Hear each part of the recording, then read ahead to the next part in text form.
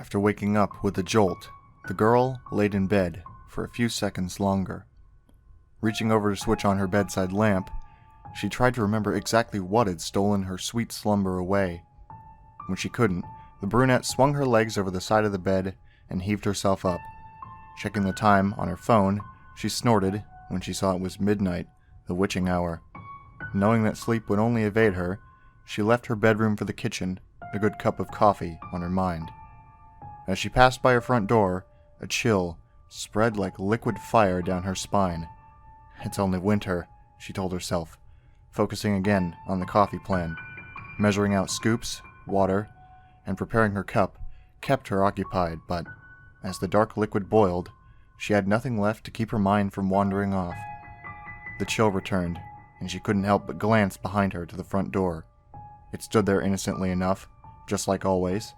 The deadbolt was still in place, and she could see nothing amiss with it.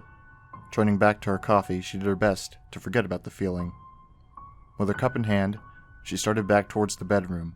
As she walked by the front door, she decided that a quick glance at the peephole would help calm her restless mind. The chill worsened with each step she took towards the door and further away from the safety and warmth of her blankets. She pressed her empty hand against the cold metal door and took a deep breath before leading her eye to the peephole. At first, she could only see an inky blackness, and somehow it seemed to swirl in itself. When she blinked in surprise, the void melted away. She wished it hadn't. In its place, there stood what she could only guess was once a man.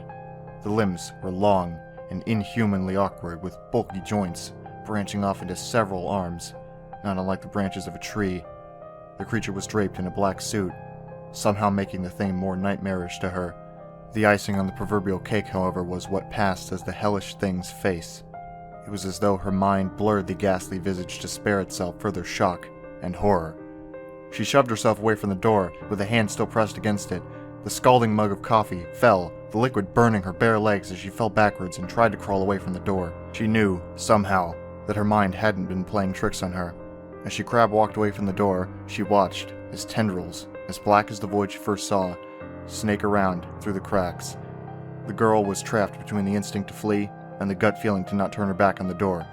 When the door was jolted, the urge to flee overcame her, and she slipped in the burning liquid as she tried to make it back to her room. She knew deep down she was trapping herself in a corner, but she had to get away from the door. The girl was halfway down the hallway when she heard the previously locked door creak open. She screamed and slipped into a wall, cracking her chin on it and stunning her. After that, there was only blackness. Nicole? A warm male voice snapped the woman out of her trance. As she turned around, she was met by one of her sister's doctors.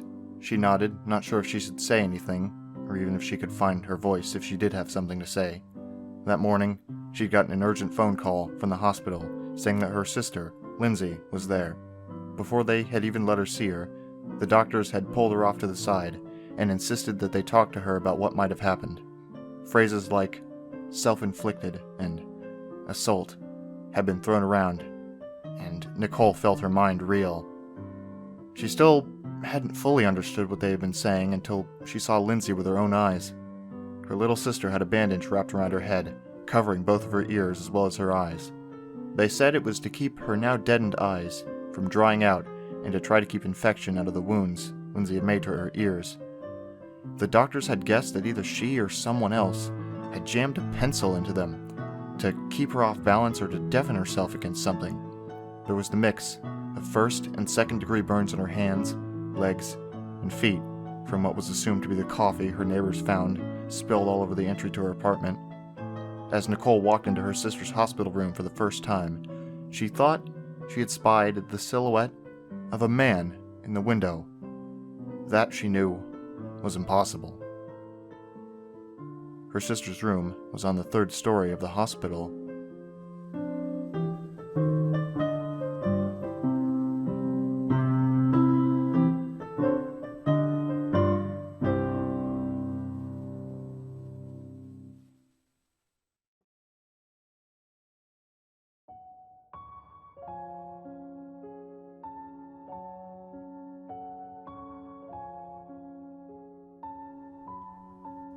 The term Synthetic drug refers to a new type of drug on the market that has been created to skirt existing laws on illicit drugs. Thousands of psychoactive compounds are regulated by the law of the Federal Controlled Substances Act. However, when creating synthetic drugs, manufacturers alter the chemical structure of an illegal drug, modifying it to create an analog or derivative of that drug to, essentially, make it quote-unquote legal. Synthetic drug manufacturers are devious in marketing their goods. This is known. Furthermore, it's also known that synthetic drugs produce a variety of side effects which can vary from person to person, often lack of pain response, hallucinations, and a severely hinder judgment. I don't know how much of these facts and statistics are relevant to me and what happened to me, but I need answers.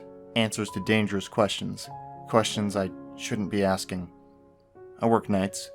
I've only ever worked nights at Sunshine America, a dingy 24/7 gas station situated in the slums of downtown. I don't work there anymore. I had a pretty fucked up experience there. To set the stage, it was a typical April night, pitch black, so I rolled into the parking lot, and for the most part, but for some unexpected rain, everything went predictably. Counted my cash, double-checked the lotto numbers, made coffee, bought myself a Monster and bag of corn nuts for the night, and pulled out my laptop to start killing time. Now, normally, I would free write during my shifts, and I'd text whoever was up. Eventually, my girlfriend went to bed, and I had no one to text or talk to. I decided to hit up my buddy Mike. He worked night shift too. We talked for a bit, while I tried to fight off my writer's block. I had a hell of a headache, though, which didn't exactly summon inspiration. At one point in the night, a truck rolled into the lot. I don't remember seeing it come in. Rather, it was just there when I looked out the window. I seldom take notice of a car actually driving into the station, unless they have a shitty muffler or a ridiculously loud bass. This car, though, was a shady-looking one, the kind I'd expect to pre-pump and then skip out on paying. It was a piece, an old black pickup victim to merciless rust. Had this huge dent on the driver's side and a busted headlight. Looked like the asshole driven into a tree. Didn't have a license plate either. I decided not to authorize him if he tried to prepay. Having no license plate was just cause enough. I went back to writing and texting and basically doing nothing. When I finally got up to start sweeping the place, I'd forgotten about the shady pickup. That is, until I saw it still sitting with its engine rumbling at pump 4. In hindsight, this whole thing seemed really shady, but at the time, I was just confused. The guy had never gotten gas, or gotten out, or anything at all. Nor had he come in for smokes or a drink or anything, so taking the bucket of washer fluid in hand, so it looked like I had some reason to go outside, I opened the door. And as soon as I did, the engine roared, rubber squealed. I was baffled as the guy tore out of the parking lot, almost like he was scared for his life. A cigarette flew out his window and exploded in orange sparks against the pavement. He was down the street in a matter of seconds. Went over to the cigarette butt, stomped it out. Wasn't really anywhere near the gas pumps, but I felt a little paranoid anyway. For a while, I thought about the truck, and the strange event that happened during its time here. I asked Mike about it, and he texted back, saying that maybe the guy was scouting the place out with intent to rob it. Yeah, probably. I'll tell my boss in the morning, was my response. I've never been afraid of holdups. I'd gladly hand out however much cash I had in the drawer. It wasn't really worth it anyway. And corporate can suck it. Nonplussed, I swept inside, stocked the cooler, counted cigarettes, and still had 4 hours to kill. Usually it gets unbearably slow around 2:30, but it had been slow as hell even before then. Did a routine walk around the store just to check on everything. My writer's block was still weighing heavily on me, and Mike was getting slower with his responses. Must be getting tired, just like I was. I noticed at some point, my cash register screen had the out-of-paper symbol lit up for pump 4, which was weird because I don't remember anyone stopping to fuel at that pump in a while. But then again, a lot of people come and go when I'm doing the cooler, and I don't notice. Taking the pump keys and a new roll of paper, I went outside. Nice night. I decided to have a smoke break once this was taken care of. I remember thinking that because I vividly recall the feeling of cosmic coincidence that overcame me when I approached the pump. I thought they were blue L&Ms at first, just by the color of the box, but when I took the cigarettes down from on top of the pump, I was taken aback to find no brand name, no design, no disclaimer, no barcode, no serial number, absolutely nothing, but they hadn't been opened, and by that I mean the box still had the plastic wrapping on it, for fuck's sake. I remember thinking, are these even cigarettes? But I stock about 100 of these fuckers every night, and they felt like a box of cigarettes to me. More curious than anything, I opened them up and checked.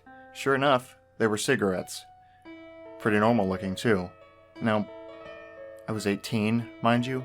Free smokes were a thing of celebration. A lucky find. Not something considered sketchy or even that unusual. Someone left them here, I reasoned, and they're probably some foreign shit. Or it was some printing fuck-up. Either way, the seal hadn't been broken, so I figured they couldn't be tampered with. Same rule as beer, right? And for that matter, having any kind of plastic wrapping at all made them authentic with my logic. I'm sure by now you've decided that there was something fucked up about these smokes. Why else would I be making such a case for my decision to smoke one? And you'd be right. So, I smoked one. Half of one. It tasted kind of metallic, so I didn't finish it. I ashed the thing and stood outside for a long time. My headache was totally gone. I remember staring at the dumpster for a long, long time before thinking I was really tired. And kind of like I was going to fall. In that moment, I saw nothing wrong or strange with sitting down, then lying down on my side. I felt really weird, but I remember thinking that there was nothing wrong with this at all. Before I go any further, I'll say that my girlfriend has always been terrified of the dark. She says that she sees stuff in the dark, and her mind makes it into all sorts of scary faces and figures and what have you. In contrast, I've always been the opposite.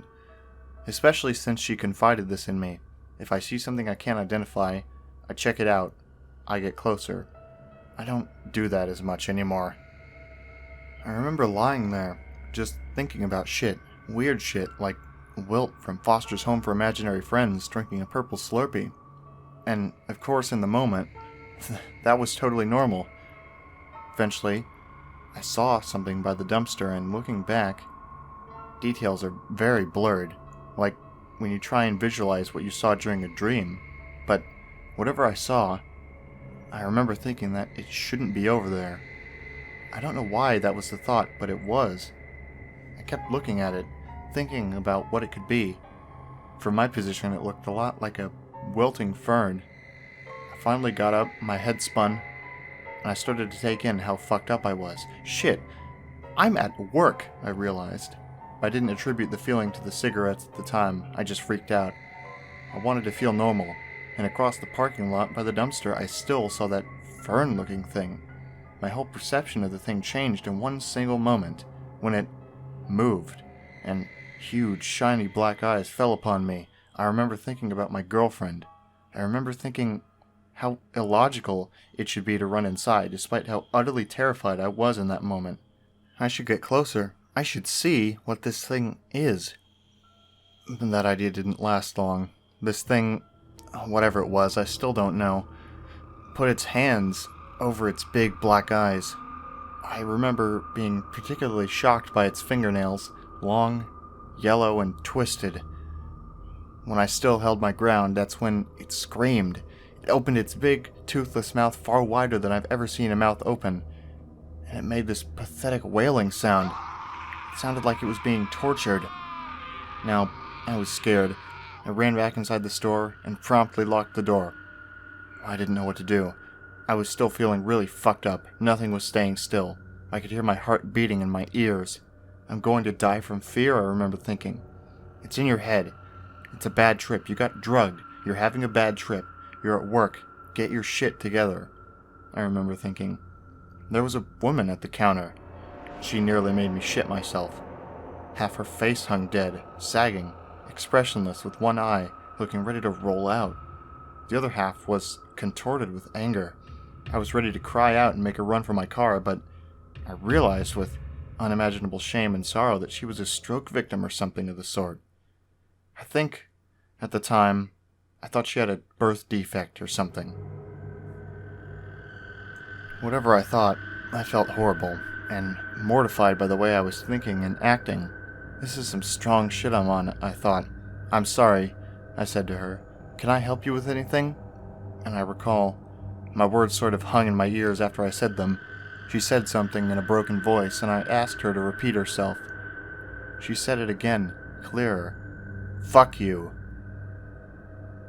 I remember feeling like shit. I must have offended her, or kept her waiting, or both. I'm really sorry. I was taking out the trash. Fuck you. She said it even clearer that time, and the muscles in the half of her face I presumed non-functional twitched into life. She twisted her head to look at me, twisted at an impossible angle. She started screaming it. Fuck you. Fuck you. Fuck you! For what felt like far too long. So long the words began to lose meaning and definition, just loud screeches. At one point, as I cowered by the door I'd locked, I couldn't distinguish words at all. I closed my eyes, unwilling to look at her, and the screaming continued even once I opened my eyes and found her absent. The distorted curses just kept coming until they blended into a sound like microphone feedback. Eventually, it stopped, leaving me sitting against the door with a ringing in my ears. This is all some kind of dream, a trip. I'm on a bad trip. I kept telling myself shit like that when I thought to dial the police or make a run for it. I went to the bathroom and washed off, and I felt a little better at least. I could see my reflection, rippling like the mirror was a standing wall of liquid. Feeling less shaken, I returned to the counter. I paced for a while, occasionally glancing out the window. I was paranoid as fuck. Everything would set me off. The air turning on, the Lotta machine making its usual beeping sounds, even the quiet sounds of the building settling. It was all making me twitch and panic. I didn't want to reflect or think about it, any of it. I just paced. There was this awful smell that had overcome me too, like dog shit and rotting fruit. It was driving me crazy, and I wasn't sure if it was even there or not. All my other senses had proved unreliable. But I did smell something, and I traced it to a plastic grocery bag stuffed underneath the coffee maker. It smelled awful. Of course, I opened the damn thing, and it took me a second to process what it was in there. Teeth. Bloody, rotten, black and yellow teeth. A big wad of them, all stuck together with thick strings of black tar. And this is when I started to fear for my life, because it was right then when this trip started to affect me physically. I remember feeling a hot, wet hand grab the back of my head with unbelievable force and push my face into the paper bag. The smell was unbearable, and the terror that embodied me had no outlet. I quickly started swinging wildly. The bag was pushed into my face from the front, too. I was losing air. I let out a scream for the first time, and I was released. Still swinging like a madman, I fell into the newspaper rack. I fought with the bag on my head for a minute before I got it off. The fluorescent lights were blinding. I spat out mushy black teeth, realized they'd been into my mouth, and immediately vomited into the bag. Then, I didn't use logic or reason. I went into the drink cooler, barricading the door with unopened crates of Pepsi. I grabbed a Monster and drank about half to get that god-awful taste out of my mouth. Then I sit with my back to the wall, staring at the door, refusing to take my eyes off of it, refusing to blink or even think. The voices started somewhere in there. I could hear them, but not with my ears, like they were in my head, but I could still hear them. I can never explain this part well when I tell people this story. They weren't saying anything, and they were mostly whispers. The visual that came to my mind when I heard them was a room of murmuring heroin addicts with bone-light skin and yellow eyes like lemurs. It was a powerful image, too. I tried to shake this picture almost as soon as it was formed. I drank more Monster. I sat there for what felt like an hour. I rocked back and forth, ignoring the voices. And this is the part that still fucks me up to think about. When I was sobbing in there, I took a moment to close my eyes. When I opened them, I saw myself, sitting against the door to the cooler, across from me. The thing looked just like me, but it was barefoot, and It wore a wide smile. It had no eyes or nose. It got on all fours and ran at me. I tried to shield myself, but the next thing I knew, I was on the floor. I felt more pressure on my head than actual pain. I vomited again. But I was alone now. I lay there for a while before I managed to get up and take in the silence, the normality. Was it over? I felt more sober. I went to the bathroom again, checked my reflection. Puke stained my collared shirt, and blood was smeared on my face. My eyes were pink and watery, sitting in purple cradles. I washed off again, and again felt better. I returned to the store and took in the newspaper-strewn floor. I didn't see the bag of teeth, though, looking back. I didn't think to look for it at the time. I never found it either. It was only later, when I remembered it. I checked my phone. No new messages. That's kinda weird. I expected a few from Mike, wondering what I was doing. After I cleaned up the newspapers, which were yesterday's anyway, I felt my phone vibrate. Alright, well, be careful. I stared at it. He was responding to my last text, the one I'd sent hours ago. I looked at the clock to see just how long it had been, and I nearly dropped the stack of papers in my hand. 2:39? That was impossible. Completely fucking impossible. 9 minutes? That all happened in 9 minutes? No way. No fucking way. I tried to wrap my head around it as I cleaned up the vomit and blood in the store and the cooler. I felt okay, though. I felt fine, really. Kinda congested, but that's all. And from there, everything seemed normal. Eventually, I unlocked the door, but it was a tough decision. I told Mike about it all, and at first, he laughed at me. Then, when I brought up the cigarettes, he told me what I was already thinking, that they were laced with something. And I wanted to agree with him, but there was so much that argued that. The clarity of the whole experience, the plastic wrapping on the cigarettes, and later that day, my boss called asking if I knew anything about why the cameras shut off around 1 in the morning, around when that truck pulled up. I don't know. I have no fucking clue. I still don't. The realist in me is prevailing. I need to know one way or another. Did it happen, or didn't it? I survived it, didn't I? Whatever it was. You'd probably expect me to throw these smokes out on the highway, but I didn't. I still have them. I have the pack right here next to my laptop, and that's why I'm writing this.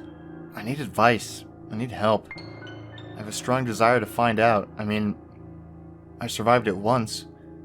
Maybe if I smoked one with a friend in my own room, then I'd know. Then maybe I'll have some peace.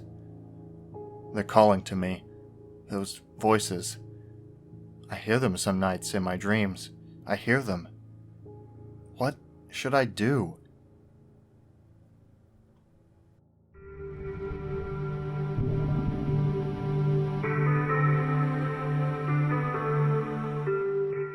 Does anyone remember an old PC game from the early 90s called Mr. Mix? It's mainly a typing game similar to Mario Teaches Typing, where you have to type words into a box to make a chef, Mr. Mix, put ingredients into a bowl. Unlike most typing games, however, this game is notorious for having an insane difficulty curve. The game has a words per minute requirement for each level, being as low as 10 on level 1 and as high as 85 on the third. By level 5, the requirement reaches over 500, effectively making it impossible to proceed any further. One of the main things that people noticed about this game immediately was the background music. The music on the first level was an unsettling pattern of growls that got progressively louder as the level went on, often causing damage to early computer speakers that were not designed to handle extremely high volumes of sound. The second level had no music at all, and the third had what sounded like an extremely low-quality recording of a hairdryer playing in the background. The remaining 2 levels had an extremely loud, high-pitched ringing throughout the level that caused severe eardrum damage to those who managed to get that far. Another rather disturbing aspect of the game was the design of Mr. Mix himself. He was a large, round-faced, overweight man with large, beady eyes and red spots on his cheeks. Most children who played the game reported having vivid nightmares of Mr. Mix speaking to them in quiet, raspy voice and threatening them to keep quiet about something. However, none of them could remember exactly what that was. One psychologist who saw many of these children reported being disturbed by the sheer amount of terror on the faces of the children as they recounted the details of the nightmare. Many of the children broke down into tears in the process, begging for their parents to save them. However, no direct relationship to the game itself could be determined by these few cases, as not all children suffered the same adverse effects. For obvious reasons, this game did not sell very well. It remained in relative obscurity until a few years ago, when PC hackers got a hold of the ROM of the game and started digging through it. Using memory hacking software, they managed to crack the game's code and bypass the impossible 5th level. What they found, however, was extremely disturbing and caused many of them to quit the expedition altogether. According to the reports these hackers left behind, the game behaves very strangely if the 5th level is bypassed. The game crashes violently and closes, writing a bunch of files to the user's System32 directory to the point the RAM was almost completely filled. These files are reportedly pictures of people with horribly deformed faces, appearing to scream in pain and agony, with their eyes appearing to be bleeding from their tear ducts, and their outer layer of skin torn clean off in multiple places. If the user attempts to delete these files, the computer will violently crash and blue screen, causing permanent, irreparable damage to the user's hard drive. The hackers found that this is caused by a lone byte in the game's ROM that triggered when the 5th level was completed. After removing this byte, they were able to proceed to the 6th and final level. Unfortunately, all of the original hackers declined to discuss what they saw in the final level. All of them became extremely paranoid and reclusive, refusing to talk about anything related to the game and showing astonishingly extreme symptoms of post-traumatic stress disorder. Most of them ceased to be able to form coherent sentences within a week, and within a month, all of them went missing. All remaining copies of the game were destroyed. To this day, no one knows what was in that game in that final level that caused them so much psychological damage. Maybe it's better that way. 2 years after this incident, a man was arrested after trying to kidnap an 8-year-old girl from a grocery store. Through DNA and fingerprint analysis, the man was identified as one of the original hackers who viewed the final level of the game. He was wearing a white chef's hat and had a look of unspeakable malice and insanity on his face. When interrogated, the man would only say one thing: "I'm Mr. Mix. Shh."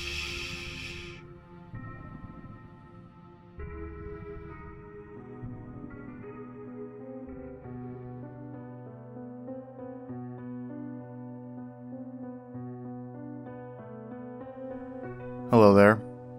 My name is Jesse.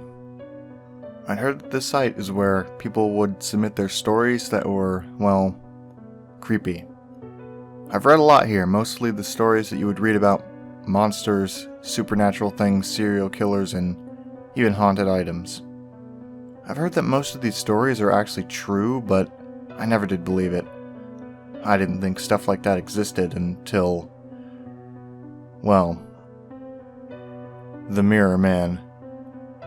You see, I go to high school in suburban Massachusetts. It's really what you would expect of a normal high school to be. Regular classes, everyone has their own group of friends. You know, the usual stuff. No, the school isn't haunted. No, it wasn't built on a Native American burial ground. Nothing like that. It's a completely normal school, but lately, let's say maybe 2 or 3 weeks ago, a rumor had started floating around school. But it wasn't a usual rumor of who's cheating on who, or who's pregnant. No, this was more of those urban myth rumors you would hear about. The guy who started this rumor, let's call him Tim. He was a well-known guy. He was that one guy in school everyone liked, and one day he came in with an almost triumphant smirk on his face as if he was parading around. One of my friends, Dan, had went up to him and asked what he was so happy about, in which he responded, "I beat the Mirror Man," as if that was some sort of achievement. To which Dan asked, "Who's the Mirror Man?" Basically, since I don't want to keep doing this who said what thing, I myself will tell you who the Mirror Man is. The Mirror Man is quote-unquote spirit who will appear if you say the words Mirror Man into a mirror 3 times when you're alone. Now, I know what you're thinking. Another one of those bogus mirror tricks, right? We all tried the Bloody Mary thing when we were kids. We all found out it was bullshit, and that no ghost was gonna pop up, ultimately leaving us disappointed, but relieved at the same time.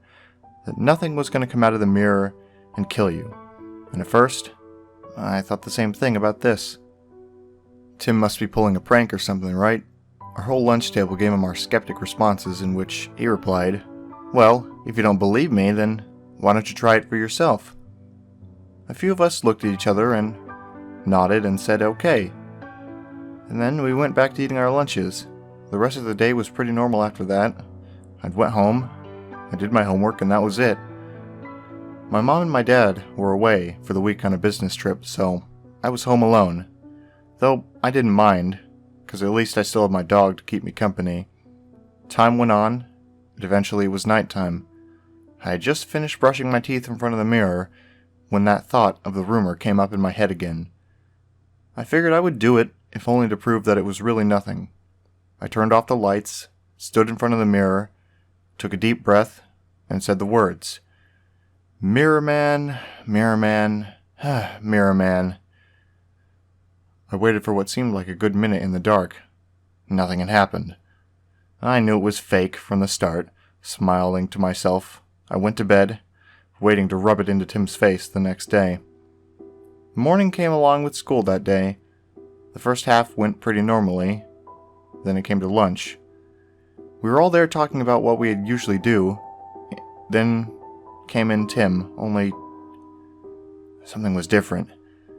The usual aloof look on his face had faded into an expression of worry and deep thought. He was never like this before. He sat down slowly. We'd all asked him what was wrong. He was silent for a moment before saying, I saw him again." We asked who it was that he saw, eager to find out what was doing this to our friend. He only gave a shaky reply, "The Mirror Man." I rolled my eyes at this. I thought he was pulling some stunt to get attention again. "The Mirror Man isn't real. I tried it last night," I said. Tim turned to me and shouted at me, "He is real, and I saw him again last night. He's coming for me. He said he would." This had caught the attention of the other tables in the area as well as the teachers. The entire cafeteria went virtually silent as he shouted, "He's coming for me!" yet again. One of the better-known teachers had grabbed him by the shoulders, escorted him out of the cafeteria. What the fuck was going on here? Fast forward a few days later, the rumor of the Mirror Man had spread throughout the school, onto the internet, to everywhere locally. It had become a craze by the time my parents had gotten home from their trip. I had told them everything. I still continued to do the Mirror Man trick every night, but no matter what I would do, I'd never see the supposed spirit that everybody was talking about. However, many other people in the school had apparently seen him even if they didn't do the mirror trick. They would just be staring at their reflection, fixing their hair, whatever, and then out of nowhere their reflection would just distort into the Mirror Man. But why wouldn't he show up for me? I didn't understand it, and it frustrated me. On the morning of last Monday, the entire school had been called into the auditorium. This would never happen unless something really good or really bad would happen, and with the recent news I sure as hell knew it wasn't the former. The principal of the school had stepped out with a grave look on his face. He walked up to the podium and Tim had died. The police had found his body in his room after they'd broken down the door. I couldn't believe my ears. Was this really happening? No, it couldn't be. How had he died? Had he really killed himself over this whole Mirror Man thing, or was something else going on here? Later that night, I signed on to the school's website. The school had a chat system implemented where students could contact other students about when papers were due, help on projects, and things like that.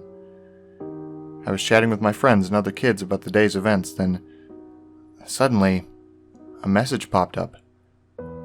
Guest Mirror Man has logged onto the chat room. I looked at the message for a few seconds. Was this some kind of fucking joke? Nobody was laughing if it was. He said nothing when all the other students called him out. All I did was post a link to some picture in the chat, and a moderator banned him immediately afterwards. I clicked on the link apart from my better judgment, and I wish I hadn't. What I saw in that picture will be sure to haunt me for the rest of my life.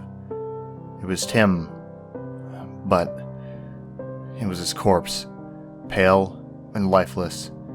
His jaw was hanging open as if he was screaming. There were dozens of shards of glass dug into his skin, including 2 larger ones that were stuck into his eyes. There was blood everywhere, and carved into his chest were 2 parallel lines, lined up vertically with an X, slightly overlapping them. I was appalled, and I began to cry. He was a kid, for fuck's sake. Who did this to him? Why did they do this to him? Instinctively, the first thing I thought was, the Mirror Man. Was he really real? Did he really do this to Tim? All these questions buzzed in my head. Started feeling nauseous. I ripped the cord out of my computer, making the screen go black. I just sat and cried there for a while. Over the next few days, things only got worse. More kids were missing, more ended up dead. Each time it was done, a picture of their corpse ended up on the school website under the screen name Mirror Man. Even though he was repeatedly banned each time he did this, he always kept coming back somehow. Eventually I just stopped clicking. I knew what the picture was as well as everyone else did. The school was shut down by the police soon after that. The FBI started questioning people after that. One thing I kept in my mind the entire time was, why couldn't I see the Mirror Man?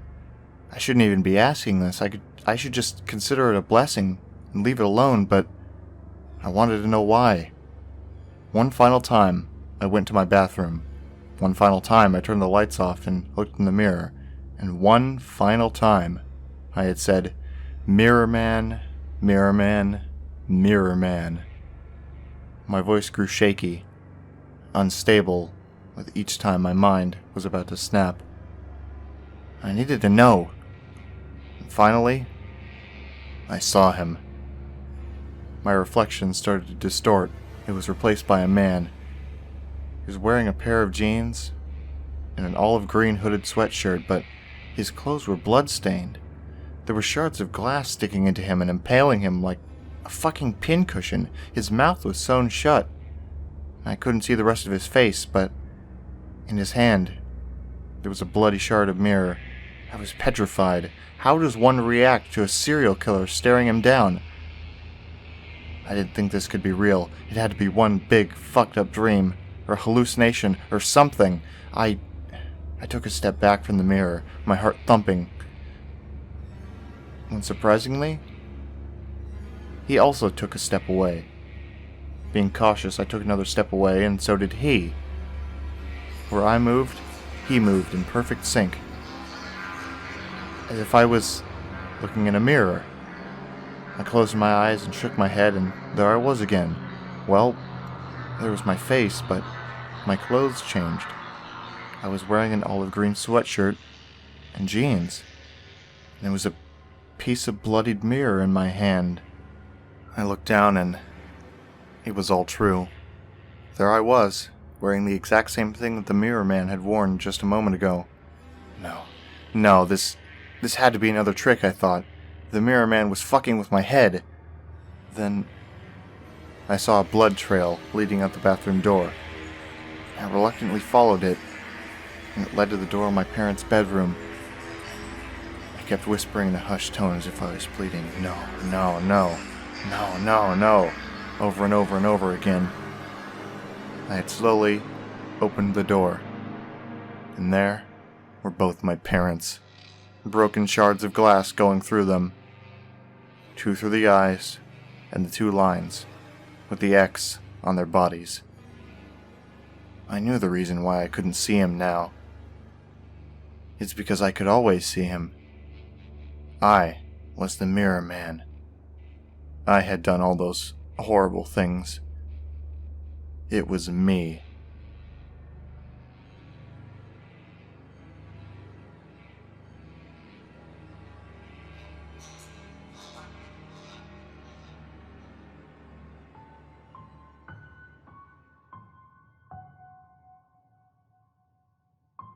Russian researchers in the late 1940s kept 5 people awake for 15 days using an experimental gas-based stimulant. They were kept in a sealed environment to carefully monitor their oxygen intake so that the gas didn't kill them, because it was toxic in high concentrations. This was before closed-circuit cameras, so they only had microphones and 5-inch thick glass porthole-sized windows into the chamber to monitor them. The chamber was stacked with books, cots to sleep on, but no bedding, running water and toilet, and enough dried food to last all 5 for over a month. The test subjects were political prisoners deemed enemies of the state during World War II. Everything was fine for the first 5 days. The subjects hardly complained, having been falsely promised that they would be freed if they submitted to the test and did not sleep for 30 days. Their conversations and activities were monitored, and it was noted that they continued to talk about increasingly traumatic incidents in their past, and the general tone of their conversations took on a darker aspect after the 4-day mark. After 5 days, they started to complain about the circumstances and events that led them to where they were and started to demonstrate severe paranoia. They stopped talking to each other and began whispering into the microphones and one-way mirrored potholes. Oddly, they all seemed to think they could win the trust of the researchers by turning over their comrades, the other subjects in captivity with them, and at first, the researchers suspected this was an effect of the gas itself. After 9 days, the first of them started screaming. He ran the length of the chamber, repeatedly yelling at the top of his lungs for 3 hours straight. He continued attempting to scream afterwards, but was only able to produce occasional squeaks. The researchers postulated that he had physically torn his vocal cords. The most surprising thing about this behavior is how the other captives reacted to it, or rather, didn't react to it. They continued whispering into the microphones until the second of the captives started to scream as well. The 2 non-screaming captives took the books apart, smeared page after page with their own feces, and pasted them calmly over the glass portholes. The screaming promptly stopped. So did the whispering to the microphones.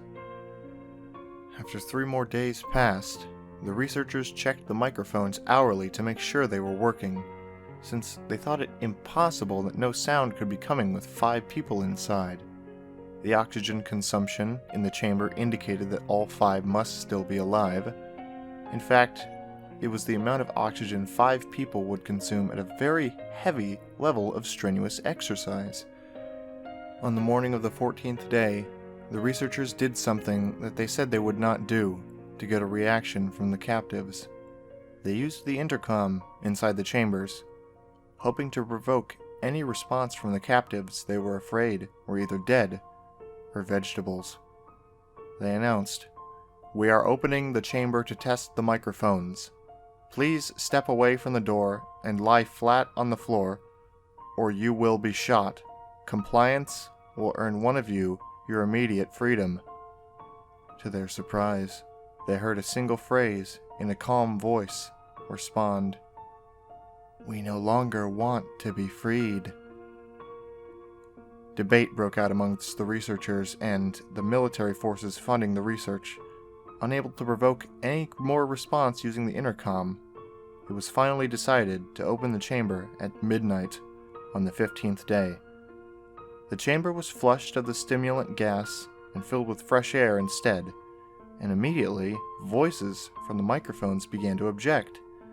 3 different voices began begging, as if pleading for the life of loved ones, to turn the gas back on. The chamber was opened, and soldiers sent in to retrieve the test subjects. They began to scream louder than ever, and so did the soldiers when they saw what was inside. 4 of the 5 subjects were still alive, but no one could rightly call the state that any of them were in as alive. The food rations past day 5 had not been so much as touched. There were chunks of meat from the dead test subject's thighs and chest stuffed into the drain in the center of the chamber, blocking the drain and allowing 4 inches of water to accumulate on the floor. Precisely how much of the water on the floor was actually blood was never determined. All 4 surviving test subjects also had large portions of muscle and skin torn away from their bodies. The destruction of flesh and exposed bone on their fingertips indicated that the wounds were inflicted by hand, not with teeth, as the researchers originally thought.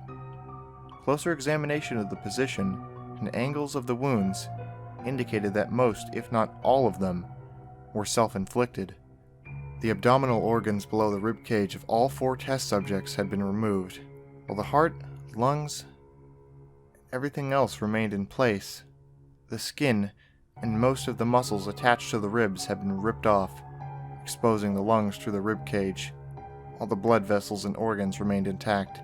They had been taken out, though, and laid on the floor, fanning out around the eviscerated but still living bodies of the subjects.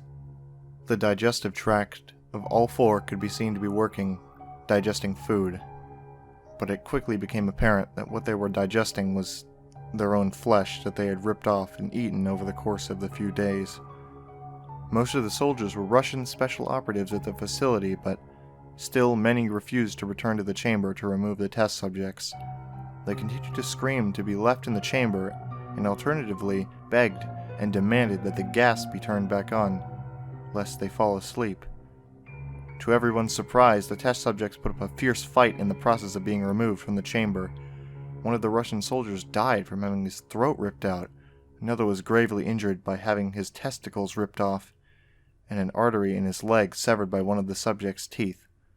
Another 5 of the soldiers lost their lives, if you count ones that committed suicide in the weeks following the incident. In the struggle, one of the 4 living subjects had his spleen ruptured and he bled out almost instantly. The medical researchers attempted to sedate him, but this proved impossible. He was injected with more than 10 times the human dose of a morphine derivative and still fought like a cornered animal, breaking the ribs and an arm of one doctor. His heart was seen to beat for a full 2 minutes after he had bled out to the point there was more air in his vascular system than blood. Even after it stopped, he continued to scream and flail for another 3 minutes, struggling to attack anyone and everyone in reach, and repeating the word "more" over and over, weaker and weaker, until he finally fell silent. The 3 surviving test subjects were heavily restrained and moved to a medical facility, the 2 with intact vocal cords continuously begging for the gas, demanding to be kept awake. The most injured of the 3 was taken to the only surgical operating room that the facility had. In the process of preparing the subject to have his organs placed back within his body, it was found that he was effectively immune to the sedative they had given him to prepare him for the surgery. He fought furiously against his restraints when the anesthetic gas was brought out to put him under. He managed to tear most of the way through a 4-inch wide leather strap on one wrist, even through the weight of a 200-pound soldier holding that wrist as well. It took only a little more anesthetic than normal to put him under, and the instant his eyelids fluttered and closed, his heart stopped. In the autopsy of the test subject that died on the operating table, it was found that his blood had triple the normal level of oxygen. His muscles that were still attached to his skeleton were badly torn, and he had broken 9 bones in his struggle to not be subdued. Most of them were from the force his own muscles had exerted on them. The second survivor had been the first of the group of 5 to start screaming. His vocal cords destroyed, he was unable to beg or object to surgery, and he only reacted by violently shaking his head in disapproval when the anesthetic gas was brought near him. He shook his head yes when someone suggested, reluctantly, that they try the surgery without anesthetic, and did not react for the entire 6-hour procedure of replacing his abdominal organs and attempting to cover them with what remained of his skin. The surgeon presiding stated repeatedly that it should be medically impossible for the patient to still be alive. One terrified nurse assisting the surgery stated that she had seen the patient's mouth curl into a smile several times whenever his eyes met hers, When the surgery ended, the subject looked at the surgeon and began to wheeze loudly, attempting to talk while struggling. Assuming this must be something of drastic importance, the surgeon had a pen and pad fetched so the patient could write his message. It was simple, but disturbing. Keep cutting. The other 2 test subjects were given the same surgery, both without anesthetic as well, although they had to be injected with a paralytic for the duration of the operation. Their surgeon found it impossible to perform the operation while the patients laughed continuously. Once paralyzed, the subjects could only follow the attending researchers with their eyes. The paralytic cleared their system in an abnormally short period of time, and they were soon trying to escape their bonds. The moment they could speak again, they were asking for the stimulant gas once again. The researchers tried asking why they had injured themselves, why they had ripped out their own guts, and why they wished to be given the gas again. Only one response was given. I must remain awake. All 3 subjects' restraints were reinforced, and they were placed back into the chamber awaiting determination as to what should be done with them. The researchers, facing the wrath of their military benefactors for having failed the stated goals of their project, considered euthanizing the surviving subjects. The commanding officer, an ex-KGB, instead saw potential, and wanted to see what would happen if they were put back on the gas. The researchers strongly objected, but were overruled. In preparation for being sealed in the chamber again, the subjects were connected to an EEG monitor and had their restraints padded for long-term confinement. To everyone's surprise, all 3 stopped struggling the moment it was let slip that they were going back on the gas. It was obvious at that point all 3 were putting up a great struggle to stay awake. One of the subjects that could speak was humming loudly and continuously. The mute subject was straining his legs against the leather bonds with all his might, first left, then right, then left again for something to focus on. The remaining subject was holding his head off his pillow and blinking rapidly. Having been the first to be wired for EEG, most of the researchers were monitoring his brainwaves in surprise. They were normal most of the time, but sometimes flatlined inexplicably. It looked as if he were repeatedly suffering brain death before returning to normal. As they focused on paper scrolling out of the brainwave monitor, only one nurse saw his eyes slip shut at the same moment his head hit the pillow. His brainwaves immediately changed to that of deep sleep, then flatlined for the last time as his heart simultaneously stopped. The only remaining subject that could speak started screaming to be sealed in now. His brainwave showed the same flat lines as the one who had just died from falling asleep. The commander gave the order to seal the chamber with both subjects inside, as well as the 3 researchers. One of the named 3 immediately drew his gun and shot the commander point blank between the eyes, then turned the gun on the mute subject and blew his brains out as well. He pointed his gun at the remaining subject, still restrained to a bed, as the remaining members of the medical team fled the room. I won't be locked in here with these things. Not with you, he screamed at the top of his lungs to the man strapped to the table. What are you? He demanded. I must know. The subject smiled. Have you forgotten so easily? The subject asked. We are you. We are the madness that lurks within you all, begging to be free at every moment in your deepest animal mind. We are what you hide from in your beds every night. We are what you sedate into silence and paralysis when you go into the nocturnal haven where we cannot tread. The researcher paused, then aimed at the subject's heart and fired. The EEG flatlined as the subject weakly choked out.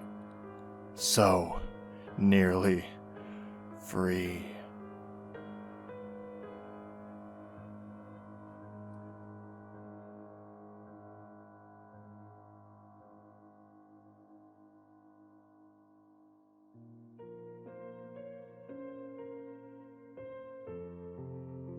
There have been rumors circulating about the network for some time now, but I believe that I'm the first to properly investigate them. I'm certainly the first to share my findings. I'm not going to shove this stuff down your throat and blow it out of proportion, nor am I going to tell you everything that I saw. I won't respond to any messages regarding the matter, but I will leave all these instructions to those of you who are motivated enough to replicate my trip. I don't know if you've ever been to North Wales. Lots of mountains and valleys and very few large towns. Mostly rural communities out there. I visited a friend up in Bangor a few times, so I know the way to the coast. From there, it was a matter of heading south into the foothills of Mount Snowdon. It took a while to find the old research building. It's been abandoned for years, and the address wasn't on my sat-nav, but a couple of locals out on a hike pointed me in the right direction. If you plan on heading out there, I'd advise asking around. It's very easy to get lost out on those country roads. Sure enough, there was the sign that I'd read about. The original words, Gwynedd Climate Research Center, just visible through the fading coat of black paint which had been sprayed across the sign. In their place had simply been dubbed End. Passing this charming exterior, I turned up a narrow path where the hedges grew tall and tangled with weeds. I'm not talking narrow like, oh, it's going to be awkward if I meet another vehicle coming the other way. I'm talking grit your teeth the entire way because you can hear the bushes scraping the sides of your car narrow. The road surface turned to gravel and then angled up sharply. My tires span, the innards creaked painfully, and it quickly became apparent that it wasn't going to make it up. I reversed down the short distance that I'd managed and parked, shrugging on my laptop bag and pocketing my dad's mag light. It was a fairly gray morning, so I had no idea what state the building's lighting would be in.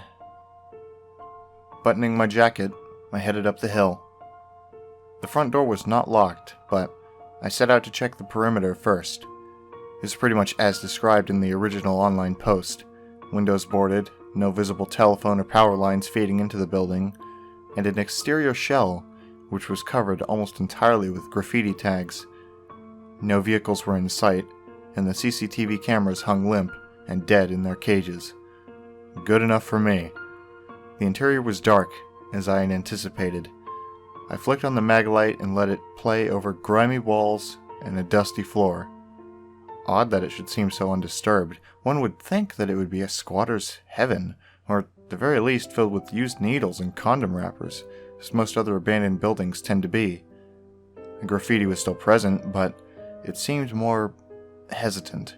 It was spaced out and faltered, and the further down the hallway I went, it finally petered out a few feet from the reception desk.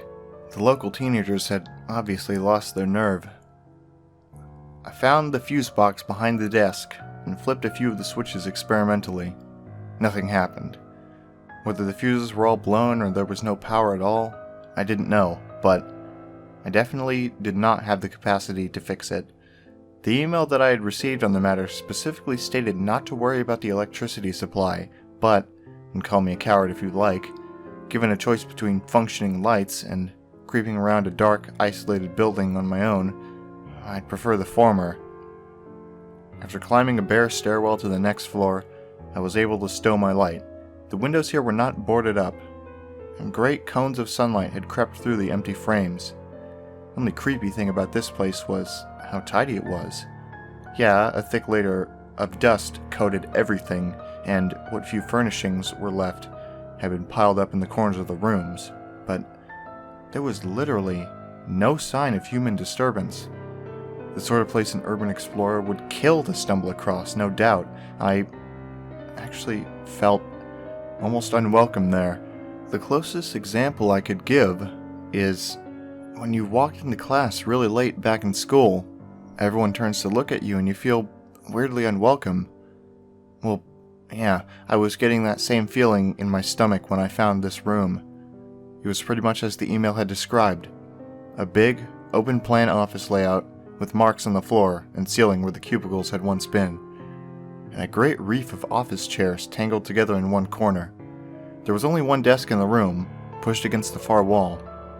As I approached it, I noted that unlike the rest of the building, it was completely devoid of dust. I pulled the laptop out of my bag and set it down. It was a cheap piece of crap 2000 model which I'd bought online for about $30, reformatted and installed only the basic functions onto. It was specifically for that excursion. I was not going to gamble my personal machine on an interesting story I'd read on the internet. Once booted up, I produced the network cable. It was an old gray one, the kind you attribute with screechy dial-up tones and parents complaining about your hogging the phone lines. One end slotted into the back of the machine, and I looped the other down behind the desk, crouched beneath it, and felt my way along the flaking plaster until my hand brushed the port. My probing fingers discovered a cable already attached, which I unhooked and replaced with my own. When I stood up, I noticed that the cable I held in my hand was torn, as though the other half had been yanked away so abruptly. The plastic had ruptured, and the wires inside snapped. I still have it around my office somewhere, actually. Nothing happened. No icons popped up, announcing that I had successfully connected to the network, and the little signal strength symbol in the bottom right of the screen insisted that I was not online. Puzzled, I checked the printout of the email that I'd brought with me. No mention of this. Perhaps the power being off was an issue, contrary to the given directions. I called up a command line and tried sending a ping. A ping, by the way, is a kind of echoed message that the computer can send out to test a connection. It bounces back or receives a response from other machines and servers on the same network as you. To my surprise, I received 2 or 3 automated responses. I was definitely online, all right. The next given step was the internet. My homepage was set to Google, but strangely, the program spent a good few minutes just on a blank white screen before I was redirected to a different search engine. It was similar to Google in its minimalism, empty background with the central text bar, but the address was www.patriotsearch.com. In place of the Google text logo, there was a simple, sketch-style picture of a stoic-faced soldier holding a British flag in one hand and a US one in the other. The words Semper Fidelis were scratched onto his helmet. I tried YouTube, but the page briefly forwarded before redirecting me to Patriot Search again. My mouth felt dry as I clicked the search option and headed to the BBC News website. This, it seemed, was still online. As I skimmed the news headlines, any doubts that I had quickly vanished. Second American Civil War grows in size and intensity. U.S. troops redeployed from Afghanistan, Egypt, and Turkey to defend home soil. France and Spain left reeling after terrorists detonate a thermonuclear device on their borders. Police in Texas circulate CCTV images of men believed responsible for the kidnap and murder of over 50 women since 2008. Handgun ban set to become law across America after last week's White House shooting spree. The US and Britain to allow Australia and Canada to join the Patriot Alliance. UK terrorists continue to murder in border towns, demand Scottish independence. German theoretical physicist arrested by US agents, accused of treason, research on alternate universes, and interdimensional travel amongst confiscated items. I sat back, I fumbled the cigarette into my mouth and lit it. I had no idea precisely what it was that I just stumbled across. I still don't, but it's huge. Some kind of alternate reality? News from the future? It seemed too big to be a trick. Anyway, the email had told me this network, this other internet, was an overlap between our world and another one. I went back to the Patriot Search website, began punching in anything that came to mind. Olympics, Facebook, Human Rights Act, police powers, current world map. Slowly but surely, a picture began to form. a picture of the world beyond my laptop and the little umbilical cord, which was the cable. I was a blind man feeling his way through a cave, bit by bit. The more I read, the more fearful I became. A lot of bad shit had happened. I don't have the time or patience to list everything here. You can't expect me to describe an entirely separate historical timeline, but I'll leave you with a few examples. Police in the United States and the UK were gradually being phased out, and the army was taking their place. From what I gathered, the only crimes that were properly investigated were treason and fraud, leaving all kinds of depraved killers and perverts free to do as they pleased. Some had even gathered fan followings. I stumbled across one website dedicated to somebody called the Dockyard Butcher. It had an image and video gallery in the sidebar, and the things I saw made me feel queasy. The world was overcrowded, but not just like ours. I make no exaggeration. London was ringed by shantytown slums, the sort of place you wouldn't expect to find outside of a third world country in our world. There was so much to take in. I'm probably forgetting half of it as I type. Oh, and something had happened to New York City.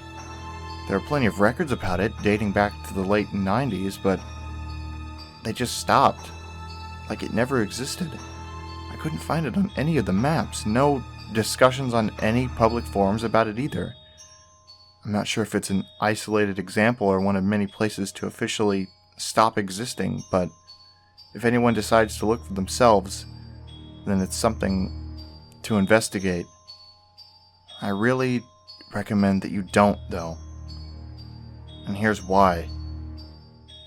A shrill beep had startled me. I'd left the command prompt open after testing my connection. It was notifying me of an echoed ping. I reopened the window and, sure enough, I'd been pinged. Moments later, a second ping popped up on the feed. A different source, though. The IP address was listed beside the notification. As far as we know, that building is the only one with a connection to the network, meaning that they hadn't come from this side. As I tried to grasp what was happening, a third ping appeared. Something clicked inside my head, and I felt my stomach turn. I had grasped blindly into the unknown, and now the unknown was grasping back. People from this other world had felt my clumsy investigation, and were, in turn, investigating us. That was when my laptop went crazy. The mouse stopped responding to my usage. In fact, the pointer disappeared completely from the screen. The internet browser instantly froze up, and then forwarded me to another website. A blank white screen which loaded almost instantly. A file began to load itself onto the machine, its icon a pale, pupil-devoid eyeball, and its name a blank space. Though I wasn't hugely worried about the well-being of the old laptop, the idea that something from this other place was pushing its way into my reality was strangely horrifying. I leapt to my feet, and just as the download reached the 75% mark, I yanked free the cable from the wall. A squeal of static emerged from the computer speakers, and the download bar quivered, frozen on screen.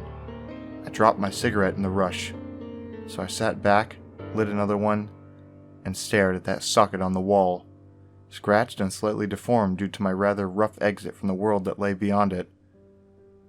I have no idea what that I program was for, and I didn't try to find out. I took the laptop apart then and there, and then carefully ground each piece below my heel. All that's left of its inner workings is a scattering of green and plastic shards and bent metal left in that room. It's been a while since that happened, my investigation into the other network. And as for what the future holds for the old climate research building, I have no idea. The council have been talking about demolishing it for years now. Perhaps one day they'll pull their fingers out and get around to it. I'll be honest, when it's nothing but rubble and ashes, I won't be mourning its loss. Until that time, the socket, a little window into the unknown, is still there. If you desperately want to investigate, I can't stop you. Still, it's plain to see that whatever world the network represents is a cruel and malicious shadow of our own. Just a word of warning. If they try to make contact, ignore them, and if they try to get through, deny them. Scientists believe that should alternate universes exist, then it would be almost impossible to knowingly transfer physical objects from one to the other. Then again, though data is simply electrical impulses, energy, that such a force should be exchangeable between two realities simply paves the way for other, far less desirable visitors.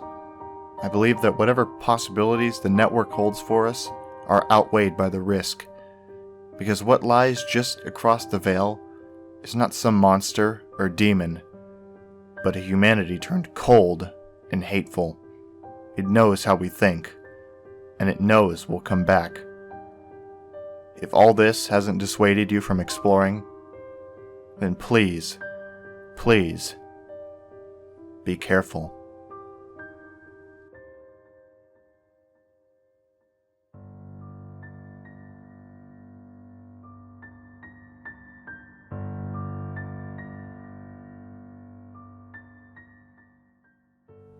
During the summer of 2003, events in the northeastern United States involving a strange, human-like creature sparked brief local media interest before an apparent blackout was enacted. Little or no information was left intact, as most online and written accounts of the creature were mysteriously destroyed. Primarily focused in rural New York State and once found in Idaho, self-proclaimed witnesses told stories of their encounters with a creature of unknown origin. Emotions ranged from extremely traumatic levels of fright and discomfort to an almost childlike sense of playfulness and curiosity. While their published versions are no longer on record, the memories remained powerful. Several of the involved parties began looking for answers that year. In early 2006, the collaboration had accumulated nearly 24 documents dating between the 12th century and present day, spanning 4 continents. In almost all cases, the stories were identical. I've been in contact with a member of this group, and I was able to get some excerpts from their upcoming book. Suicide Note from 1964. As I prepare to take my life, I feel it necessary to assuage any guilt or pain I have introduced through this act. It is not the fault of anyone other than him. For once I awoke and felt his presence, and once I awoke and saw his form. Once again, I awoke and heard his voice, and looked into his eyes. I cannot sleep without fear of what I might next awake to experience. I cannot ever wake. Goodbye. Found in the same wooden box were 2 empty envelopes addressed to William and Rose, and 1 loose personal letter with no envelope. Dearest Lenny, I've prayed for you. He spoke your name. A journal entry, translated from Spanish, 1880. I have experienced the greatest terror. I have experienced the greatest terror. I have experienced the greatest terror. I see his eyes when I close mine. They are hollow, black. They saw me and pierced me. His wet hand. I will not sleep. His voice. A Mariner's Log, 1691. He came to me in my sleep. From the foot of my bed, I felt a sensation. He took everything. We must return to England. We shall not return here again, at the request of the rake. From a witness, 2006. 3 years ago, I had just returned from a trip from Niagara Falls with my family for the 4th of July. We were all very exhausted after a long day of driving, so my husband and I put the kids right to bed and called it a night. At about 4 a.m., I woke up thinking my husband had gotten up to use the restroom. I used the moment to steal back the sheets, only to wake him in the process. I apologized and told him I thought he'd gotten out of bed. When he turned to face me, he gasped and pulled his feet up from the end of the bed so quickly his knee almost knocked me out of the bed. He then grabbed me and said nothing. After adjusting to the dark for a half-second, I was able to see what caused the strange reaction. At the foot of the bed, sitting and facing away from us, there was what appeared to be a naked man, or a large hairless dog of some sort. Its body position was disturbing and unnatural, as if it had been hit by a car or something. For some reason, I was not instantly frightened by it, but more concerned as to its condition. At this point, I was somewhat under the impression and assumption that we were supposed to help him. My husband was peering over his arm and knee, tucked into the fetal position, occasionally glancing at me before returning to the creature.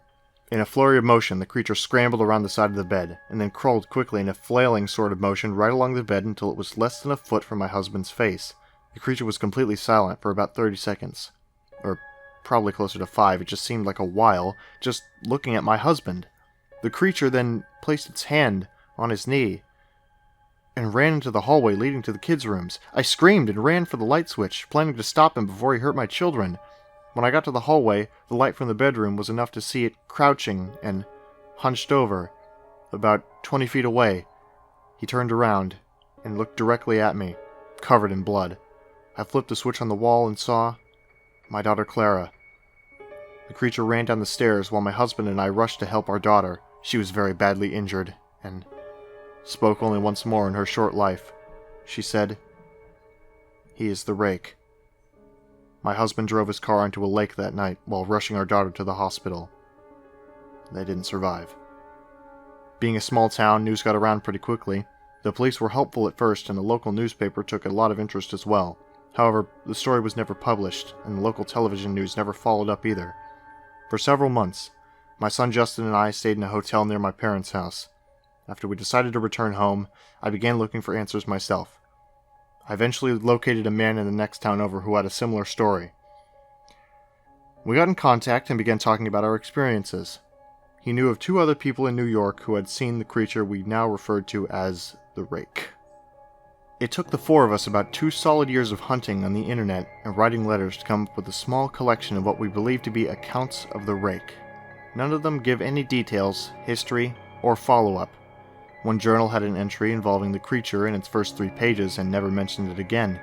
A ship's log explained nothing of the encounter, saying only that they were told to leave by the Rake. That was the last entry in the log. There were, however, many instances where the creature's visit was one of a series of visits with the same person. Multiple people also mentioned being spoken to, my daughter included.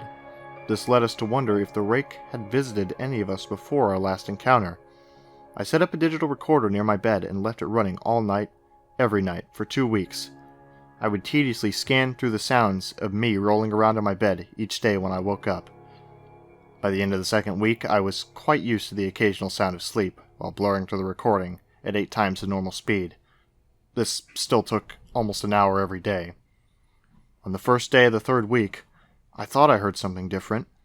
What I found was a shrill voice. It was the Rake. I can't listen to it long enough to even begin to transcribe it. I haven't let anyone listen to it yet.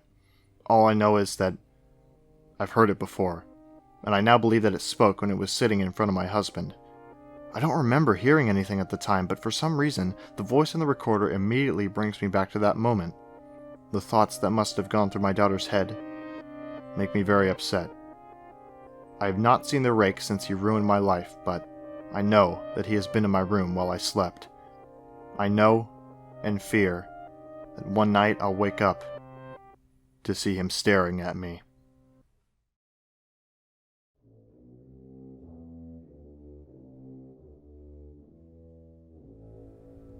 My friends and I used to do a lot of geocaching after our senior year in high school. For those who don't know what geocaching is, it's essentially a worldwide scavenger hunt. People will select sites and conceal a geocache somewhere unobtrusive, then post GPS coordinates on geocaching websites or apps where other searchers can download the coordinates and locate the cache. Usually, people who have found the object, often it's a chest or something hollow, will leave a note or small personal memento for future searchers to find and appreciate. There are several types of geocaches, and most of them are thematic in nature. Scenic destinations, romantic sites, hard-to-reach areas, etc. This story begins when my friends and I decided to try a series of purportedly haunted locales within about an hour's drive of our hometown.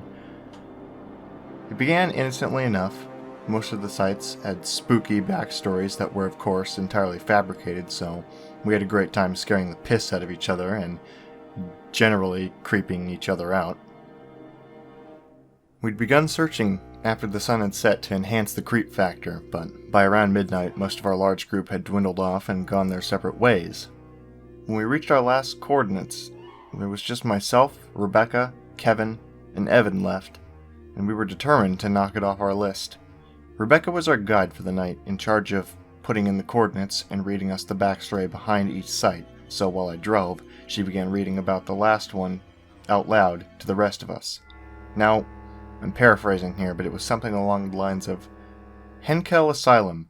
Constructed in the early 1900s, the James Henkel Asylum was built to house a burgeoning population of the criminally insane. Men who had committed vile crimes, rape, murder, and torture without signs of remorse were deemed mentally unstable and sent to this facility for further study and rehabilitation. Once committed, very few criminals were ever released back into society, and those that were usually had been given frontal lobotomies, a popular experimental procedure at the time, or electroshock therapy, both of which rendered the patient nearly brain dead, capable of performing only rudimentary tasks. Stories. Contemporary visitors to the asylum report hearing banging noises, cell doors opening and closing, and hearing cackling laughter that is abruptly cut short. It was pretty standard fare compared to the rest of the sites we'd visited that night, and we naturally had a good time psyching each other out for the next 15 minutes while I drove us to the asylum. We'd all heard about it, it was in our local area after all, and we knew it had been condemned and abandoned since as long as any of us could remember, so we figured it'd be a great place to run around and be reckless teenagers without risk of getting yelled at by the cops. When we finally arrived, it looked like something straight out of one of those cheesy B-movies they show on sci-fi. Chain link fence with barbed wire around the perimeter, 2 guard towers flanking the main gate, which was, of course, chained and locked shut with a big no trespassing sign hanging from it.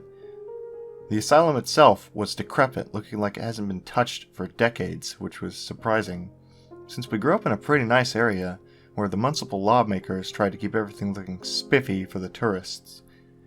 Needless to say, we promptly ignored the sign on the front gate and hauled ourselves over, cameras and GPS in hand, and walked toward the asylum. Now, given our attitude toward the previous sites, you probably gathered that I'm somewhat of a skeptic. I believe that there are paranormal things that can't be explained yet, but I'm not exactly summoning demons in front of a bathroom mirror, so when we opened the main door to the asylum, conveniently unlocked, I dismissed the cold burst of wind as just stale, pent-up air rushing out after being trapped inside for so long. My friend's bravado, however, quickly disappeared, and they began shuffling their feet nervously at the entrance, hesitant to cross that invisible threshold. I took point, chivying them along with prodding taunts, and eventually everyone was inside. It wasn't as bad as I thought it'd be. Things were relatively clean. The entire building looked like it had been gutted. The paint was peeling, tiles popping up here and there, and the metal trim near the baseboards of the wall was in desperate need of some rust be gone, but aside from that, the place was entirely empty. No crazy-ass chairs with leather straps, no gurneys lying haphazardly around, just an old reception desk and 2 hallways leading off to the different wings. We explored for a few minutes, freaking ourselves out whenever we heard an old pipe rattle or rat squeak, but otherwise, it was relatively uneventful. Our fears safely suppressed by the presence of each other, we began to get more adventurous, opening doors and peeking inside. The rooms were all empty, of course. Whatever company had been contracted to clear the place out did a pretty decent job of removing any creepy decor. Bravado returning by the minute, Evan and Kevin dropped back without Rebecca or me noticing. They began running around, making noises to try and scare us. I'm not gonna lie. It worked until I realized they were gone, and probably the cause of all the racket. And then returned laughing and breathless into a decidedly paler Rebecca. She seemed to be a lot more put off by the whole place than the rest of us, or at least she didn't hide it as well. She quietly suggested that we leave. Not to be outdone by the other guys of the group, I told her she was more than welcome to wait in the car if she wanted, but I was going to stick around for a few more minutes. Exasperated but defeated, she finally caved and followed us where the GPS was leading, the 2nd floor. This is where I started to feel genuinely scared. Before I was just kind of creeped out, but there was something about that whole floor that literally gave me shivers, despite it being a warm summer night.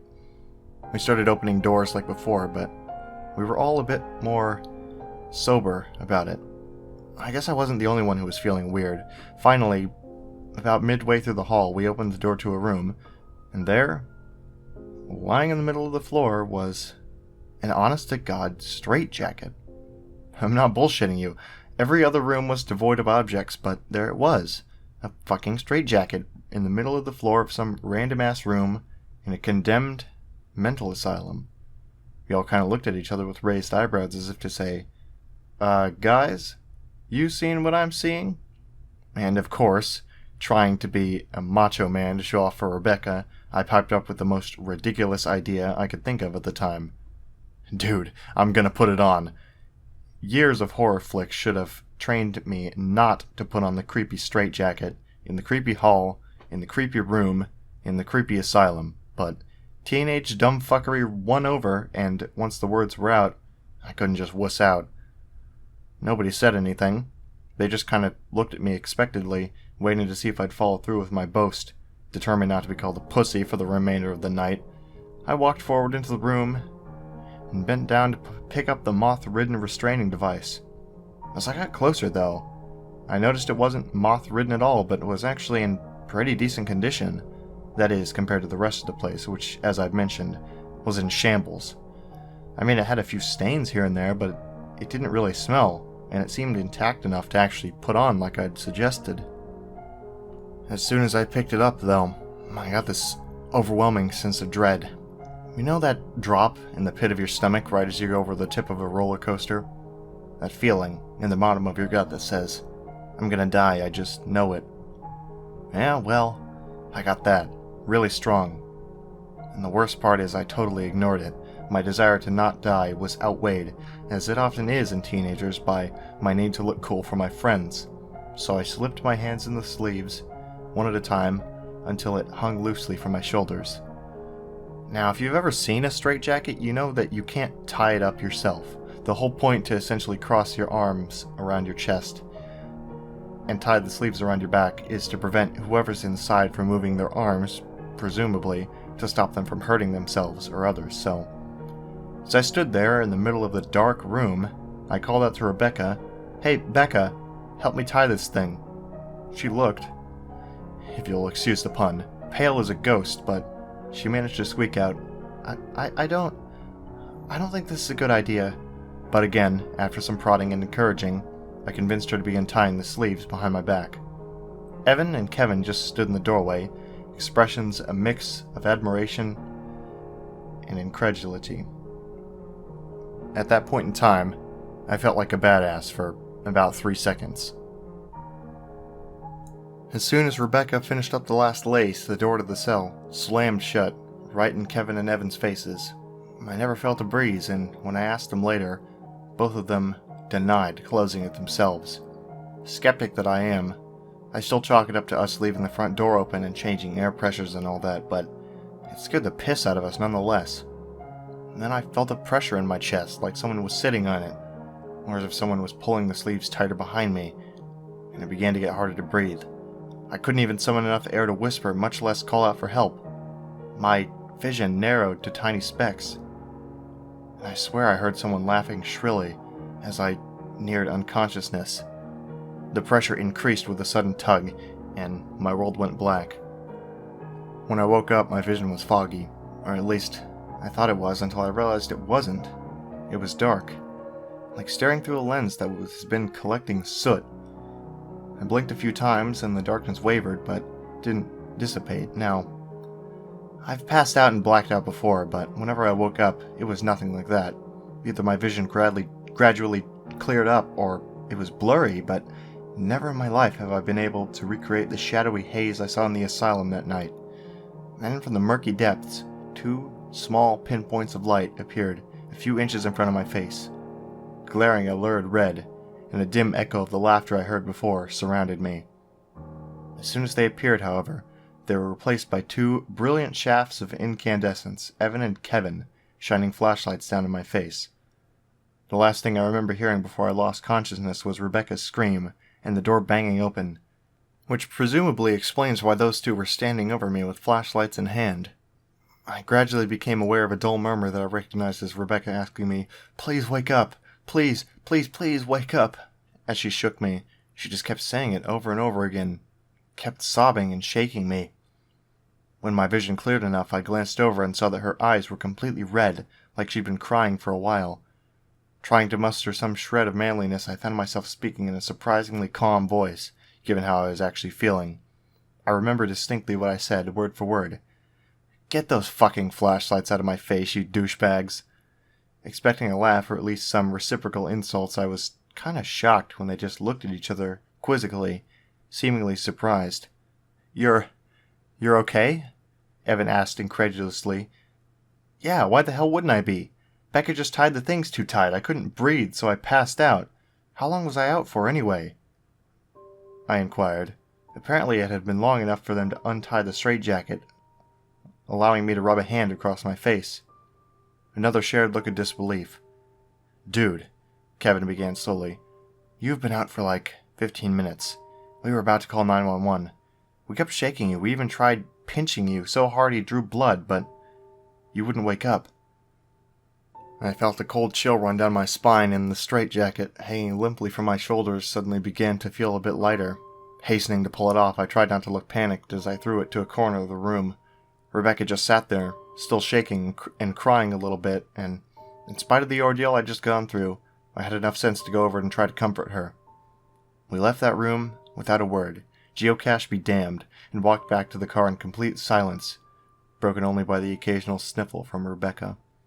The sun started coming up, and as I dropped everyone off at their respective homes, we said quiet goodbyes. Rebecca was the last stop before I finally made the trip home myself. Being the gentleman that I am, I walked her to her door, but she paused at the entry and looked me in the eye.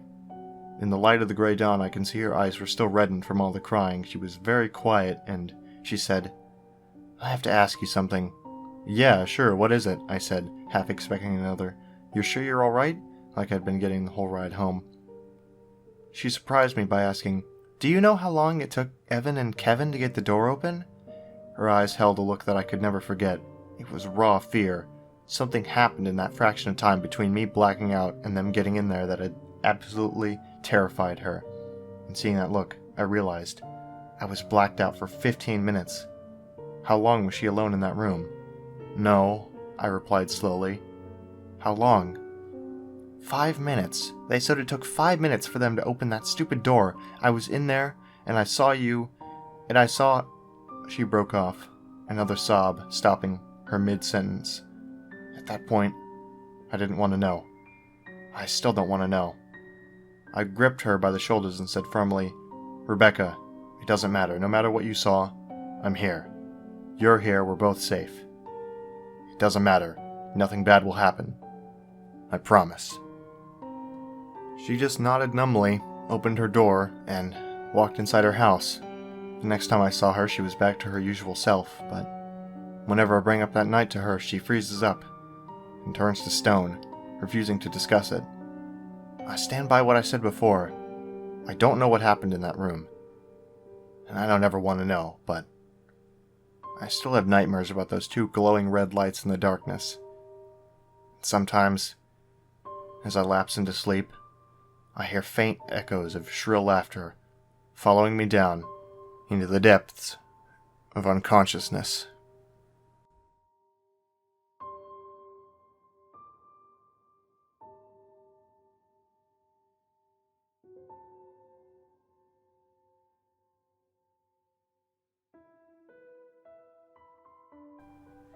Back in the 1990s, a girl committed suicide after viewing an image posted in an old news group.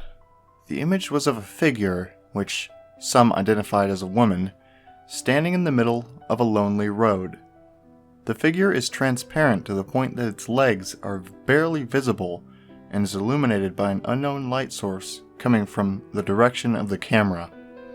Whether they're headlights, a handheld flashlight, or the light of the camera itself isn't known for sure, as the actual source of the image has never been identified. No facial features can be made out, but the figure is most easily identified by its long, bony appendages which partly resemble a spider's legs. Those who have seen the image or know of its existence have come to know the figure as the Wanderer. The first known Wanderer account occurred in 1996. Jane, a college girl who was visiting her family, during the holiday season, had an interest in the paranormal. She saw the Wanderer image on a news group, along with a caption reading, "Do you see me? I can see you too." Dozens of other users saw the same post, but most didn't think much of it, just that it was somehow funny. Some actually complained that they experienced headaches while they looked at the image, and similar claims have been made by others since. According to Jane's family, she suffered from nightmares in the nights after seeing the image. She claimed she would wake up and see the Wanderer outside her window. Sometimes it would scrape the glass with its spider-like limbs, but usually it would just stand there and stare at her. She would find herself unable to move while in its presence, as if many unseen hands were holding her down. Even if she closed her eyes, she could still see it. Her family was sure she'd just been frightened by an image online and was having nightmares as a result, until Jane complained of seeing the Wanderer in her waking life as well. She was convinced it was following her. She would see it even while she was in a room full of people, or out in public, even though no one else saw anything.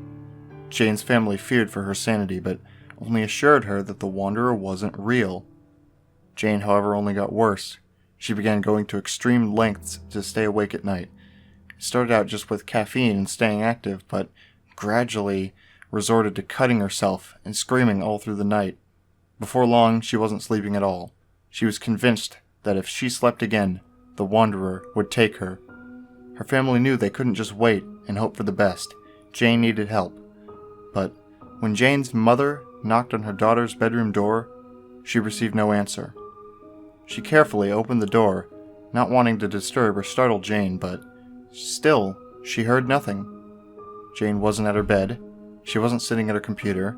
She didn't appear to be in her room at all, until her mom checked the closet. There, Jane was found, curled in the corner. Blood reddened the front of her body, having drained from the long slit across her throat. She was clutching a blood-stained note which read, "It can't have me now." Jane's case is not isolated. Through the rest of the 90s, dozens of others went missing or committed suicide after viewing the image of the Wanderer. Since the turn of the century, despite my best efforts at locating the image, it seems to have disappeared. Recently, though, I posted on an old-style news group asking if anyone had heard of the Wanderer. I've done this many times before. Usually there's one or two people who have heard of the story, but no one has seen the actual image. This time was different. Shortly after posting, I received an email in my inbox. The subject of the email was, "I can see you." The body only read, "Do you see me? I can see you too." There was one image attached with the message. I can't verify whether it's the real Wanderer image or not, but I must warn you that if you choose to view the image, you do so at your own risk.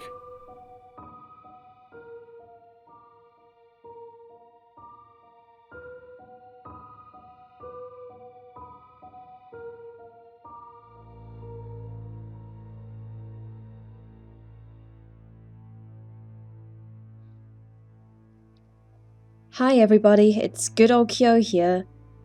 I'm not really used to this. Sorry for the nervousness. I'm not really sure about how to go about this. I mean, it's sort of out of the blue, but I want to at least put what happened out there for other Hetalia fans like myself. I guess I'll just talk, or whatever, and just get through this.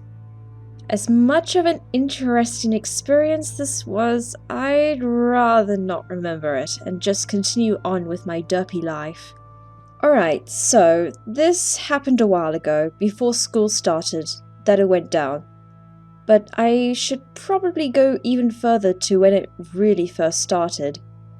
It was when Axis Powers Hetalia was in full swing.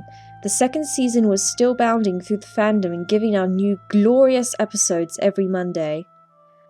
My older sister and I were both very involved in the series, which was a rare occasion since she often didn't share interests with me.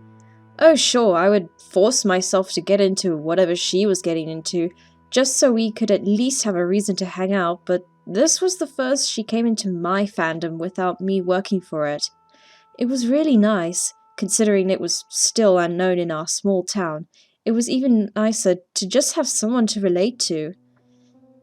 She and I cosplayed it together, watched episodes together, got merchandise together, you know, the whole kit caboodle. Though she was always able to get more stuff than I was because she actually had a job. At some point, she actually bought a bootleg DVD of Hetalia so she could watch it any time. A picture of which I've provided here thanks to my mother lending me her camera for a second before she had it sold the next week. Of course, all the episodes just being ripped from the internet sites that had them subbed. I watched 1 or 2 episodes with her, but really I was content with watching them online, so I left her to it. About 2 or 3 days after she got the DVD, she acted really weird is the best way I can describe it. In a drop of a hat, she dropped the whole Hetalia series, setting aside her merchandise and shelving her Hetalia cosplays, even selling some of them. When I tried to ask her what was up, she just said that she didn't want to talk about it, to the point that she'd glare at me if I mentioned it to her. I was extremely disappointed at losing my sister when it came to sibling bonding and the fandom, at the time just figuring she grew out of it or found something even better. That mindset especially fit in when she started to read Homestuck soon after it to have something to do. Now, here's where it got even weirder. Now, it's been a while since then, probably like about a month or so. I'm not sure why, probably a phone call from my best friend, but I got the urge to watch some episodes with just some classic good old Italy. Though currently the internet was being worked on by my father since he was changing phone providers and all that mess, so I decided to look for that Hetalia DVD my sister had. It took me a long while, but I found it shoved in the back of the DVD cabinet. Not sure exactly why she shoved it back there. Well, at the time. The bootleg wasn't that bad actually. It had fan art of everyone as chibis around the world with the title on top. Same for the disc. I popped the DVD in the player in my room and decided to look through the episodes to find a really fun one. Maybe the one when Romana is first introduced. For those who don't know, it's the Liechtenstein and Switzerland episodes, very cute indeed, and the 24th has the conclusion of the Axis on an Island arc thing.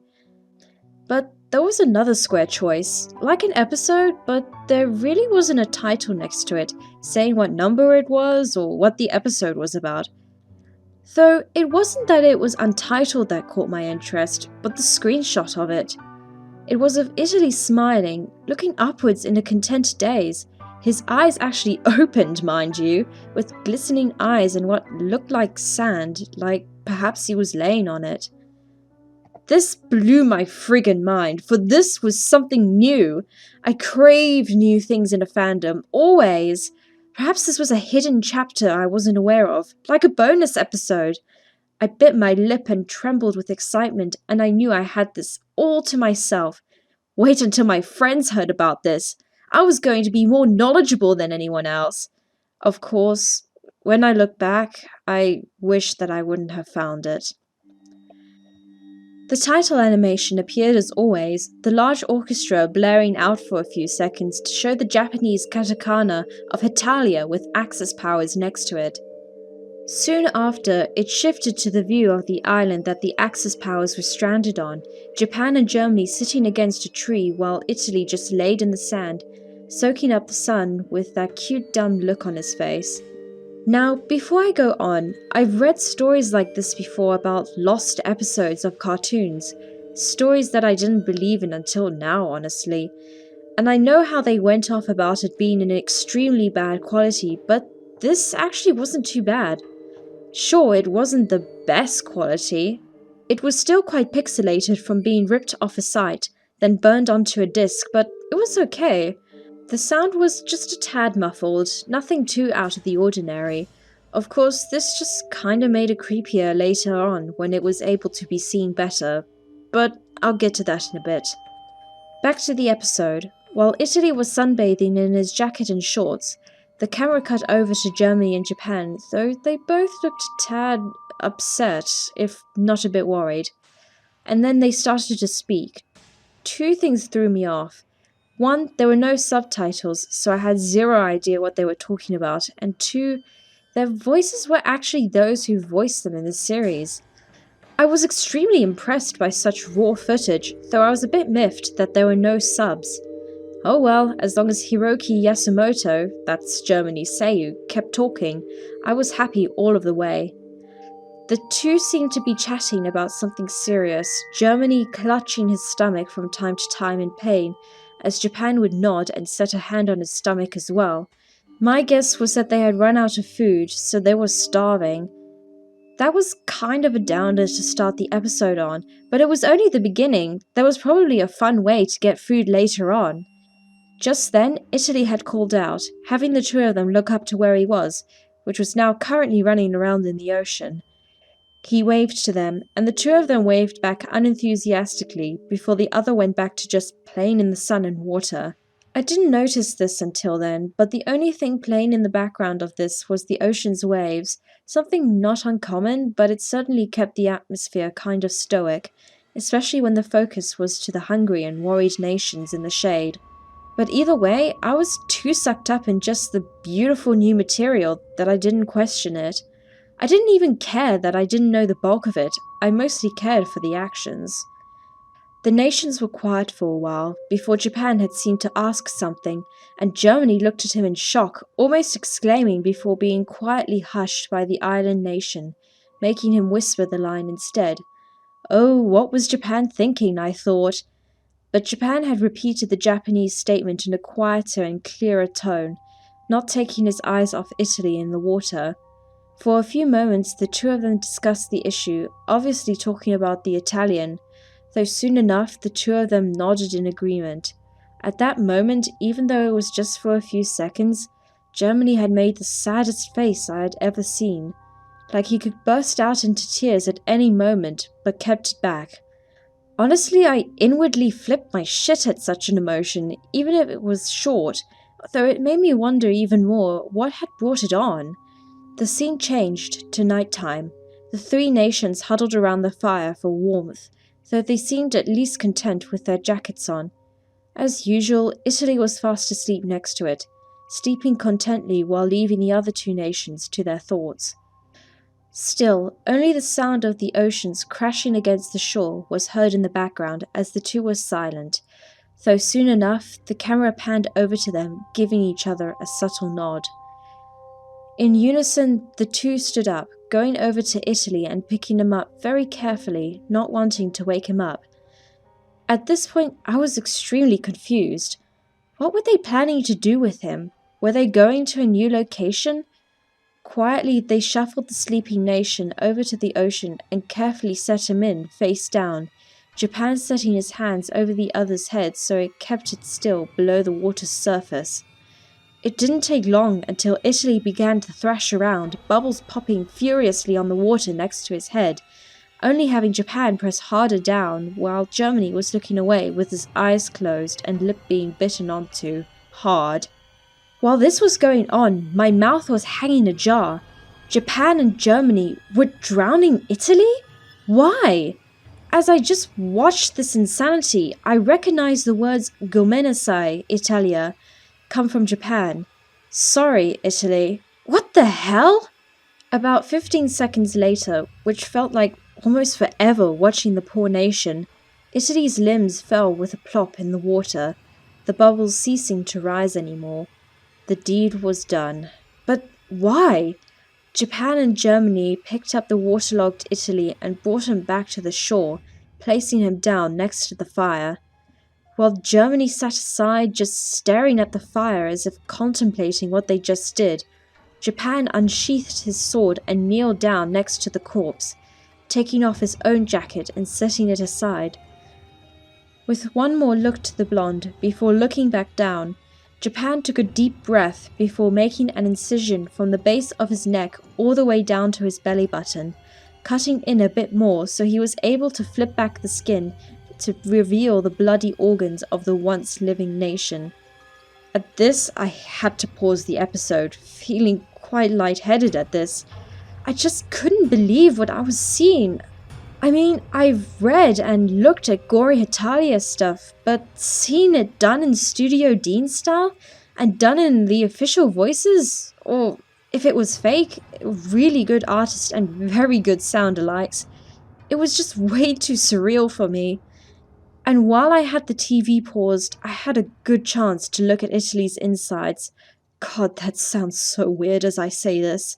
And they just looked so real. Not that they were hypercammed, but as if the artist had stared at the inside anatomy of a person for hours, drawing every little curve to make it realistic. I wanted to stop watching. I wanted to just turn it off and abandon that TV with the DVD inside. But I was already too far in. I had to see through to the end. It would haunt me for the rest of my life if I stopped here. After taking a short breather and drinking some water, I pressed play on my remote to resume the madness. Instantly, I was greeted by the sound of Japan sliding his hand into Italy's body and pulling out one of the organs out of place. It looked like the liver. With it so detailed, it was hard not to mistake the organ. Japan sighed as he cut off the connecting strand with his sword and set the mess of an organ onto the other's discarded jacket before going back in and setting aside a kidney, both of them. While Japan searched around, Germany reached over to some sharpened sticks he seemed to have gathered earlier and penetrated the sharp end through each organ that Japan had laid out. With a saddened sigh, he set the organ kebabs on the fire so it could get cooked, which I didn't know how that was even possible. Once more, after a seemingly long period of time, Germany pulled the now cooked liver from the fire while handing Japan, who accepted it with his arm still blood-smeared, a kidney. Both of them were in silence before Japan murmured, "Itadakimasu," and both took a large bite from it. Ugh, it still makes me feel weird when I think about it, seeing that scene. But that lightheadedness faded as I heard something that made me gasp. The both of them turned in shock, the camera panning over to show that Italy was awake. What? How was he awake? They drowned him! Or was he just unconscious? Hell, I wasn't even sure what was going on, and it seemed like the other two had no idea either. Germany and Japan tried to explain themselves, but Italy began to grow more panicked, slowly getting what was happening, and he began to scream in pain, fear, sadness. I couldn't even pinpoint what emotion was there, but it was so weird to hear him like that. It almost sounded like the man voicing him was in a large amount of pain himself. Germany and Japan went over to him, trying to get him to be quiet, though after the large confusion of everyone yelling at once, Germany was the one to finally scream for everyone to be quiet, shaking Italy to try to make him quiet, resulting in him just tugging the curl to make him stop momentarily. At this point, when I should have laughed, I was practically at the point of tears. Germany talked, trying to appear strong and tried to explain their situation. My guess of the situation, there was no food left, so they were going to eat Italy since he was the weakest. Though he was a nation, right? They were all nations. Why did they have to resort to that? Was that why Italy woke up? Soon enough, Italy gave an understanding nod, whimpering in pain and fear as well. He sputtered out something, pausing at a point to cough, blood dripping down his chin. Now it was Japan's turn to talk, seeming to try to comfort him in a soothing tone. And after his small speech, Italy nodded once more before looking down, seeing that Germany was gripping his hand tightly.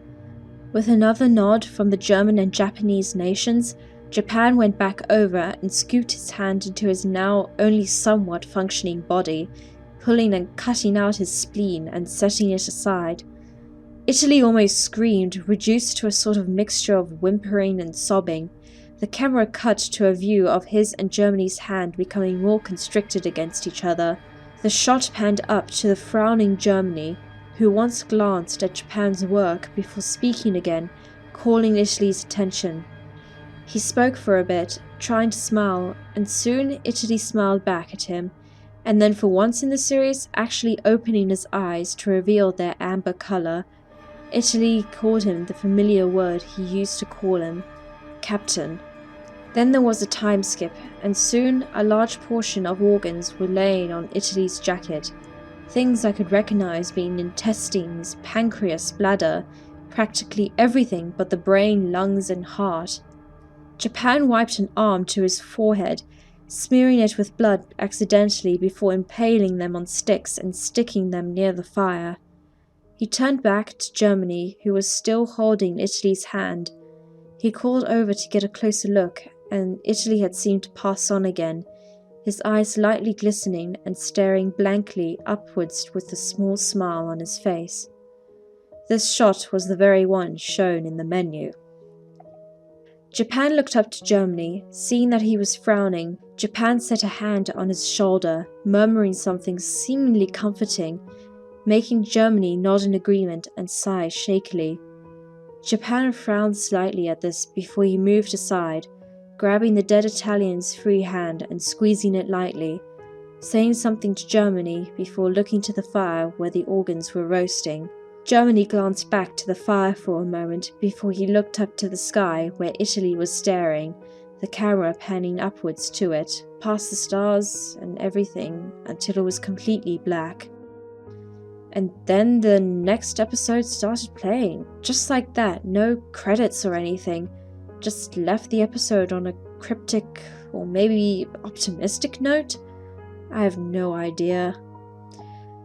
I wish I could have run it on my computer to get screenshots, but the disc refuses to play on here for some reason, and I don't really have a good camera to snap a clear picture.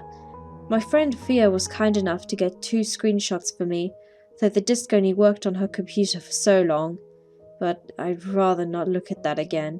It may not sound as bad when you read this, but that made me get away from Hetalia for a while, honestly. Though I don't have as weak a stomach as my sister, I still love the series, and I will continue to love it. But since then, I refuse to watch any of the anime episodes, and I would prefer to see fan-made gore over any official gore anytime. That's all.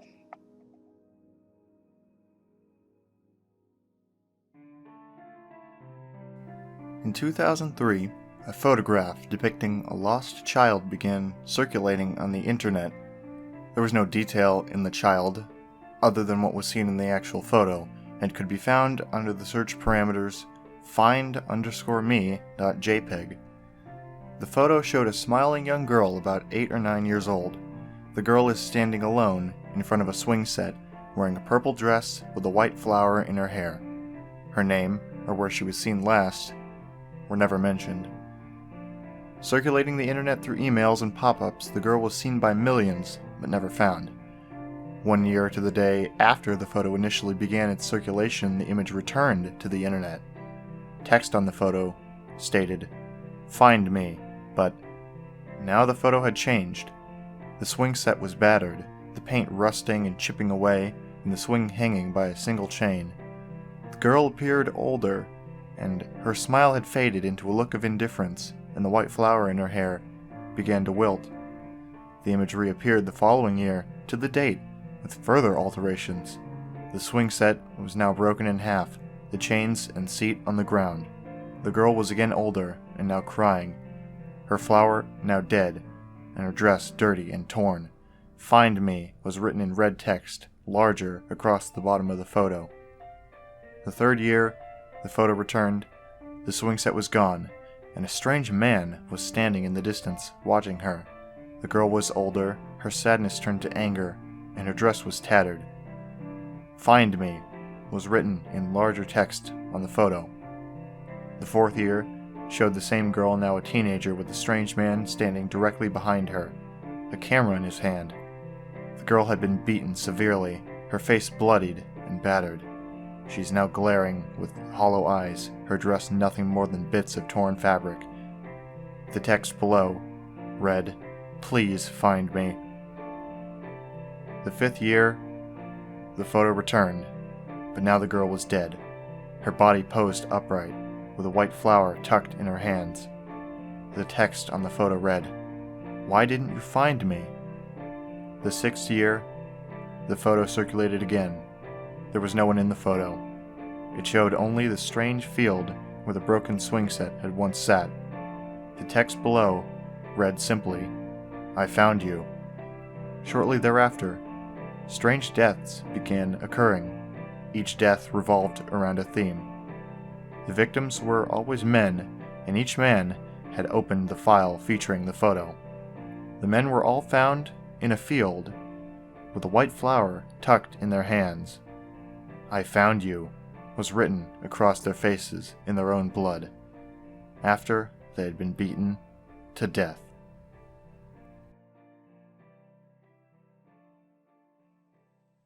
The following is a short-lived research project on Slender Man. There are woodcuts dated back to the 16th century in Germany featuring a tall and disfigured man with only white spheres where his eyes should be. They called him Der Grossmann, or the Tall Man. He was a fairy who lived in the Black Forest. Bad children who crept into the woods at night would be chased by this slender man, and he wouldn't leave them alone until he caught them, or the child told the parents what he or she had done. Even then, there's this chilling account from an old journal dating around 1702, translated from German, so some words may be inaccurate. "My child, my Lars, is gone, taken from his bed. The only thing that we found was a scrap of black clothing. It feels like cotton, but it is softer and thicker. Lars came into my bedroom yesterday screaming at the top of his lungs that the angel is outside. I asked him what he was talking about, and he told me some nonsense fairy story about Der Grossmann. He said that he went into the groves by our village and found one of my cows dead, hanging from a tree. I thought nothing of it at first, but now he's gone. We must find Lars, and my family must leave before we are killed. I'm sorry, my son. I should have listened. May God forgive me." Another one, but this is actually from a book. "So once the Slender Man began popping up in this thread, I could have sworn something seemed familiar about it. I'm an amateur folklorist, so I had a few source books lying around. It took me a while, but I finally found something in W.K. McNeill's Ghost Stories of the American South. Most of the tales collected are transcripts of recordings other folklorists made, but McNeill compiles them and offers notes. A really handy book. Anyway, this particular story appears in the book's 7th section, Other Supernatural Creatures. Quote, "Well, I'll tell you. When I was younger, a cousin of mine came to live with us. He was older than me and my sisters, maybe 16 or 17, and we was the only folks he had left in the world, really. He was the awfulest liar you'd ever know. Anything he'd tell you was a lie. Almost. I liked him all right. We slept in a loft during the summer because it was cooler up there, me and him, and in the winters we slept on the floor closer to the stove. My sisters had their own room. So, one night, my cousin wakes me up by punching me in the shoulder, and it's summer, so we're up in the loft, and my first thought when he wakes me up is to just push him out, because I'm not happy at being waked up, you know? But before I can say anything, he puts his hand over my mouth, and then, even though it's dark, I can hear that he's scared. 'Listen,' he says. So I'll listen real careful. It's this scratching, like something on the roof. The roof is right over our heads, mind you, 'cause we was in the loft. I was a trifle rattled, but I wasn't having none of it. So, I says to him, 'It's just some raccoon or a cat.' 'No,' says John. 'I heard it before I waked you up. It's like footsteps, like someone's walking up there.' I wasn't taking no truck with that. I told you he was the awfulest liar, so went back to sleep. But the next day my cousin tried to tell Pop about it, and Pop wasn't having no truck with it either. But one night later on, while we was all having supper, Pop sent out my youngest sister to fetch water from the pump we had in the back. After a while we heard Lily scream, and it was Ma who got up first and then Pop. The rest of us stayed at the table because we was likely to get in trouble if Lily was hurt. We was there to gloat. Soon enough, though, we heard Pop and Ma shouting too, so me and John went out to see if they needed our help. All they had was the water pail Lily carried out. There wasn't no other sign of her. First I didn't understand what was going on, both Ma and Pop shouting. By that time my other sisters came out and they started crying. My cousin was just standing there in the yard, looking off towards something. "It's the man walking yonder," he yells. He's pointing out across the field. No one's listening to him but me. And he keeps saying it. "It's the man walking yonder. It's that man walking yonder." You already know it was supper time, so you know the sun was setting and it was hard to see, but when I looked out over that field at the back of the house, the whole thing was lit up orange, and there was a row of big and black trees that was the edge of the woods, you know? I swear to you that I saw one of them trees moving, like a man, walking away. But it couldn't have been no man, 'cause there ain't no man that tall and skinny. Pop's seen it too, I think. He took us inside and locked all the doors. He made us keep still while he got out his rifle. We waited like that all night, Ma crying the whole time. When the sun came up, we took a wagon into town and told folks what had happened, though, as I recall, nothing much came of it. John ran off a few weeks later and we got a new house, closer to the mill where Pop worked. I still can't manage to look at trees during sunset, though, especially not on windy days when they all move back and forth, like a man walking away. From what I've read so far, and based on various internet memes and other sites debating this slender man, he operates on the power of belief and feeds on fear. As for the operator symbol, for fear of my safety I won't write it or even draw it, there are many debates as to what it is and how it's connected to the Slender Man. Some say that when you're looking at him, Slender Man can teleport, so the operator symbol is a representation of him, bore into the minds of those haunted by him, so that he can teleport to them wherever they are. Many say it represents his face, the circle being his head, and the X representing its featurelessness. One far-fetched theory states that it's a window he uses to peer into our world.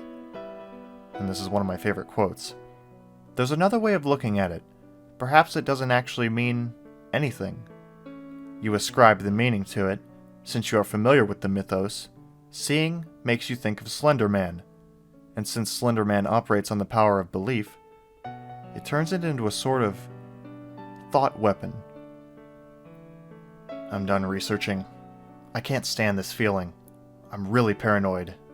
I feel like I'm being watched. This was a short-lived research project to begin with, but I don't want to know anymore. From what I've learned and read, he exists based on belief. If that's so, my research may provoke him.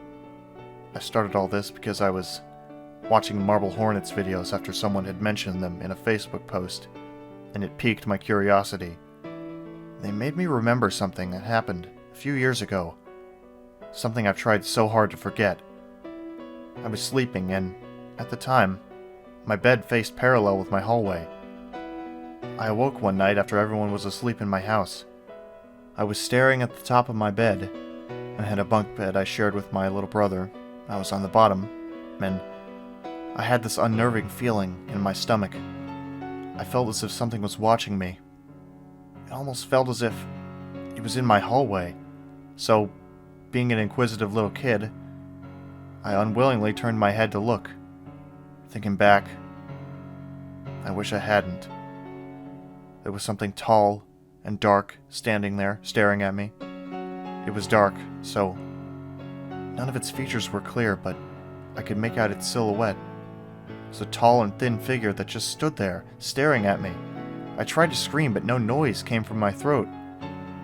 Immediately afterwards, the thing took a step forward, and I blacked out. When I came to again, it was still dark, so not much time could have passed.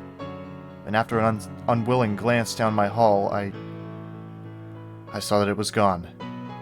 I had no idea what Slender Man even was at the time, so I immediately dismissed it as a ghost of some sort.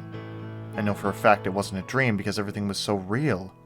The fear I felt, the choking sensation in my throat, so I tried to scream, and blacking out. I can't describe what it felt like, other than that 1 second I was petrified and trying to scream, and the next I was staring at the top of my bed again. Next morning, I told my mom, and Her being a narrow-minded adult, she told me that it must have been a bad dream. But watching those videos brought back that memory, and after reading up on it, I want to bury that memory, because if what they say is true, then he lives on belief and fear. And I wish I could say that this is just another creepypasta some sleep-deprived teen had sudden inspiration to write after downing a can of Monster and reading too many scary memes. I wish I could tell you that I'm making this all up to give some creepypasta lovers a good scare, but I can't. Everything I've written is true. And honestly, I don't care if anyone believes me. I just want to get this out there. Slender Man is real. I've seen him.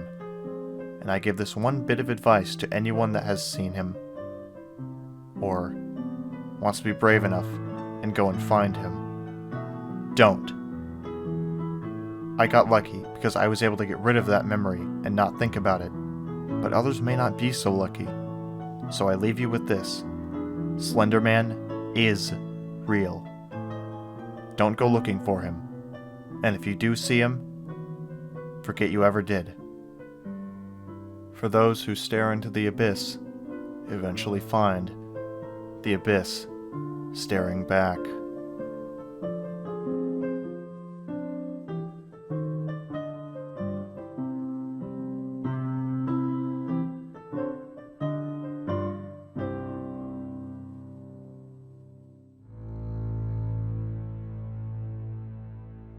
For her birthday, I took my girl, Katie, to Arizona so we could stay with some friends of hers and spend a few weeks partying and getting crazy and stuff before heading back to school for the year. We drove up in my dad's car. It's a really old Ford make, and it's pretty beat up. The road there was bumpy and long. Our relationship seemed at its strongest on the road. We were really in love. That was the first time I realized that I'd never truly been in love before. We were about halfway there when we realized we were going to run out of gas long before the nearest petrol station. Katie's head was out the window, sunglasses on in the blistering heat outside, nothing but the wild desert landscape to be seen in all directions. We became frantic. We hadn't seen another car on the road in about an hour. What if we broke down here? In the middle of the desert, with no food or water, with no one out here to find us. I sped up slightly, driven by these fears. It was then that we came across a gas station, smack dang in the middle of nowhere, in dry, empty nowhere. It was an old worn-down servo. The long yellow grass blew in the breeze beneath it. Outside there were 2 rusted gas pumps. At first we didn't know if it was occupied, it seemed so lifeless, but as we pulled up and saw the petrol stations had stains in the dirt, we were convinced otherwise. Katie started refilling the car, and I went inside to pay, and grabbed something to eat on the road. When I first went to open the door, it jammed. This perturbed me, so I looked up at the sign to check, and was reassured that the store was open, according to the torn sign that hung in between the dull yellow curtains in the door window. I pushed harder and harder with effort, and finally got into the shop. Inside, it was totally abandoned and left to ruin. Complete aisles lay on the ground, the fridges were smashed, and glass coated the floor. Despite the brightness outside, the interior of the gas station was dark and bitterly cold.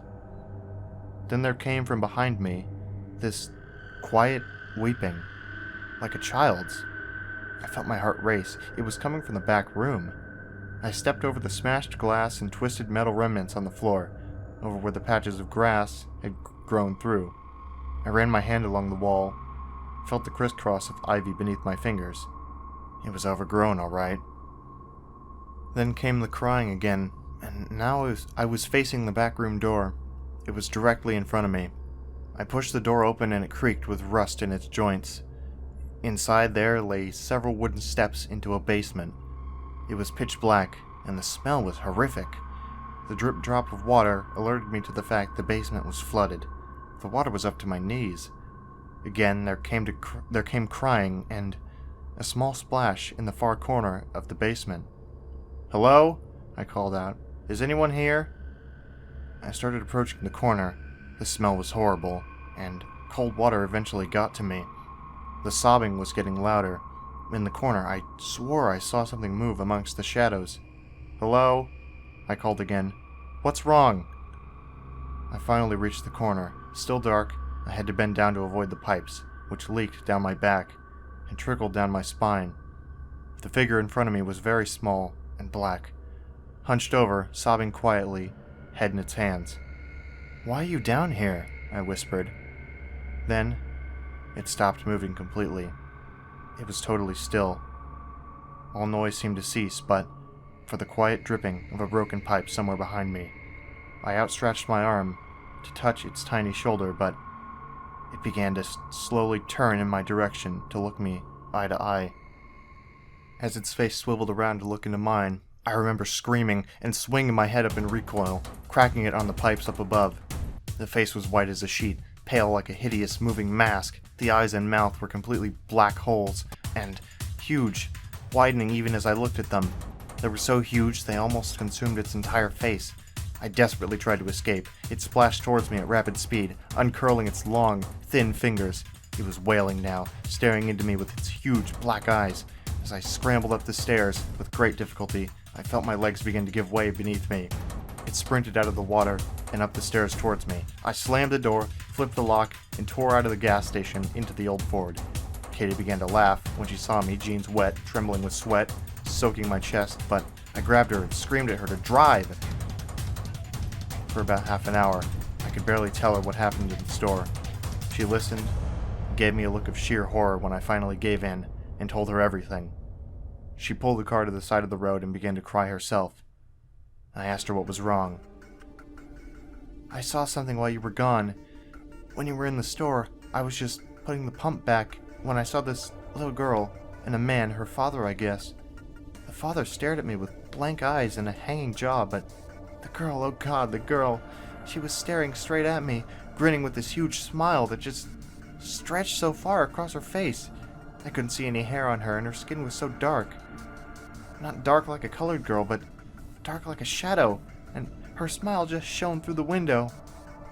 I convinced myself it was a trick of the eye and looked away. When I looked back, they were gone. Then, just a little while later, you came back out." It was dusk by now. We had nowhere to stay. We had not traveled nearly as much as we hoped to that day, and the nearest motel meant going back past that gas station, so we just drove up from the roadside where we were, into the clearing a little way up, where people camped sometimes. We had obviously come the night after a big party. There was broken glass everywhere. When we arrived, it was empty. After a while, I tried to reassure her that we were okay. I calmed her down, put my arms around her, and we started to kiss. I moved to get closer to her, when she suddenly screamed like hell itself. "It's her! It's her!" she screamed, trembling to start up the engine. I turned in time to witness a small black face, grinning literally ear to ear with only darkness inside. It was crawling into the car through my open window, with its limbs splayed out like an insect. It had too many limbs, way too many long arms, the fingers feeling my face like antennae. We sped off, back down onto the road. Back on the road, nothing seemed right. There were no stars.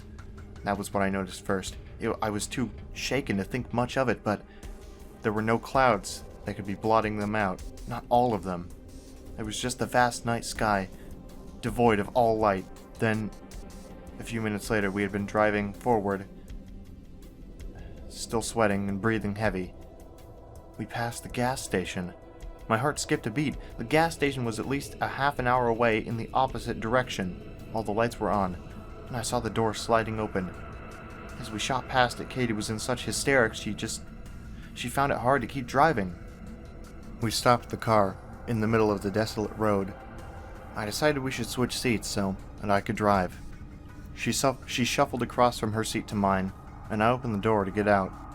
As soon as I was outside, the foul stench of the basement of the gas station overwhelmed me. I was sure it was the same sensation. I gagged, then vomited down the side of the car. It was then that I noticed the runner, a pale white thing, sprinting towards us through the fog, its limbs practically a blur. I could make out no face. How long had it been following us? Running after us in the night? I got into the driver's seat as quickly as possible. We drove off again, not talking. Katie whimpered, and I silently prayed. Then we passed the gas station again. The door was open now. There were 2 figures standing at the door, waiting. As we forced ourselves on, we both became aware of a soft, barely audible weeping in the back seats. Neither of us dared turn around. "Ignore it," I whispered. My trembling hands gripped the steering wheel. Katie was curled in the fetal position, holding her head in her hands. The wailing increased, becoming extremely loud, ear-piercing, and horrific. Finally, I ordered myself to end it and looked behind me. For a split second I thought it was the girl in the white dress looking back up at me, but she was gone as soon as she had appeared. I checked the seats carefully. There was nothing. In my tiredness and fear, I had completely lost track of the road. I drove on, and all through the night, Katie whimpered. I touched her once, but she screamed.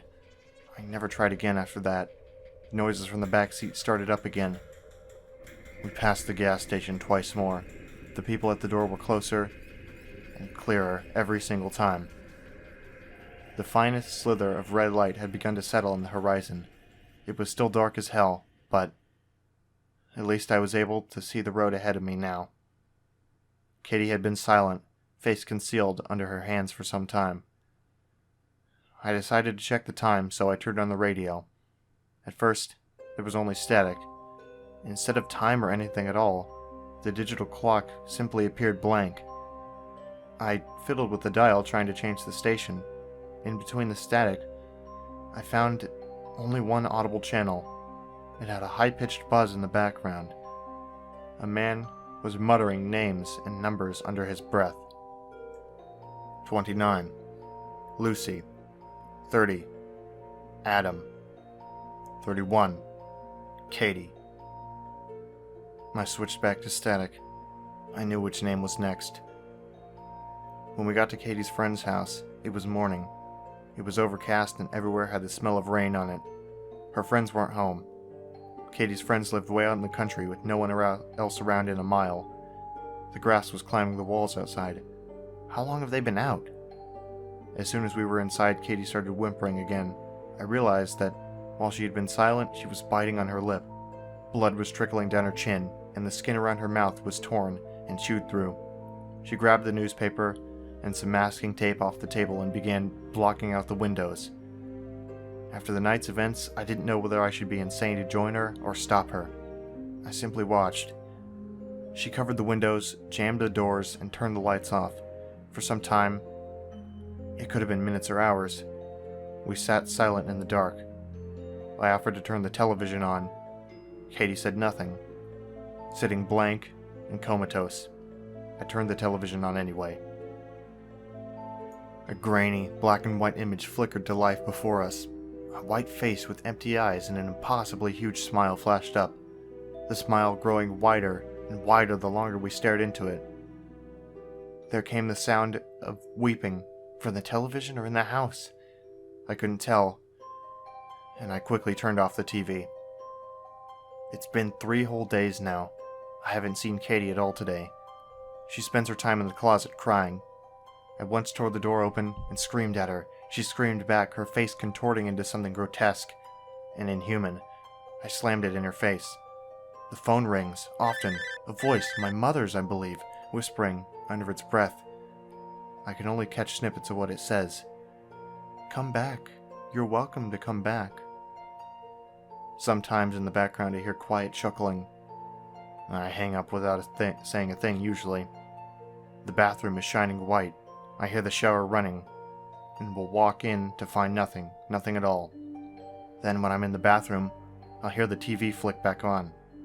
It always goes to the face. In the background there are muttering voices now. I've called the police twice. All I get is the whispering woman's voice. I called Katie's friends too, just as fruitlessly. There are knocks at the door a lot now. Through the newspaper. On the other side of the window I can see hands slamming against the glass and sliding down. They do this for hours on end sometimes.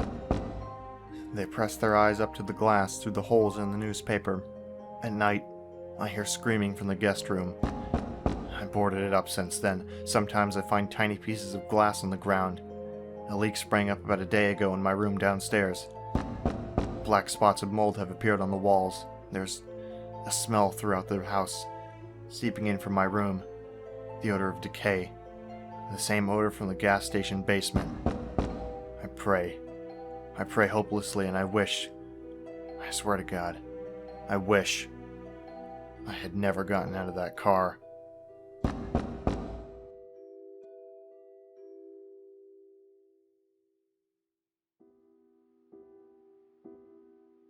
The picture you're staring at was taken sometime in the 70s. It's the only remaining image I have left of my son, and the artificial being known as Antran, whom we adopted into our family at the time. It was a warm summer back in the mid-70s. I was driving home from my logging company after a long shift when I had to make a stop at the local garbage tip to drop off some old desks my mother had given us.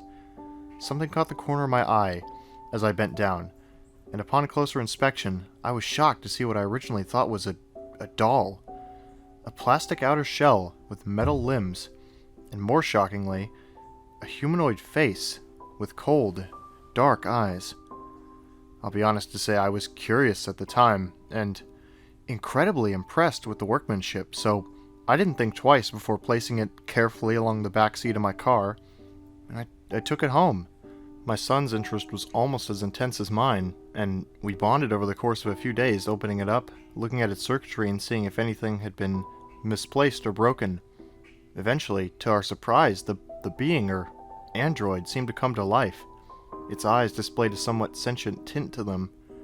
Its limbs turned, its hands gripped, and after a few moments it managed to stand on its own accord. Needless to say, we were scared yet fascinated. Who could have created such a wonderful and remarkable piece of work? I thought to myself. It wasn't until a few weeks later I realized this wasn't a toy or a doll. It showed incredible signs of intelligence and thinking abilities.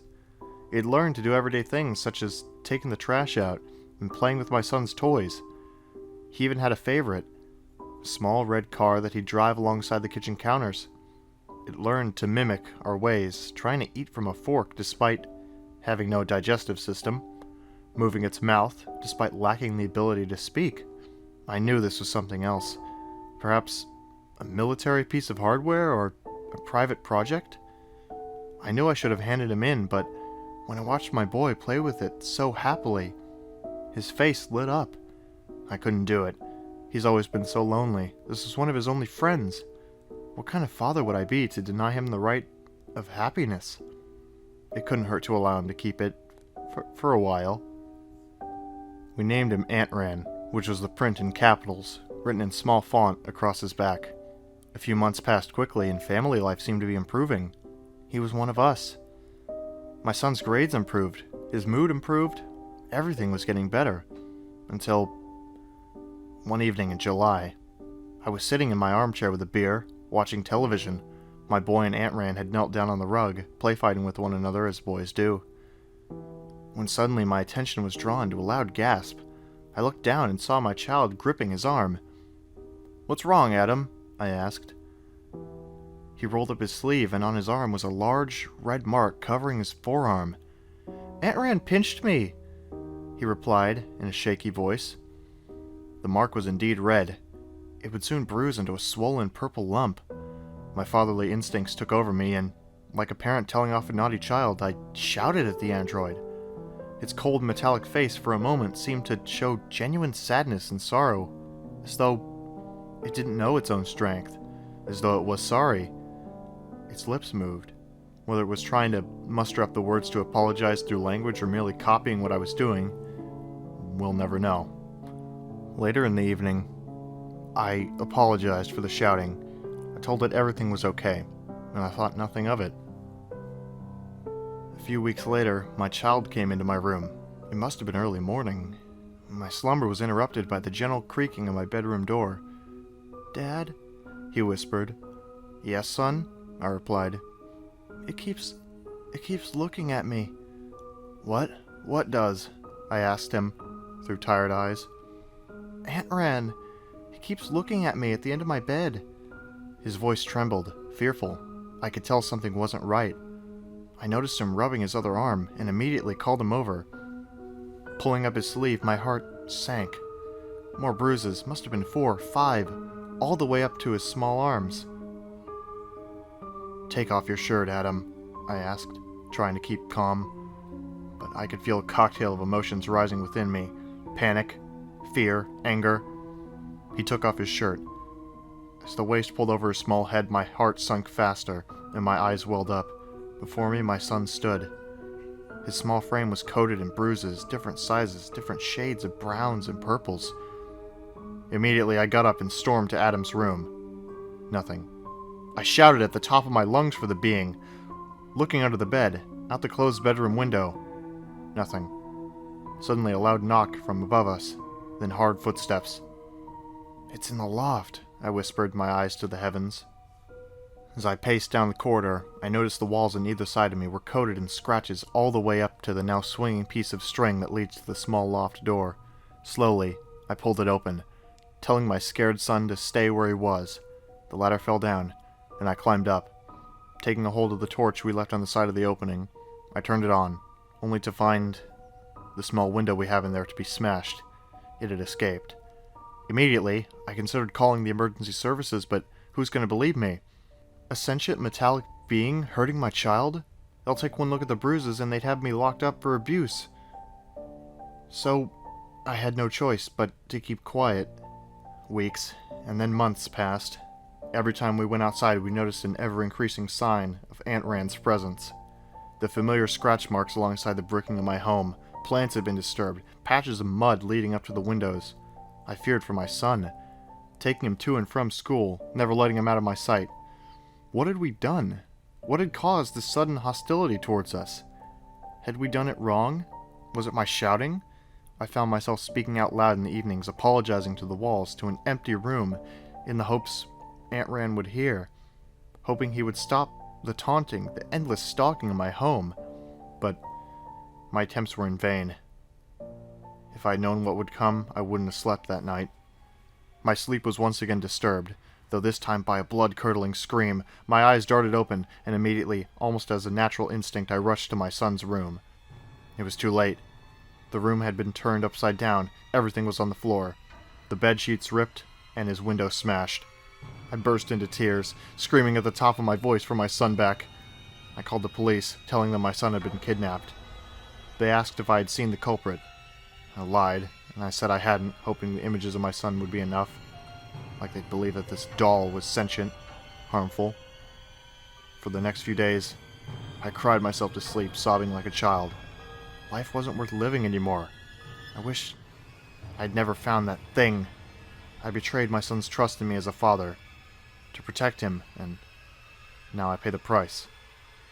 It was a September dawn. I sat in my armchair, drinking, when I heard the pantry door creak open. "Adam?" I called, rushing to the kitchen. Again, nothing. Except, there on the kitchen counter was Aunt Rand's favorite red toy car.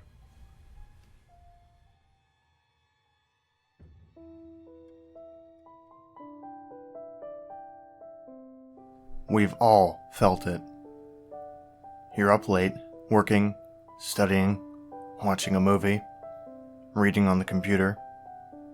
Doesn't matter what you're doing. It's the feeling you get.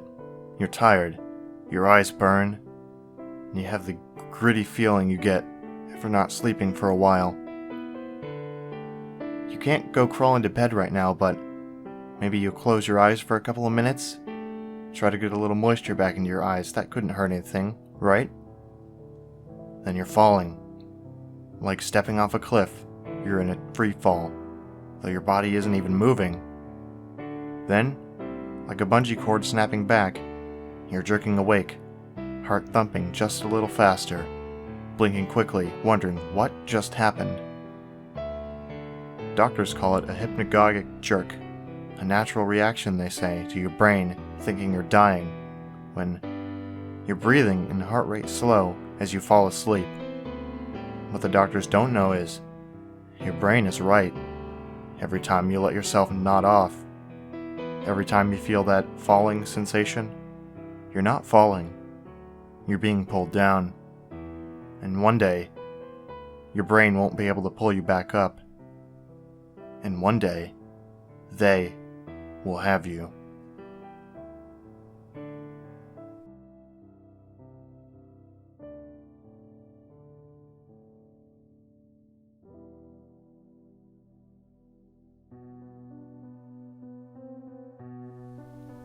I suppose I should start by telling you a little about myself.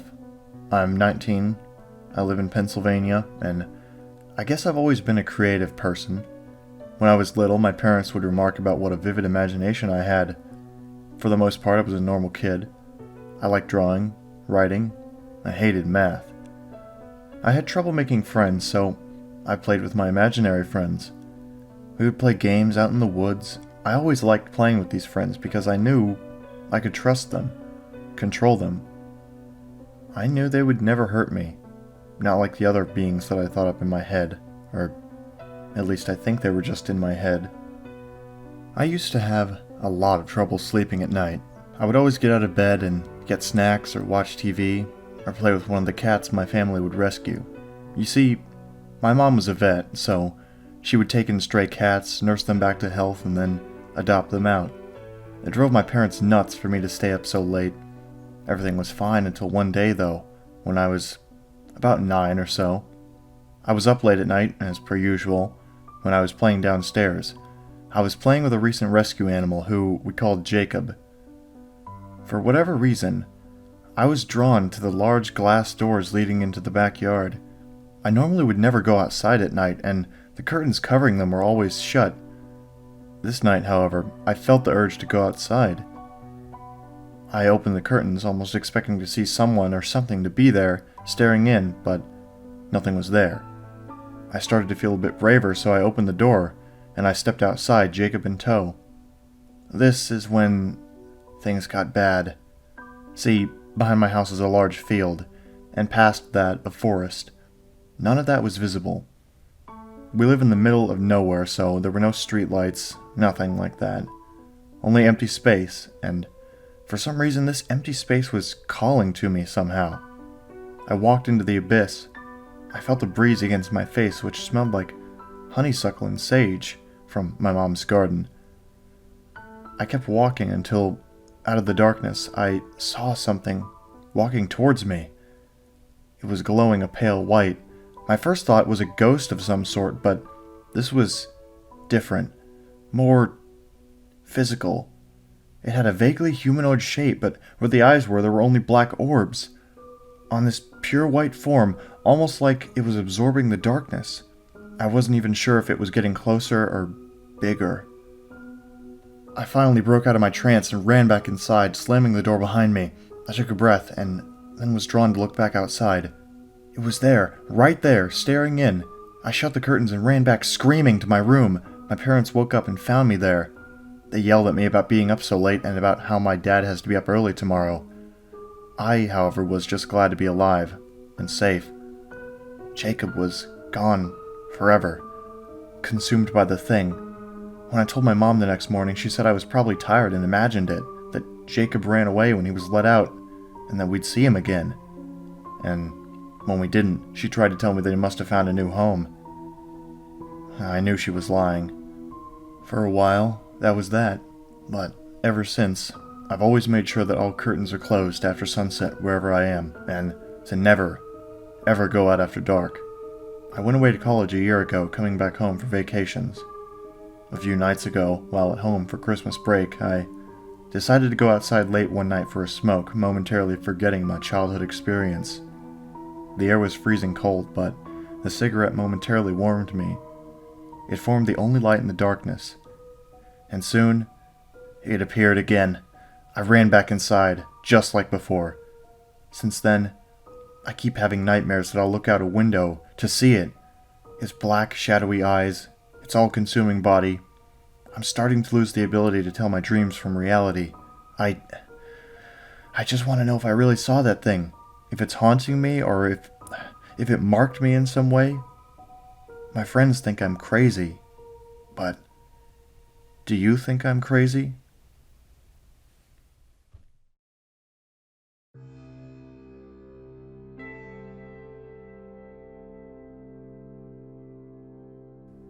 It's said that when you take a picture of someone, you capture their soul on the camera. It's also said that if you print it off, that picture contains the soul itself, and you can control them with it. I'm not sure where to start. Do you know what the primordial soup is? A veritable ocean of elements, all floating around randomly, and through millions of years of time, eventually the right set of random circumstances came to pass, and the elements were able to connect together and form the world's first single-cell organism. Now that's a really boiled down version of it, but I'm sure you get the gist of it. Fast forward a few billion years to the early 1990s when internet use began to rapidly accelerate. Every home had a computer, and new connections between computers were opening on a by-the-second basis. Trillions of bytes of data began to transfer around the world at the speed of light. Music, text, sound, and most importantly, pictures. Now when you take a picture of someone and capture their soul, what happens when that picture is converted to data and placed on a hard drive? Does the soul follow? 15 years later, we believe so. We believe that when you take a picture of someone and upload it onto your computer, alongside the image data, a blueprint of the person's soul itself is imprinted onto the file itself. Look at your pictures folder. How many souls reside in that folder alone? That's just the beginning, though. These soul blueprints each retain pieces of a puzzle, parts of the soul itself, as well. Recently, a group of hackers who refer to themselves as the Cardinals took an interest to this theory and began experiments. They found anomalies within the binary sequences of images based on similar features of the person they had taken a picture of. A binary DNA, if you will. Now, these hackers had come to possess a set of 3 extremely important data files. One AVI, one JPEG, and one MP3, each of which possessing interesting, unexplainable qualities. The first, Cradle.avi, depicts what appears to be a group of teenagers with a low-quality video camera exploring the basement of a house. The quality of the video is distorted completely beyond any comprehensibility, and the video is very low quality. For most of the video, the camera is passed around the group, headed back and forth and jerked around too much to make anything noticeable out. But near the end, the camera turns at an odd angle, and you can somewhat clearly make out a young girl standing in the corner facing the wall. Her hair is long and black. She's wearing some form of white dress, and you only see her for a split second, but many people who have seen the video claim there just seems something wrong with her. A bit deformed, but not in a way anyone can explain. But the truly peculiar property of this video is what happens to the user's computer at the end of it. On the last second of the video, if not already so, the video will force full screen itself. Along with this, you are left with a 1-second looping clip of a window in a wall. It loops 15 times, and then the girl is seen again, standing on the other side of the window with her back to the viewer, slowly wavering back and forth.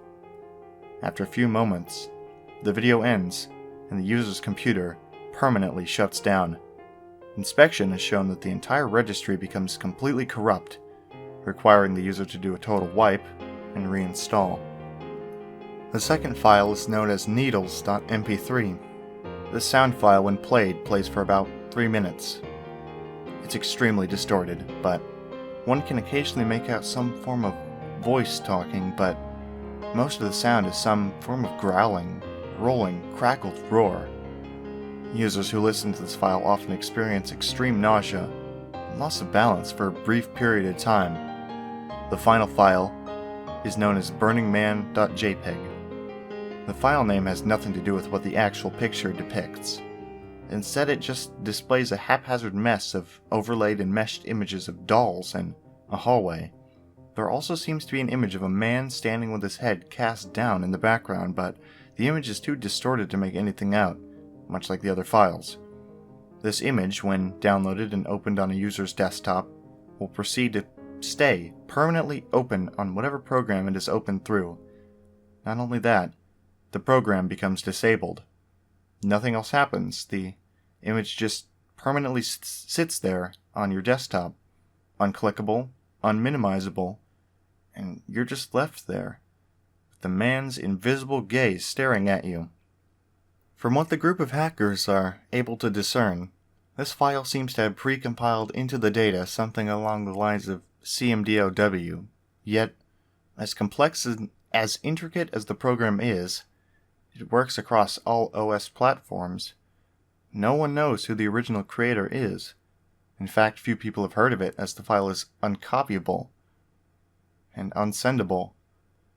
This in fact further adds to the mystery, as often receivers of the file will obtain it from random anonymous emails, posted on forums or a download link, posing the question, how was that poster able to upload it? If you ever see any of these files, refrain from downloading any of them. They all have varying detrimental effects on your computers, from practically taking out your whole registry, corrupting System32, freezing your mouse, or crashing your computer. Now, onwards. This group of hackers, the Cardinals, took to analyzing these 3 files and comparing their odd behaviors. They had heard of other such odd files, images, data, etc., but were never able to get their hands on them. At least as far as we know, though rumor states they in fact were able to locate and collect all of the known files like the original smile.jpg, barbie.jpg, even suicidemouse.avi. Not even the grifter photo was able to escape their grasp. Rumor states, but rumor also states the grifter video even exists, but that's another story.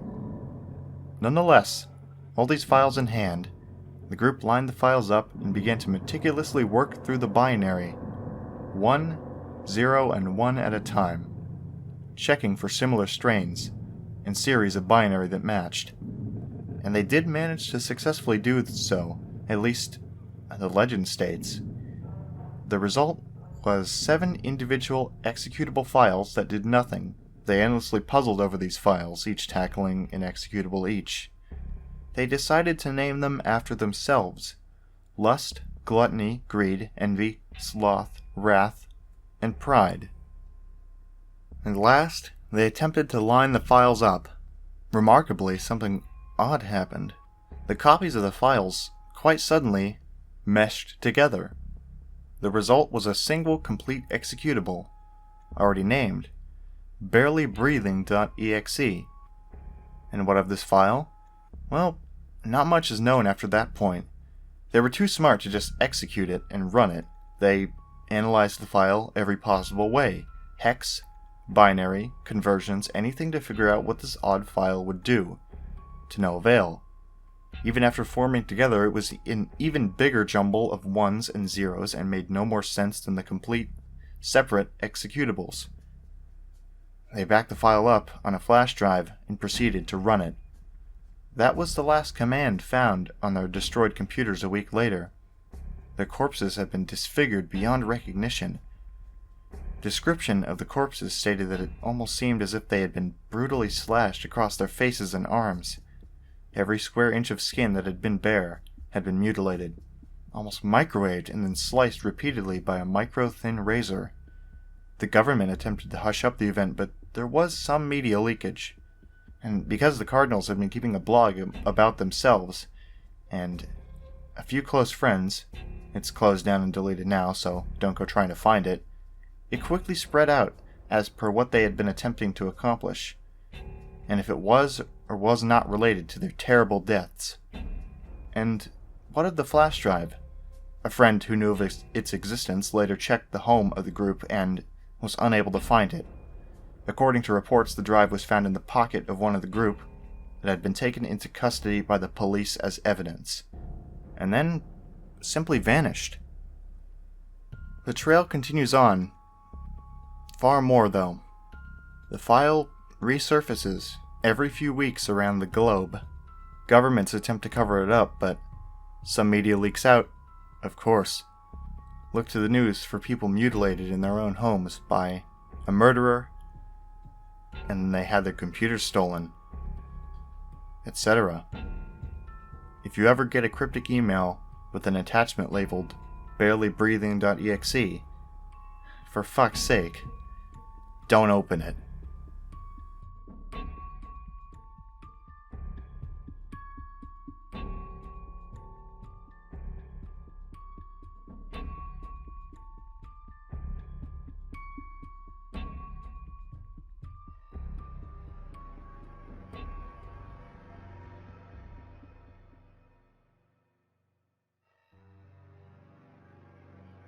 If you're reading this, then I'm dead. And you are standing aboard a derelict Cyclone-class patrol ship, the USS Minstrel. I was the XO of this vessel, Lieutenant Commander Ryan Simmons. Please read this carefully. If you're an officer or enlisted man in the United States Navy, this is an order. Scuttle this vessel immediately. Do not finish this letter. Get off the Mistral at once and send her down. Consider this a quarantine scenario. All hands are likely dead. God help you if they are not. We are 8 days out of Kirkwall, tracking an intermittent and scrambled distress call from what appeared to be an Icelandic fishing vessel, deep in the no-fishing zone of the North Sea. We found the vessel, we found a mile-wide streak of oil and fragments, the largest of them still burning. The night before, the enlisted man on watch had reported seeing a flash of light on the horizon. The crew was nowhere to be found, except for one lone fisherman, unburned and floating at the far end of the debris field. He had been shot in the forehead with a small caliber revolver. When we fished his pale blue corpse from the frigid water, he was still clutching a fishing knife in one clamped hand. What we were able to piece together from the fragmented and confounding evidence was that, for some reason unknown, the crew had been in conflict, resulting in the murder of at least one sailor and the eventual sabotage and destruction of the ship. Visibility was only a few hundred feet as we spent the next day drifting silently among the debris in hopes of finding a survivor. The crew was already visibly shaken by the discovery, the grim dread of the fog, and lone smoldering pieces of the ship that collided with our hull unsettled even the most seasoned of us. We had expected an easy cruise, and the simple retrieval of a dozen thankful Icelandic fishermen. What we got, at first, was a silent and oil-slick-coated area, a single corpse, and more than a few nagging questions. The Mistral had just been serviced after an extended tour with the Atlantic Fleet before her transfer to the North Sea. She was in good running order, so I can only assume that the initial mechanical failure was an act of sabotage, or of some external force. It happened the first night, when our final sweep had been completed, and we returned to the site of the ship's first transmission. There was nothing initially remarkable about the spot, a cold and lonely sort of coordinates and little else. I was in my cabin, just settling down when the call sounded from the captain, offering little information, just a stern order to meet him on the deck. Dressing quickly, I emerged from my cabin into a cloud of palpable unease and fear. The enlisted men and the junior officers were coursing through the ship towards the deck, like panicked rats. No one made eye contact or spoke. There was none of the usual gallows humor or camaraderie that bubbles up in the situations of limited information, just a grim inertia that pulled us out into the Arctic night. On the deck, the night was unnaturally clear and cold, and the brightness of the stars burned in the frosty air. Around us in every direction, just a few hundred yards away, the fog and clouds whirled, as if held at bay by our presence. The captain was at the railing, leaning over along with the men on watch. I approached him, suddenly desperate and panicked to know what was happening, when I saw it. The light flooding up from beneath us. The sea was flat, like the surface of a mirror. The water was black, reflecting the pale pinpricks of the stars, but beneath the surface, something glowed with a cold light. Pulsating shapes of violet, green, and deep cobalt blue shone from beneath.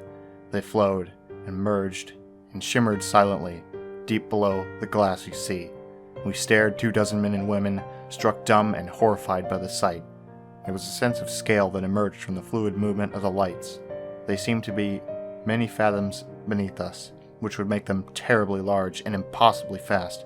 There were no solid shapes and no disturbance of the water, just a deep field of liquid flowing light. We watched for what seemed like hours, entranced by the mesmerizing ballet of cold light, a mirror reflection of northern lights. When it ended, abruptly, there were 3 almost simultaneous events. First, The lights seemed to contract, each freezing in place and collapsing like the iris of an eye in bright sunlight. Secondly, there was a tremor in the air that first raised the hair on the back of my neck. As the ghostly lights winked out of existence, it rose in intensity until I thought my eyeballs might shake their way out from my head. Through the fog of sudden pain, I heard a noise rising above the Arctic wind, a humming vibration from the Mistral herself that matched the electric shuddering in my skull. It was as if every light bulb aboard the Mistral were suddenly flushed with power, flaring bright and buzzing noisily in their housings, and when the wine had reached a fever pitch, they began to pop and shatter among a shatter of sparks. From start to finish, it seemed like in less than 2 seconds, and we were left floating silently in the dark waters beneath the starry sky on a dead and crippled boat. The damage was invisible, without any obvious cause, and total. Nothing aboard the Mistral worked. Each carefully crafted system of multiple redundancies had crumbled.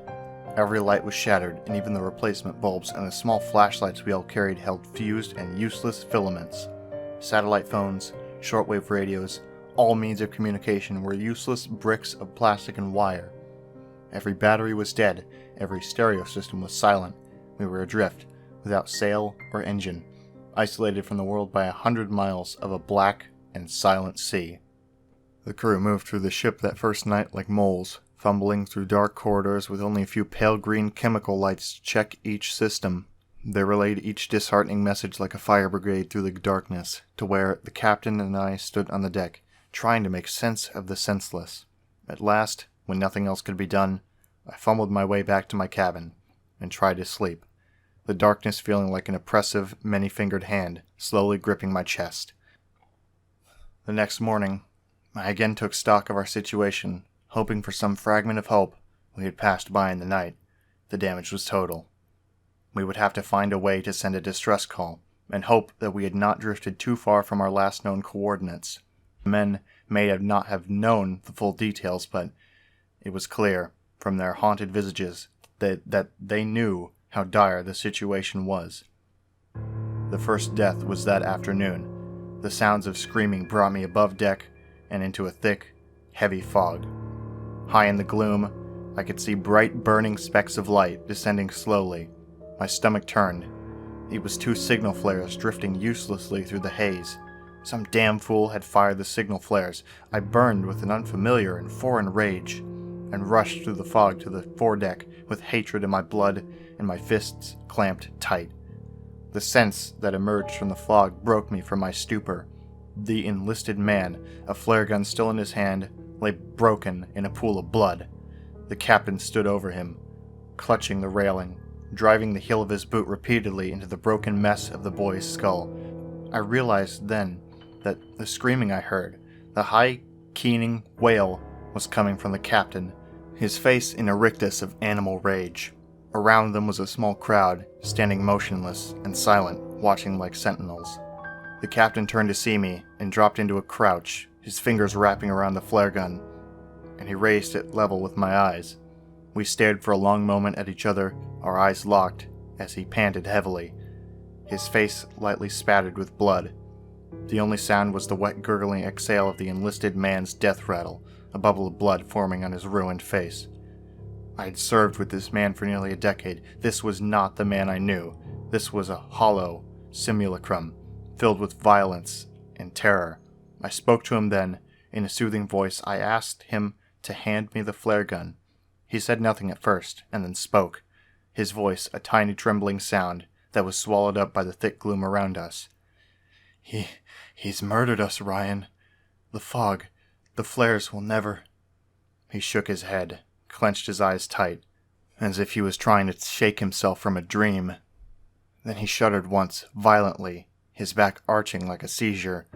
"This little fuck has killed us," he choked out. The flare gun wavered in the air.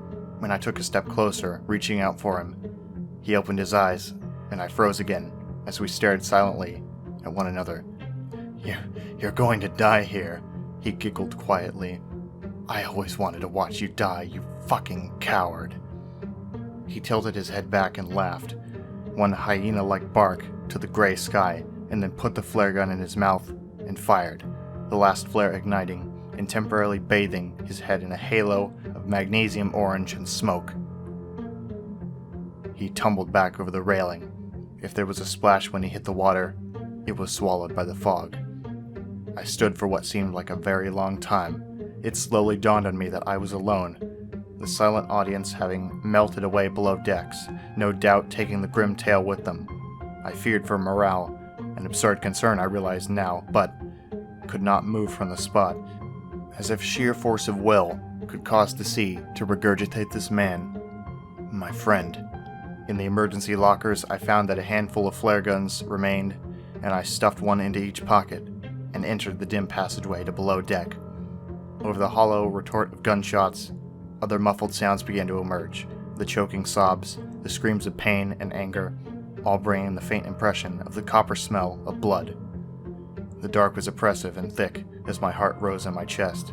The pale fading light of the chemical glow sticks that hung at regular intervals illuminated the bare corridor, and I moved slowly toward my cabin.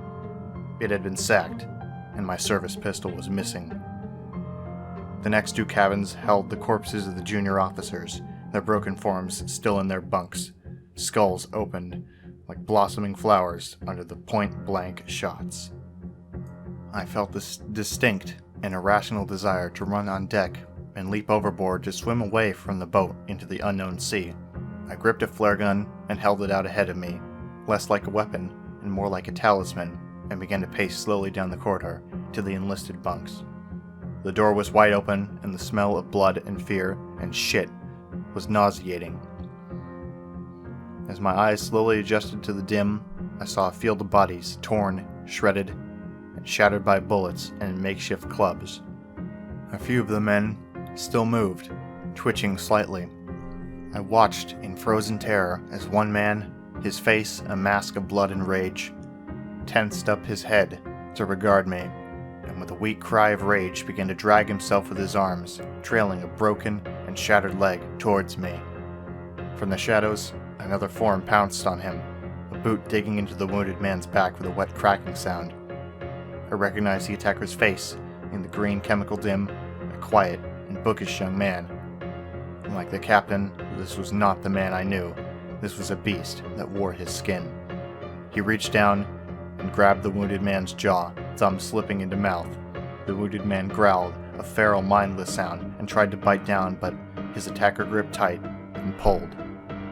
The jaw came off with the sound of tearing tendons and a shriek that vanished into the air. I was no longer breathing, holding silently at the entrance, but the attacker snapped his head up to see me, nostrils flaring. The jawbone hit the floor with a meaty sound, and he lunged towards me with silent animal grace. I fired the flare gun, and it hit him square in the chest. His shirt caught fire, and all air escaped his lungs with a sudden forceful exhale, but impossibly he continued on towards me. As I passed through the portal and slammed the door, the fire had climbed into his hair, and he was squealing now, his clawed hands still outstretched towards me. I felt him impact against the door, and saw that nightmare visage wreathed in fire through the small porthole, lips already burnt away to reveal 2 rows of perfect teeth. He wailed, and began to smash his burning form against the door, once, twice, 3 times, and then silence.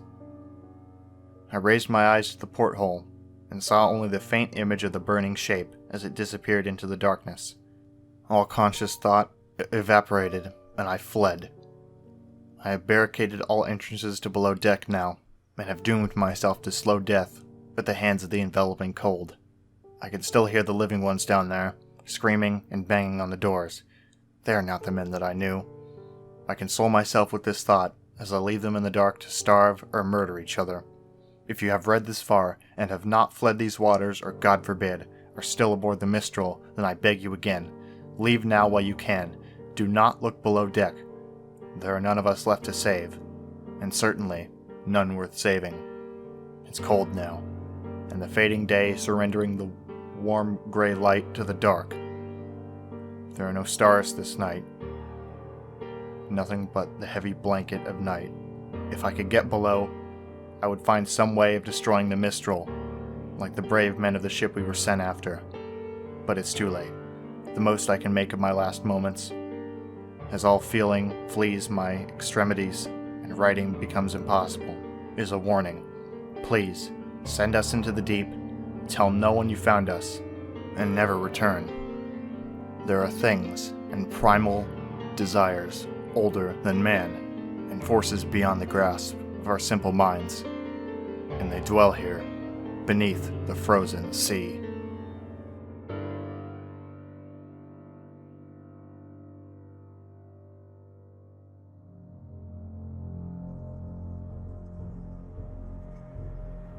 I work at a recently built city parking garage and transit hub, and late at night it's my job to lock everything up until the morning and patrol the dark building alone with just a radio linked to the local police department. It's a very simple procedure that takes maybe 10 minutes to lock up everything with 15-minute walkthroughs every hour. At roughly 3 o'clock in the morning, I'm very tired from my 8-hour shift with 4 more hours to go. I drag myself through the security center, fancy talk for room with a chair and monitors, and begin my ascent through the ramps. I listen to my footsteps echo and realize it seemed quieter than usual. I could smell the typical putrid smell of the city, the fermenting feces in the trash can from the numerous homeless from the area using the trash bins. We had to lock down the public bathrooms to prevent damage, theft, vandalism, and, most importantly, deaths from people overdosing in there in the middle of the night. I finally got to the top floor and summoned the elevator. I placed my forehead against the door, feeling the cold air rushing up through the elevator shaft as it reaches my floor with a satisfying ding. I stepped inside, got to the ground floor, and continued back to the office. I fling the door open and head inside, running for the cold office room, using my key to unlock the door. The door usually gets hung up a little, so with a swift heel, I slam it shut and make my way to my desk. The computer that runs the cameras is worthy of being called ancient. I'm pretty sure they don't even make them anymore. Not to mention the internet the cameras run off of is so slow they take forever to update, so I sat there with my new favorite pastime, watching myself walk around with a tremendous amount of lag. I sat there watching myself drudge on through the stupidly hot weather. I laughed at myself as I watched my head land against the cold steel of the top floor elevator doors. As the doors open and the light floods the area around me, my blood went ice cold. There was a man standing no more than 6 feet away, just staring at me. As I entered the elevator, he headed for the stairs, already vaulting down the steps. My heart races as I watch each camera as he hits each floor. The fourth, the third. Almost seamlessly, he's keeping perfect time with the elevator. My ears began to boil as I feel all the blood rush to my head. I'm having a hard time breathing. I watch as the elevator doors close and he begins following me again, getting closer and closer after each turn of the corner. I watch as I fling open the door and he catches it, heading in right behind me. My heart pounding in my eardrums. He's inside the building. I keep watching, knowing I should look away. I can't find him. Then I see why. I kick the door shut in his face, which means... As I search the room, I eventually discover it's just me in there. I radio for a few officers to come in, and they sweep the building, give me a slap on the wrist for not paying attention, and left. The rest of the night, I stayed in that room. I watched each camera diligently, but never saw the man again. Now, every time I go to work, I can never shake the feeling I'm being watched.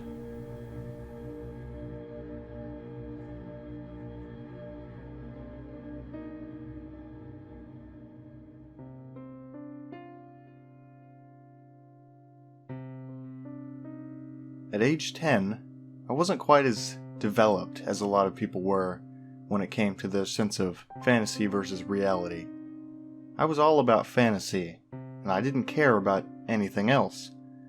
Every day I would play Pokemon and Yu-Gi-Oh! On the playground with my closest friends while the other kids played sports and ran around in the jungle gym. Bullies would always call me a baby because I talked to my cards like they were real. I didn't care who saw me do it, either. I was an average freak to them and nothing more. I heard dull stories every day while listening to the people who bullied me, seeing as they somehow always managed to be seated around me. I would block out anything that didn't seem like it was worth my time. Near the end of my 5th grade year, I heard a story about something that the kids called the dungeon. It was supposedly a place that was located near the old art room, and people said that if you opened the circular door in that room, you would be sucked down into a room with bright lights and construction equipment. Then you would be gagged and blindfolded, and you would start to fall asleep. Upon awakening, you would find yourself in the nurse's office, covered in dirt. You would be told that you fell off at the jungle gym outside, and hit your head. It had supposedly happened to two of my classmates, Kevin and Dustin. They didn't want to tell anyone besides their friends because of how scared they were. I knew the exact room they were talking about too, seeing as I was a very advanced art student, and my teacher's secondary classroom for his honor students was right next to this room. I'd always found the room odd, because it was plain concrete. The door to it was broken off of its hinges, and in the middle of the room was a circular shaft with a metal dome on top. The dome had a wheel on it, and the dome shaft as a whole reminded me of a submarine hull. I was curious, so during my after-school art class, I asked the teacher if I could use the restroom. Of course he said yes, and as soon as I was out of the art room, I snuck into the doll room next to it. I walked over to the shaft and twisted the wheel that was on top of it. Sure enough, it was just like a submarine hull. The door swung open on a hinge. I looked down into the hatch and immediately saw the ladder that would allow me to climb down. I hadn't been sucked in like those bullies had said, so I wasn't scared at all. I climbed down the ladder quickly, yet quietly, and soon I found myself standing in a well-lit dirt room. The room had chunks of concrete and huge mounds of dirt littering it. I soon saw the construction equipment that the two bullies had been talking about. Jackhammers, shovels, spools of heavy wire, pickaxes, even a variety of saws. I was starting to get scared. I asked myself why all of this stuff was down here, and why this place looked nothing like a construction site. I soon found my answer as I crept over to one of the large holes that I saw in the ground. Down in the center of the hole was an ancient-looking coffin. The lid had been sawed off. I could see a bleach-white skeleton inside, and I started to cry. Why the hell was all this here? And why were these dead people being dug up? I decided that this was no time for answers to my questions, and I wanted to be out of the place as soon as possible. As I turned around to leave, I felt something hit me hard in the back of the head, and I collapsed. I guess that whoever hit me thought that I was unconscious, because they started to talk to themselves. I heard a man say, "Damn kids, this is the third one this month that made his way down here. I need to have Todd buy a new door for the cover room." I soon felt my body being lifted up, and the man placed me onto his back for the climb up the ladder. I could see the gray hair all over his face. I came to realize that this man was Ray, the oldest of the school janitors. But why would he do this to me? I was one of his favorite kids in the school. I had talked to him since first grade. Why was he doing this all of a sudden? As Ray got to the top of the ladder, he threw my body upwards a little, and I fell into the dull concrete room. He climbed up afterwards, and I heard him say, "Stupid little shit. Didn't even have the courtesy to close the hatch." As he slammed the hatch shut, I was carried up the basement steps, and then halfway across the first floor of the school to the nurse's office. As we entered, Nurse Janet let out a whimper and said, "Oh, the poor guy. Another one fell off of the jungle gym? What part did he fall off of?" Ray replied, "I'm not exactly sure, but he hit his head. Hard." He proceeded to throw me onto the patient's bed gently, and left the room without another word. When I opened my eyes fully about 15 minutes later, I thought that I deserved an award for portraying an unconscious child so well. Now it was almost 3 o'clock, which would mean that my mom would be at the school soon to pick me up. I asked Nurse Janet what had happened, and she told me exactly what Ray had told her. It seemed as though she didn't know about the underground, but I didn't want to take any chances. I told her my mom was probably waiting outside for me, and she told me that I could leave, so I did just that. Whenever I got into my mom's car, I got in and I immediately started crying. When I told her what I had seen and what happened to me, she was furious. She threw out a large amount of curse words. And then she did something that I rarely ever saw her do. She pulled out her cell phone and she called Dad. She told him to get to the school and make sure he had a firearm concealed on him, just in case.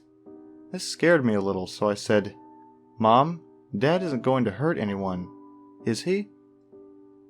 She smiled at me and said, "Not unless they try to hurt one of us first." I trusted her when she said that, seeing as she was an amazingly nice woman. My dad was an ex-cop who anyone could trust. I knew she was telling me the truth, and so when she asked me to come to the school with her, I grabbed her hand and followed her. Upon arriving at the principal's office, she told me to wait inside, because she didn't want me to hear her say any more curse words, and that she was about to throw everyone in the book at the principal. I waited outside of the door as she went in, and soon my dad was there. He went into the room too. My parents came out about 25 minutes later, and as my mom walked out, she turned around and said one last thing to the principal. "I hope you enjoyed being principal here while you could, because the police are going to have a field day with this." A few months later, after Dustin, Kevin, and I had given our statements to the police, over half the teachers and staff at my school were having criminal charges filed against them. Turns out, over 30 members of the facility had been in on this underground ordeal, and they had all lost their jobs, as well as their freedom in the end. The reason for the secret room in the underground site was an interesting one. During a battle that happened in the area of the school directly before the Civil War, a rich family had killed all their slaves, 83 in total, and set their own house aflame. Before burning their own house down, they buried all their riches with the dead slaves. When these people were done with the burial of their slaves, as well as their riches, they went into the kitchen of their house and ate dinner. As they were eating, the house went up in smoke, and all the people inside were burned to death. The rumor was that the family burned themselves alive on purpose, so that they could atone for their sins. Why they killed their slaves was never known, but the townsfolk took it upon themselves to unbury the dead slaves and rebury them all properly. All 83 were buried in separate coffins, and on top of the coffins, townsfolk had scattered the remains of the dead rich family. A tombstone was placed here that said, "Here lies 83 people and 5 demons. The burn of hell is stronger than that of a mere flame." When all the people were reburied, the riches of the dead family were left in the 83 coffins as a sign of respect for the dead. That's what the staff was after. Without knowing it, the school had been placed upon this burial site, and when the principal found out about this possibility, he took it upon himself to secretly excavate the area underneath the school. When teachers found out, they wanted in immediately. The principal had already collected a large amount of gold and silver jewelry from the 2 coffins he had managed to dig up. After that incident was over and done with, the city poured in the hole in the secret room full of concrete, hoping to seal the hole for eternity. My old elementary school is now an old burned-out building. About a month after the burial chamber had been sealed, a fire had started in the cafeteria while the janitors were clearing the school. Reports from all 3 of the janitors that were there say the same thing. A fire had started for some reason in the southeast corner of the room, closest to the basement. When me and my coworkers went to go get water in the kitchen so that we could stop the fire, we started to hear laughter coming from the cafeteria. So we ran in there as fast as our legs could carry us, because we thought a kid was in that burning room. When we ran in, we saw a group of people sitting at a burning table in the southeast corner, and when we yelled at them to get away, the woman in the head of the table just looked at us all and smiled. Then the table and everyone at it just went up in a huge pillar of fire. We all ran like hell, and as soon as we were outside, we used a payphone to call 911. We were all pretty shaken up about seeing 5 people go up in flames, and our workplace was on fire. None of us knew what to do, so we just cried. No bodies were recovered from the scene, but when the table in the southeast corner was found, it had very old china and silverware sitting in perfect placement for a 5-person meal. There were places on some of the handles of the silverware that weren't charred, almost as if someone was holding it while it was being burned.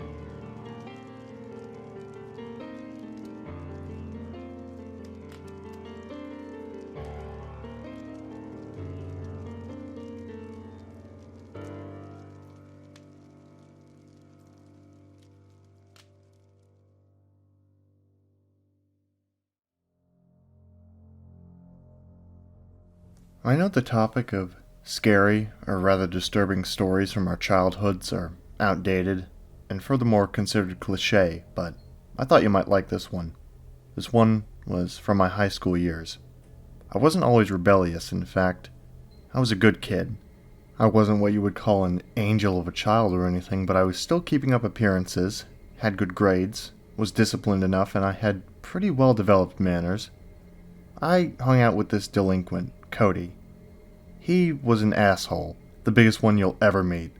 Nobody really liked him, but he was wealthy, and while his parents were away, he would throw huge parties that half the 10th grade students from my high school would go to. I was always invited to these, but he always started the parties late at night, around midnight. His last party did, at least, which meant my parents wouldn't let me go, so I didn't even bother asking. I knew it wasn't my nature, and now that I look back, it was a really stupid choice, but I decided I would sneak out. My dad stayed up till 11 every night and never emerged from his bedroom until the following morning, and my mom always slept till noon, using beauty sleep as an excuse. Time came, it was the night of the party. It was about 11:30 and my dad had already stumbled into his bedroom and proceeded to snore loudly. I slowly twisted the handle of my door to reveal the inky blackness of the hallways. Now would be the perfect time to escape. If not now, never. He lived pretty far away. It would take at least an hour to get there by foot. I softly closed my door and lightly paced towards our sliding glass door. I opened it slowly. It must have been a minute before there was an opening big enough for me to squeeze through. Once I was enough, I took no risk and took another minute to close it again. I was outside, and the moon illuminated the ground quite well. I lived in the desert area, and there were really no threats at night, save for coyotes, but they rarely attack. I kept a pocket knife on me, however. They were usually more scared of you than you were of them, but this was just a precaution.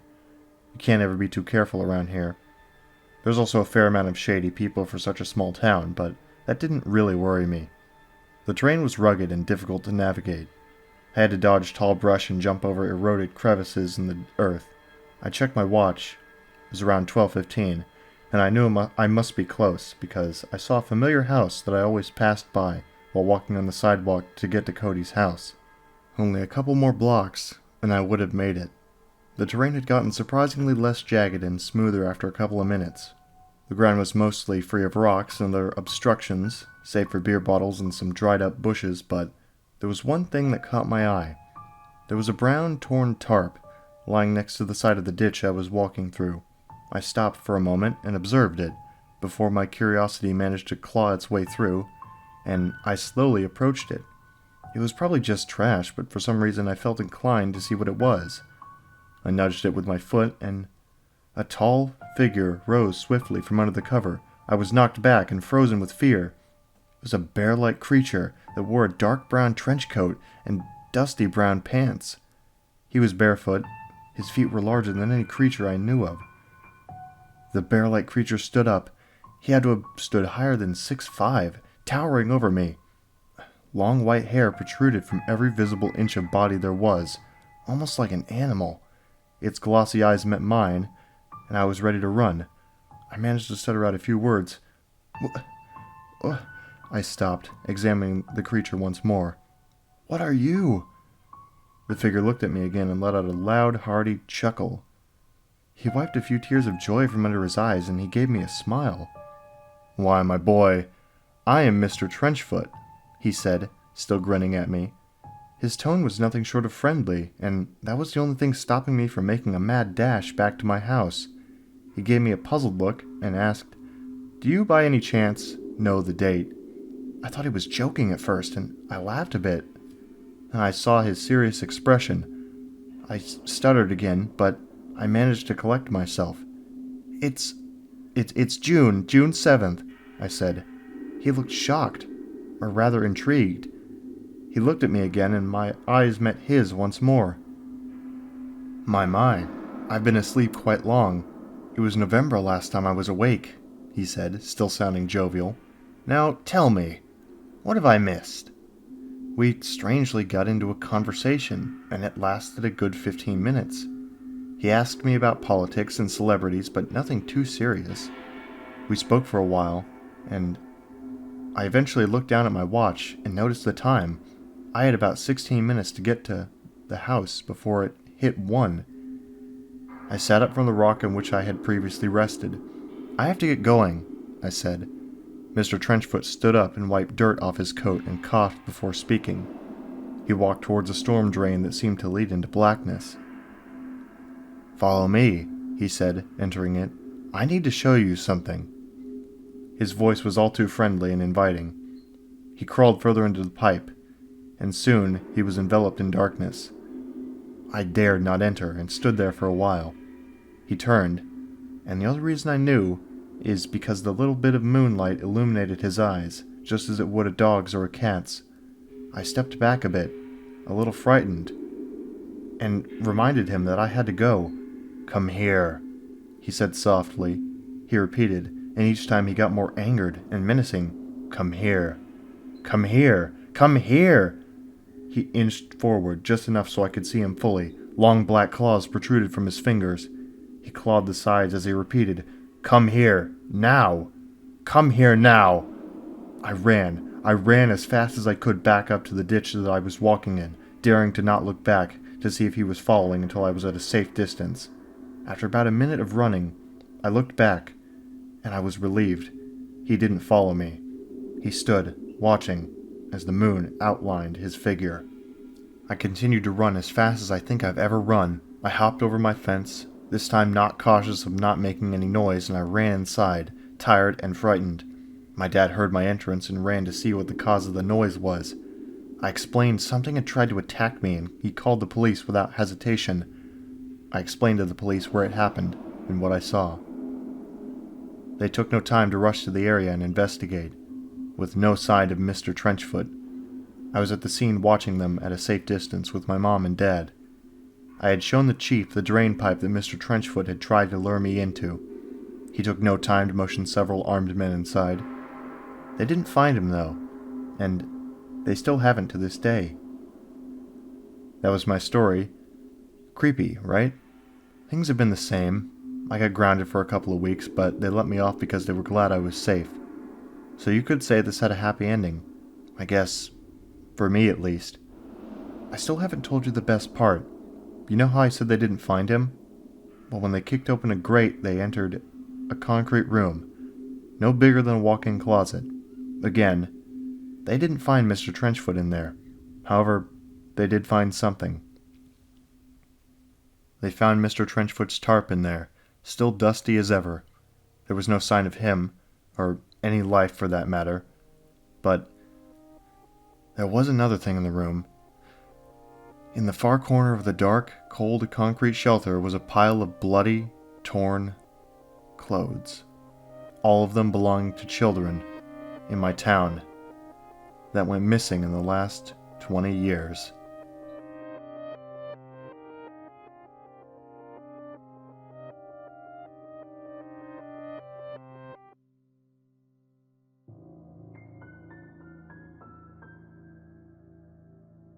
You see, I was with a few friends of mine, looking around in my hometown. We were, at the time, into all that paranormal stuff. All we wanted was to find something. Evidence of, well, we didn't quite know. So, we were a few blocks away from my house, at the creek down the street. Now, this creek always had a heartbeat, so we thought it may have been a good place to look. Now, for the heartbeat, I'll get back to that in a minute. The creek led out of a sewer. We called it the Creek of Death because a lot of bad things would happen there. My older friends found a dead hen there, but there aren't any hens around where we live. I also heard a story of a kid who used to live in my house. He went to the sewer area with a couple friends. Later on, he was found at the entrance with his head cracked clean in half. He barely survived with surgery. The other kids were never found. So, whenever you go over to this creek, if you listened really closely, you could always hear a quiet thump, thump, thump. It happened around every 25 seconds, and it never stopped. I remember one time a bunch of white fluid came from the sewer. At the time, we thought it was just that someone had dumped something in. Now I know better. So, back to the part about my friends and I. We were at the mouth of the sewer where there were always thumps. It was dark. Pitch black, in fact. I knew my town well, so we knew where the sewer grates were, and in turn, where the light was going to be. Just in case that we brought a single flashlight. That was a huge mistake. I always carry a pocket knife with me, even at school, so I thought we'd be fine. We went into the sewer. After about 30 seconds of walking, the thumping got louder. Then, the entrance we'd gone through faded to black. Everything did, even the friends who were right next to me. The entrance did, the little grates through which light shined through, were all fading. Since I was kind of the leader of the group, I turned on my flashlight, which had been working before, but it looked like the battery had quickly died right as I turned it on. I couldn't see a thing. I was always a little bit afraid of the dark, but this was different. The thumps were getting closer. I pulled out my knife. But then something slapped it out of my hand. I blacked out. I woke up a little while later with something breathing on my chest. It was big and kind of slimy, for lack of a better term. My knife was gone, my flashlight was gone. I was covered in sewer water. I didn't know what to do. And suddenly, I heard what sounded like rain. Whatever it was that was on me, it flipped out. It didn't like rain. Whatever it was. Somehow I blacked out again. Right after I could see again, it seemed like this thing could black out my sense of sight, and then I would just fall asleep. I woke up a while later, with my friends, outside the mouth of the creek again. They said they didn't remember what happened, and I kept to myself about what I saw. That thing scared the living shit out of me, and I never wanted to talk about it ever again. I had a bad gash in my arm, and I was bleeding badly. After a little peroxide and some gauze, I was fine, but something had to have caused it. And I don't want to know what.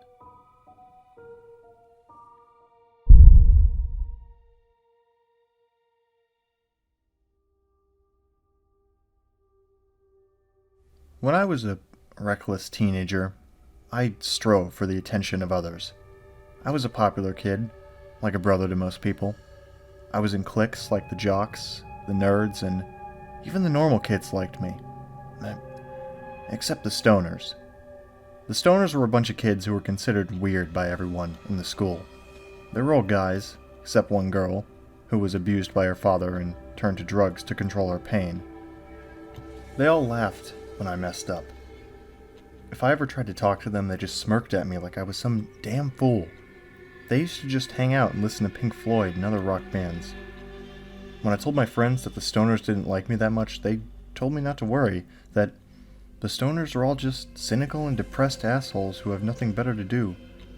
I wanted to prove myself to them, show them that I'm not just some jock, that I would earn their friendship. Now that I think of it, I was kind of insecure back then. I used to point out the flaws of others and did the same things myself. One day, I had enough. I went up to them and told them I wanted some LSD.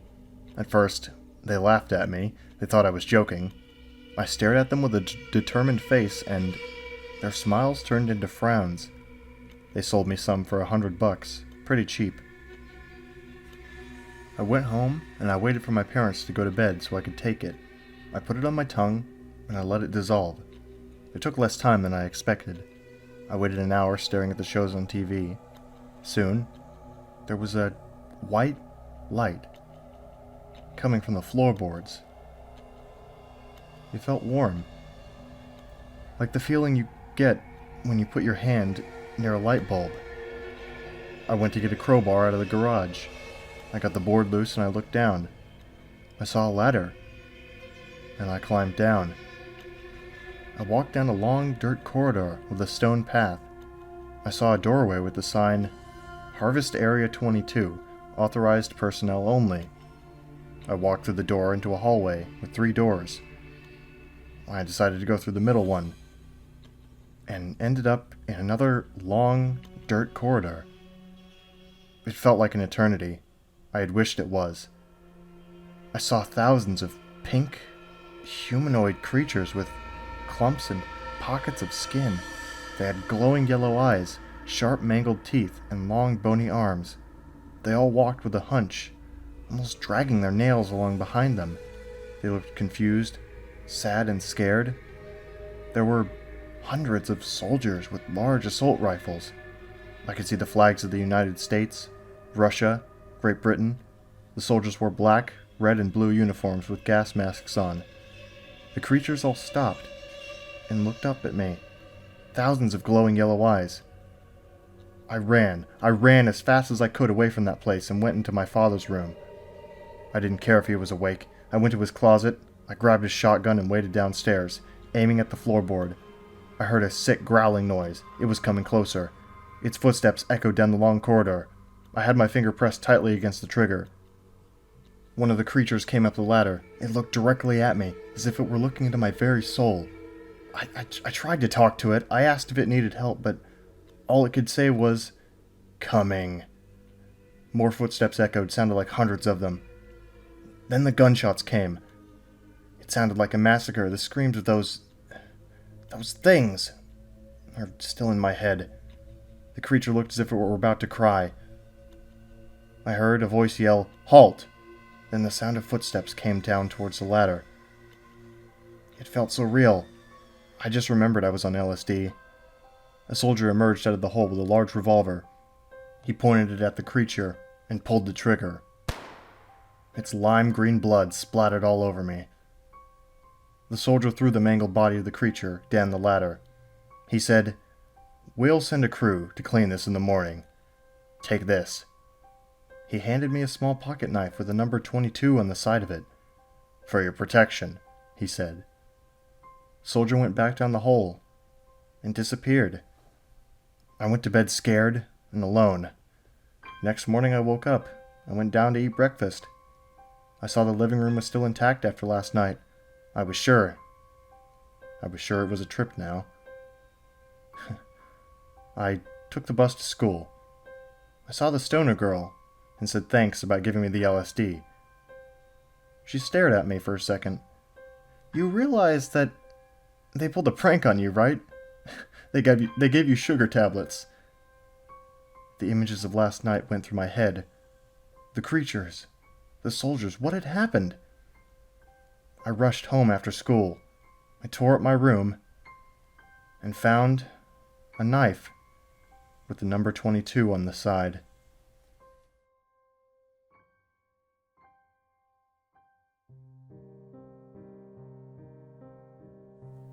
Out in the woods, you've seen them. There are stones. Nothing grows about them. Grass stays short, and the birds keep quiet and don't fly over. Even though the trees bend away, no sun shines on them, and they're always cold as ice. Late in the night, you can see a mist slipping off of them and across the grass. You know what those rocks are? I was young, younger than you, when a friend and I got the bright idea to go out and sit across from the rock, as far away as we could get while keeping it in eye, just to scare ourselves silly. I told old Ruth about it, and she went white, told us to stay inside and play apples like the other kids. She told Dad, who decided it'd be best to just lock me away for the night. Now, my friend, he decided to go without me since he was smart enough not to tell his own fucking granny about it. That night, I woke up to something banging on the window. I figured it was just a storm, so my brother and I lived on the second story. When I looked over, I saw my brother. He'd gone white. He was shaking himself out of the bed, his eyes locked on the window across the room. I looked over and... I'll kill you if you call me a liar. There was my friend's face outside, but it was all wrong, you see. He looked cold and wet. His skin seemed to be folding in all the wrong places. Even though I could see his mouth moving, not a noise was being made, other than his hands slapping against the panes. Even though I couldn't hear him, I knew what he wanted. He wanted me to open that damn window. I ain't a fool, neither was my brother, but we wasn't brave either, so the two of us just sat there. Still, while my friend got more and more frantic, his face getting more and more warped, until it was twisted like a demon, his eyebrows all pulled up, and his lips curled back to show his teeth. Then he was gone, as fast as he showed up. My father came up the stairs and asked what the hell was going on, if I was trying to get out the window, and we told him what we saw. The old man got a good laugh out of it, but then we told it to Ruth the next day. She sat me down. "Those rocks," she said, "are put there as meeting stones for the dead. Not the good dead either, but dead things that aren't humans. Dead things that never got the chance to live, so twisted and broken were they that nobody can carry them for long, so they're forced to live in that stone. And mark me dead if they don't find Tom's body limp as a sack on that stone before nightfall." And that's where they found him, stretched over that old stone and twisted like a wreck. That's why you and your sis stay away from them stones. You stay away from them stones.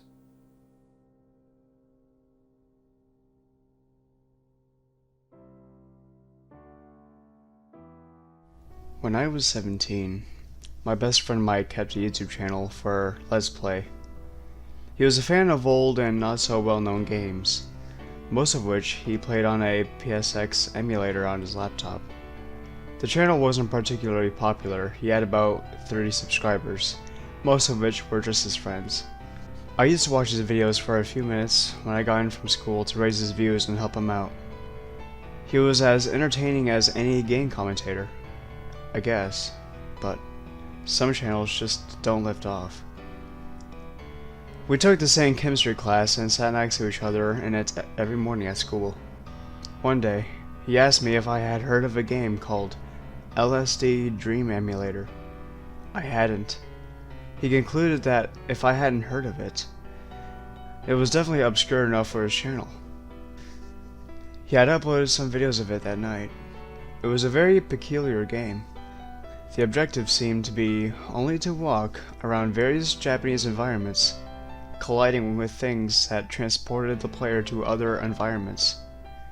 Various animals and people glided through the game, usually taking no notice of the player, although there was one NPC known as the Gray Man. He was, as the name would suggest, a gray man, in a hat and coat. He tended to appear without warning and slide suddenly towards the player. If the player got too close, the screen would flash white and he would disappear. Each time this happened, Mike would gasp, then nervously laugh it off and continue playing. The gameplay was divided up into days. Each day lasted only a few minutes, after which the player would be taken back to a menu and prompted to start a new dream. Mike played up to day 12 over the course of a week, and had clearly enjoyed the game, as it was apparent in his videos. He seemed immersed in it, almost captivated by it. However, one night, he posted a bulletin on his YouTube channel stating, You know it's time to stop when the gray man pops up in your real dream. What should I play next? I wasn't fazed by this casual joke, and he told me in chemistry the following morning that he was mainly stopping because he just wanted to play something new to him. I recommended something, but an exam was nearing and I wanted to concentrate on my work. I suggested that he take a short break from YouTube and do the same. He agreed that this was a good idea, and we arranged to meet at his house that evening to revise. Saddled with several chemistry textbooks, I walked through town that evening to his house. The lights were on, but there was no reply when I knocked. Out of politeness, I waited a minute before I knocked again. This time, it opened instantly. Mike stood in the doorway, his hair wet, looking extremely shaken. Without saying a word, he led me to his room where various papers and books were spread across his desk. He seemed surprised to see them. After a few minutes of pretending to read while actually curious as to why he was so anxious and jumpy, I finally said, "What's wrong?" To which he mumbled some incomprehensible response. My efforts continued until he finally confided in me. He said that about 10 minutes before I arrived, he had fallen asleep in the bath and had a dream. He said that in the dream, he was drowning in the bathwater, completely paralyzed and unable to lift his head for air. The quivering silhouette of the gray man towered over the water, watching him. I sympathized that this may have caused a few seconds of distress when he woke up, but could not understand why he was still petrified. I tried to comfort him, but he sensed that I didn't understand, grabbed my shoulders, and screamed at me. It lasted for weeks. 10 minutes I was asleep. I was choking underwater in that dream for weeks. I wouldn't die. Mike grew increasingly distant after that. We exchanged no words in our chemistry lessons, and he began to look extremely unwell. His eyes became pink and sunk into his head, surrounded by purple rings. Over a week, his neat writing deteriorated into a careless scrawl, until he stopped writing completely, and instead spent the duration of the lessons with his head buried in his hands. Occasionally, he would accidentally fall asleep in his position, and wake up several minutes later, shrieking furiously and pounding the table with his fist. After 2 instances of this, he was removed from the lessons and taken to be educated in private. But after his refusal to sleep made him too tired to be angry, he returned to normal lessons and sat through them, completely motionless. I found new friends, and he existed as a shell of a human being. It was around this time that a brand new graffiti began to appear frequently throughout the town on walls and such, resembling a Japanese word or phrase. The placement and color of the paintings varied greatly. I didn't think much of it at the time. New artistic vandals were always trying to get themselves reputations this way. However, one night, I was walking home from a party with half a bottle of vodka, and noticed the moonlight glowing on the fluorescent red of the fresh paint. Down a thin alley to my left, I walked down it and found a half-finished piece of graffiti above Mike, who was slumped on the ground, weeping, with a can of spray paint rolling away from his hand. I sighed, sat next to him, and offered him a drink of my vodka.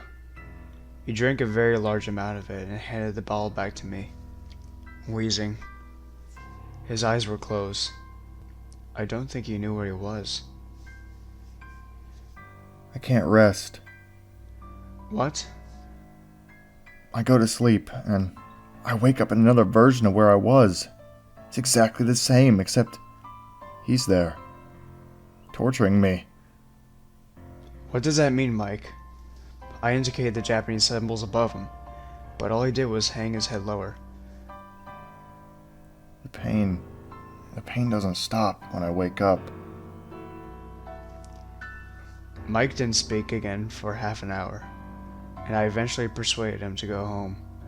He stood up and stumbled into the night.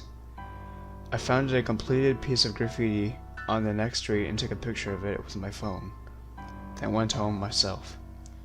The next day, I googled lists of Japanese symbols and matched letters of the Japanese alphabet to the image on my phone in order to get the type symbols I could search for. This took a good while, as the Japanese alphabet is extensive and, to me, the symbols all look very similar. After I finished finding the symbols, I entered them into Google. It turned out to be the Japanese name of the Violence District, a region in the LSD game consisting of dark city streets littered with graffiti and corpses lying on the ground, hanging by the neck from lampposts, or headless. I had seen Mike encounter this area many times in his videos. I woke up in the middle of the night to find Mike standing in the corner of my room, a hood hiding the stone-dead face I had grown to associate with him. His laptop was under his arm, and he placed it on my bed, telling me to delete the game, delete the videos, and delete the YouTube channel. I asked why he couldn't, and he replied, I don't want to touch them, before climbing out the window he had entered through. Too bewildered to get back to sleep, I opened his laptop and did what he said. I deleted all the videos from his documents folder and canceled his YouTube account, which was signed in automatically. Then I noticed the file psxfin.exe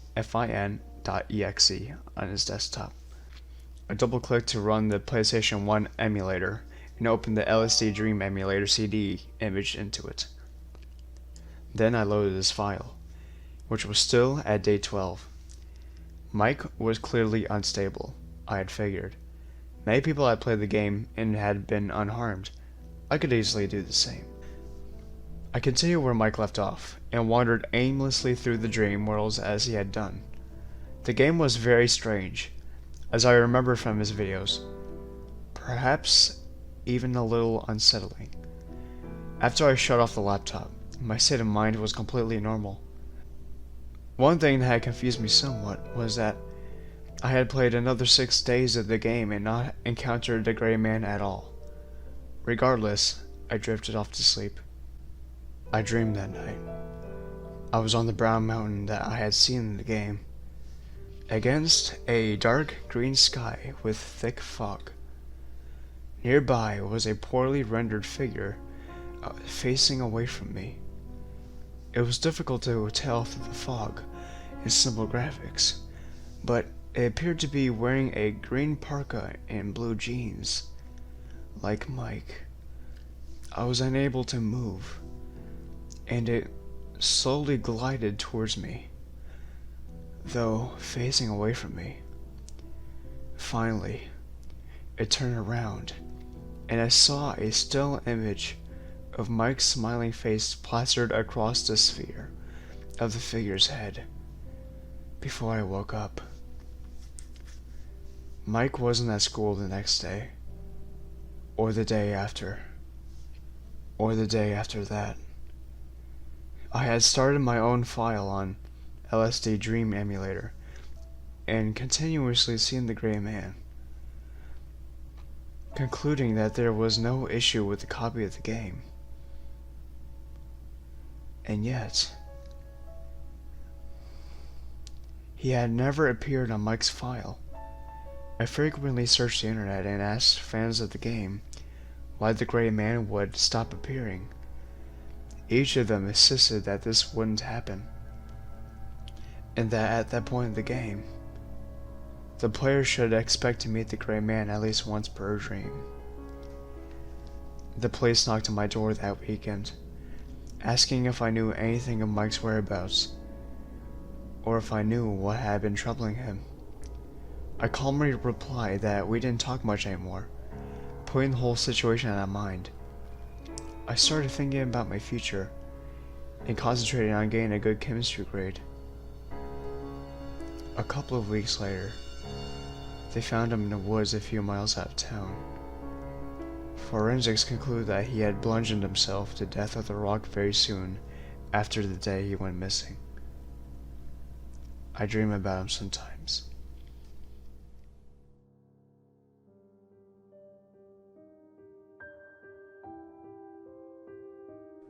Walls. White walls. White, padded walls. Day in, day out. White padded walls. Let me tell you why I see these white padded walls, day in and day out. I am, or at least, according to several doctors, certifiably insane.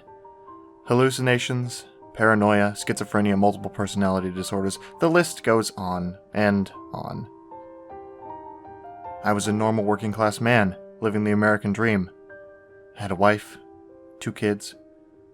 My income was high, my debt was low. I had it all. Then, things started to go wrong. They started to go in a direction I couldn't even fathom. My wife and I had always wanted to go to the British Isles, but for the longest time, the money wasn't there.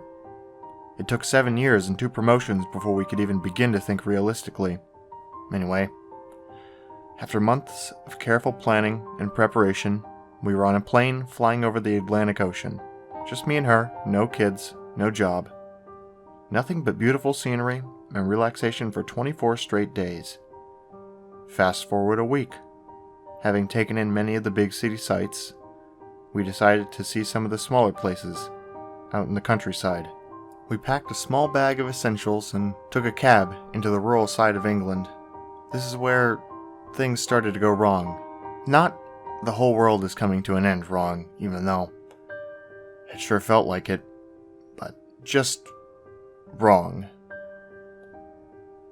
We came across an old tailor in a moderately decorated cabin.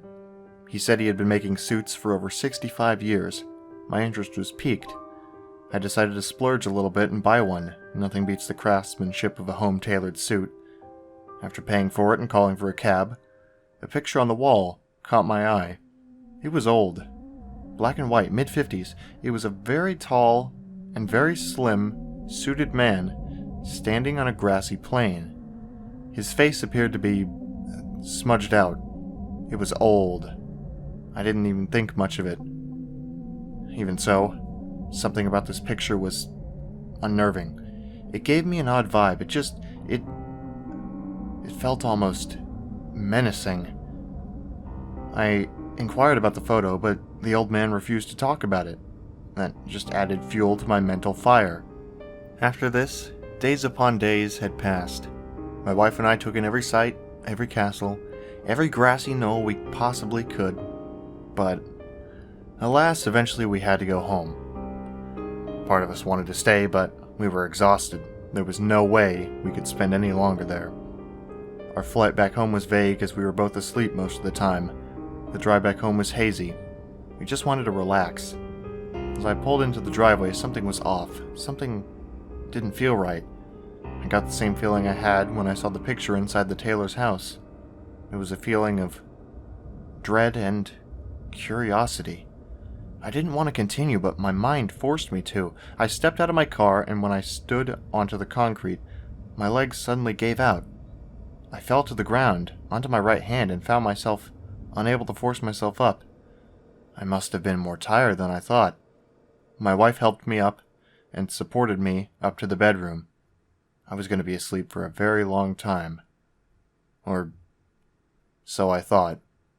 That night I was plagued by nightmares of the suited man on the grassy plain. It wasn't really a bad dream, as much as it was his presence haunting me in my subconscious. Just standing there, unnaturally tall, unnaturally thin, standing there without a face, without an identity, and no matter how hard I tried, his face never focused. It was as though the picture had come alive in my thoughts, but remained unchanged. This went on until I had been abruptly woken up by the sound of a lamp smashing. I raced down 2 flights of stairs leading from the bedroom to the living room. Armed only with the brick we used as a doorstop, I slowly crept to where the only lamp in our house used to be. I knelt down to pick up a piece, to examine it, when I felt a slight blow of wind from behind me, like a person running past. I shot up faster than a startled cat and spun around to see who or what it was. My eyes had still not adjusted, so surrounding me was nothing but darkness. My next thought was to listen. Nothing. Not a single thing. Not even the sound of the house settling. Maybe it was my nightmare, or fatigue playing tricks on me, but maybe we had a slight tremor that caused the lamp to inch off of the table? Regardless, I was tired, and I sorely wanted to get some nightmare-free sleep. It didn't happen. Throughout the rest of the night, the slender man was everywhere within my dreams. He was a bit curious, though. He only ever seemed to cautiously hide behind trees. Only in the original photo was he completely exposed. Even subconsciously, I wished I hadn't moved next to a forest, knowing that he could be lurking, watching me, analyzing me. It didn't take long to force myself awake. 10:46 a.m. I looked to my left and my right. My wife was calmly sleeping. Lucky her. I dragged myself out of bed and slowly made my way downstairs. I half expected the TV to be blaring with my kids' eyes glued to the screen, but then I remembered that they were at their grandmother's house. They were due back that day. I was going to miss the quiet. It was alright. I missed my kids even more. I continued down the stairs, hoping to get a game of solitaire in on the computer, when something made me feel very weak and hollow. The lamp. It wasn't broken, but it wasn't brand new either. Someone took the pieces and shoddily glued them back together, and the glue wasn't glue. It was black and rubbery like tar. I would have tasted it for origin, but that's never a good idea. My wife needed to wake up. Soon. I was starting to panic again. I explained what happened the night before, about the lamp and the nightmares and such. She just rolled her eyes and told me I was on something. Wives. Sometimes I think they do it on purpose. Still feeling uneasy from this morning, I managed to force myself to look out into the forest behind our house. It was very calm, nothing out of the ordinary. It wasn't completely dark, so it didn't look nearly as ominous as it usually did at night. I was badly lamenting this night in particular. Suddenly, I saw light out of the corner of my eye that caused me to nearly jump out of my skin. But it was just the kids getting dropped off. I swear, I was thinking too much into this. I couldn't keep my nerves steady half the time. Hours passed. We played with the children. We put them to bed and relaxed on the couch. My wife was asleep on my chest. I was nodding off and slowly closed my eyes. It wasn't long before the quiet was broken and my wife and I were woken up. A window had broke upstairs. In a panicked flurry, we ran up the stairs as fast as we could. Our eldest son, scared out of his mind, said it came from his brother's room. Without even thinking, I kicked the door down. Only the nightlight in the far corner brought light into the pitch-black room. And there he was, the man for my dreams, the slender man, hovering over my son's bed. Having seen him, I acted without even knowing what was going on. Punches were thrown, long black tendrils whipped all around. The last thing I remember was being held tightly above the ground and thrown against a wall. That's when I blacked out. When I came to, my wife was in tears. I had 3 cracked ribs, my son was gone. The slender man had my son, and there was nothing I could do. But I knew he was going to come back, and that was when I would get him. The rest of the day was full of emotion. My wife could hardly stop crying. My other son was in a constant state of shock. I could barely think straight. I did, however, manage to call the police. I told them my son had been abducted by a man in a long black suit. I kept the details of the tendrils to myself in the fear that they wouldn't believe me, but that was the least of my worries. I needed to figure out when he would return. The police showed up and took each of our statements. They examined my son's room. They did a quick scar of the house and the forest outside. It seemed not a single piece of evidence was found. They had begun to leave when something hanging from a very high-up branch caught their eye. It was a piece of material, black and pinstriped, much like the suit I bought while I was on vacation. I pointed this out to the police, and they inquired to see my suit. I gladly showed them the way. When they opened the closet door, what they found was beyond belief. Wrapped in my now tattered suit was my son, completely drenched in blood. He didn't look conscious. Both myself and the police were shocked and disgusted. That's when I blacked out again. When I came to, I was in an unfamiliar place. Gray painted walls, small windows on one of them. One exceptionally bland table. Great. I was in an interrogation room. I sat there, alone, for the good part of an hour before actual human life entered the room with me. Now, my memory's a bit hazy at this point, so I'll try and sum up the conversation as best as possible. The officer had said, "Your son didn't survive. Deepest sympathies to you and your family. You've not been proven guilty, but evidence leans towards it. Further investigation must be held. You'll be brought back home, but you'll be under constant supervision," and so on and so forth. I was driven home in the back of a police cruiser. Last time I was there was in high school when vandalism was the cool thing to do. I was welcomed with open arms from my still sobbing wife and my emotionless son. Going back wasn't easy. Thankfully, we didn't have to stay long. The police explained that we were going to stay at a hotel for a few days. We gathered our things when a picture from our fridge caught my eye. It was a picture my late son drew. When I saw it, my heart nearly stopped. And the cutest crayon drawing you can imagine was my son, standing next to a tall, faceless man in a black suit. I made sure no one was around to see me stuff the picture into my pocket. The hotel was what you would normally expect. Simple wallpaper, 2 twin beds, 1 TV. Cheap flowery design on everything else. It would have to do since we were stuck there. We settled in, placing out our stuff, and lying down. I, on the other hand, went to the bathroom, the only place I knew was private. I locked the door, and took the picture out of my pocket. I looked at it for clues, but to no avail. All that was there was the cute drawing, and his name, scribbled into the bottom corner. The thing that unnerved me the most was the fact that the slender man had no face, no identity, not a single outstanding feature. It riled me to the core, but I had enough stress from today. I needed sleep, and badly. The night was rough, but I still managed to. Not a single dream with the slender man either. Then a banging came from the door.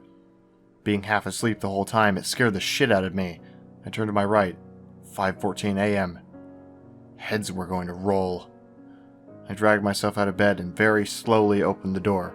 It was the police officer that drove us here. He had a look of panic on his face. He said my son was missing. Nothing clicked. It took me a minute to wake up and grasp reality again. My son's body was missing, snatched right from the hospital, but this time, I knew where he was. I had to get back to the forest. I had to find the remains of my suit. It was the only way to stop the slender man. But I knew it wasn't going to be easy. I asked the police officer if he could drive me back to my house, as I had forgotten something. He pondered a moment and obliged. This time, I had been allowed to sit in the passenger seat. The ride there was quiet. I tried to get some sleep. The officer didn't start any conversation. When we got back to my house, I was careful to make sure no one else saw me. I entered the house through the front door and quickly escaped out the back and headed for the forest. Still very dark out, so traversing the heavily wooded area was not easy. The only light that came through was that of the moon, so I walked, almost blind, hoping to find some scrap of my suit. It seemed to be impossible until, amidst the darkness, I saw a scrap of paper. The white of it stood out like a sore thumb. I leaned down to pick it up, and when I turned it around, what I saw completely horrified me. It was another drawing by my son, with both him and this slender man, but this one was different. There were 3 other people. A boy the same height as him, an older-looking girl, and another boy as big as the girl. Then it dawned on me. It was us, my family. My son drew us in with the slender man. Then I saw a beam of light. It was the police officer. I ran up to him and showed him the picture. I explained that my family was in great danger, and all he told me was that there was nothing he could do. He said we should go back to the car, and we would go back to the hotel. A million thoughts ran through my head. Should I concede? Should I resist? What I did next is peanuts compared to what was about to unfold, but I didn't know, and looking back, I didn't want to. I gave in to the police officer's request and began to head back to the car. While he had his back to me, I picked up a fair 6 stone and brought it down upon his head. He staggered a bit and fell to the ground. I took his car keys off him and ran towards the car. It was still dark. I needed to get back to the hotel. I screeched to an immediate halt in the hotel parking lot and ran towards the door where we were staying. I swung open the door to behold the one thing I was trying to prevent. Amidst all the blood that painted the room were 3 bodies making a circle around this slender man. He turned and looked at me. His hollow, non-existent eyes stared deep into me, emotions that I had never felt before, emotions without names filled my brain and body. It was like he was making me feel everything he ever had, and with an outstretched hand, he said only one thing that would be burned into the back of my mind forever. Help me. Sirens came from behind me. I turned around to see the police cruisers pull into the parking lot and watched them get out. Using car doors as shields with their guns aimed at me, I raised my hands above my head. I slowly looked behind to see the slender man fade to nothing, leaving only a tattered suit in a heap on the floor. He killed my family. My life would never be the same, and yet something told me I was never going to see him again. I would never be able to exact revenge, even if I figured out how. Everything up until the white padded walls isn't exactly clear to me. I've been told that after they saw me at the hotel with my DNA on the suit, I was made the primary culprit. After they arrested me and subjected me to numerous tests, to which they got nothing more than unintelligible noises, I was submitted to this place. The white padded walls. The same white padded walls I see all day, every day. No one will know. No one will know what happened to me, or to my family. The emotions that were broadcasted to me caused me to lose my ability of speech. Now all I can do is write and draw. I write out the emotions that the slender man felt. I drew the things he has seen. They are what keep me here. I am a victim of another man's emotion. Sometimes I feel like I've become him. Like we are the same thing. Like we're the same being. That day, I learned something. We were slender.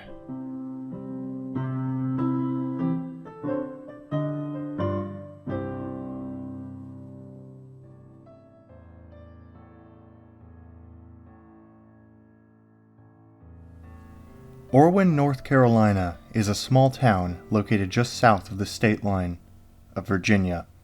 The population of Orwin proper is 2,037, with another 200 or so people living in the area around the town. Close by, the town of Roan Valley is much larger, with a population of roughly 10,000, not counting students at the regional Roan Valley University. Most people have never heard of Orwin, and those who have generally don't think of it as the sort of place where the events of March 14th, 2008 could have taken place. Orwin is Anywhere, USA, a peaceful little slice of Americana where farm kids drive around in Ford trucks, grandma still cooks apple pie, and the biggest news story is usually related to the performance of the high school football team in state competition, where in 2007 it made the finals. Still, that doesn't change the horrifying reality of what happened there. And even though the scars are healing and life is slowly returning to normal, no amount of time will ever wash all the blood from the field near the Olberson homestead farm. The story of what happened in Orwin is as complicated as it is terrifying, but most sources seem to agree that the first report of anything unusual occurring in the still unaware community came to the Orwin Police Department late in the evening at 7:34 p.m. Two elderly women, driving 4 miles outside of town on a rural back road, called in to tell the police they had seen something strange in the forest across a grassy field. When asked to describe what they had seen, they told the officer on the phone that it was something large, but indistinct because of the branches obscuring their line of sight. The police decided that the situation was probably nothing to worry about and did not send anyone out to investigate what the elderly women had seen. The next calls came in just before sunset, at 7:53 and 7:55. They came from a farmer who was doing his late work feeding his livestock, and from a young man coming out of the woods after a solo hiking trip, respectively. The latter described what he saw as a black animal moving through the trees by the hiking trail. Like the two elderly women, he did not offer a detailed description of the animal, but seemed to believe that it was very large and felt horrified by what he had seen. He said, in a later interview, that he had run out of the forest, scared that the animal might follow him, or that there might be others. The farmer described a scene similar to that viewed by the elderly women, saying that he had seen something in the forest, across the field from his farm. It had apparently bothered his livestock, however, particularly the goats, which seemed terrified and did not sleep throughout the night. More sightings came in before nightfall, with an increasing frequency, until calls were coming into the small town's police station every few minutes. Some of them came from people who were absolutely terrified by what they had seen. One woman, alone in her house, said that she had heard something brush against the wall outside of her kitchen, and had gone to the window over the sink to see what looked like black, leathery skin pass by. She stayed on the line with police until her husband arrived, then went with him to a motel for the night, too scared to go back to her house. After 8 o'clock, the sun didn't take very long to sink beneath the horizon outside of Orwin, and then things took a disturbing turn. Whatever was in the forest seemed to get more active at night, and so did another, very human force living inside of the town. At 8:36, driving along a dark hallway between Roan Valley and Orwin, a group of college students in an SUV saw a sight in their headlights which completely dumbfounded them. A cluster of around 8 men dressed in black robes crossed the road in front of them, forcing them to stop. One of the men, according to all the students, paused to look at the SUV before going on. The young man got a good look at the individual, which helped to identify him later as Gregory Santiago, a prominent banker and respected member of the community. Behind the robed men, the college students reported seeing something else cross the road, presumably one of the animals which others had been encountering. They described it as being larger than an elephant, with 6 legs and pitch black skin. They stated that although they could not see far above the tops of its legs, they believed the animal to be at least 40 feet tall, with pointed spikes or possibly tentacles sticking out of its back, and pointing up toward the sky. They did not describe the animal as having eyes, but they stated that it did have faces covering its flanks, 5 in all, one of which had a large mouth, opened in a permanent scream. The students drove into town, arrived at 8:53, after 2 other people independently reported sightings of similar animals in the fields around Orwin. None of the other reports which came in that night were as detailed as the students' account, however, nor were any of them quite as baffling or horrifying in light of later events. It was at 11:47 that the occurrences in Orwin ceased to be simply strange and turned into something much worse. 8.5 miles outside of Orwin, Janet and Neil Olberson, along with their 6-year-old daughter Natasha, experienced a nightmare which none of us can ever really imagine. A group of invaders broke into their home, shattering the window in their living room, and shot Neil Olberson dead. These murderous intruders were later discovered to be the same 8 men who the Roan Valley University students had seen crossing the road, and were found to be members of a cult called the Sacred Arm of Kalahunlat. After killing Neil Olberson, the 3 cultists who broke into the home, later identified as Nathan Henson, Daniel Walker, and his brother Norm Walker, took Janet and Natasha Olberson hostage, dragging them outside of the house and into the field behind. There, both were tied to a rocky outcrop near the forest, and surrounded by the ring of the 8 men. They chanted loudly, calling out to the stars in the clear sky high above, and bellowing for their goddess to come out and accept her sacrifice. What happened next is a matter of contention and controversy. Those who tend to believe the account of Natasha Olberson, which was given 2 weeks later after the child went through intensive psychotherapy, something simply unimaginable came out of the forest and took her mother.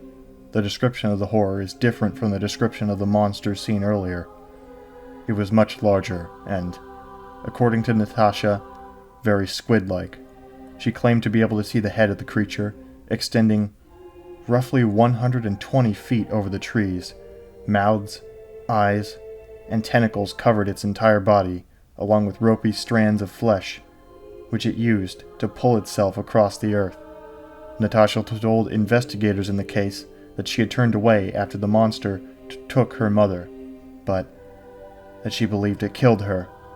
Investigators later stated that although they could not accept her testimony on the grounds that she was likely suffering from intense psychological trauma, the basics about the event were correct. Her father and mother had both been killed by 8 men, all of whom had been members of an occult group. Before the 8 men could be located and brought to trial, however, they all either vanished off the radar or were found to have committed ritual suicide. 2 are believed to have fled to Mexico following the incident, while the whereabouts of 3 of the others are not known. All 3 of the men who broke into the Olberson household are presently known to be dead. It was in their homes that relics related to the cult of Cal Uhunlat were found, tying the obscure, almost unknown group to the horrible crime. Natasha Olberson is currently in foster care and is living in an unknown location under the arm of the Witness Protection Program. Other than her account and those of other witnesses from that day in March of 2008, there is almost no evidence that anything out of the ordinary occurred in Orwin. Time will pass, but the bones of Janet and Neil Olberson will always be interred in the local cemetery beneath 2 lonely marble markers, testaments to a nightmare which no one can imagine, but which no one can forget.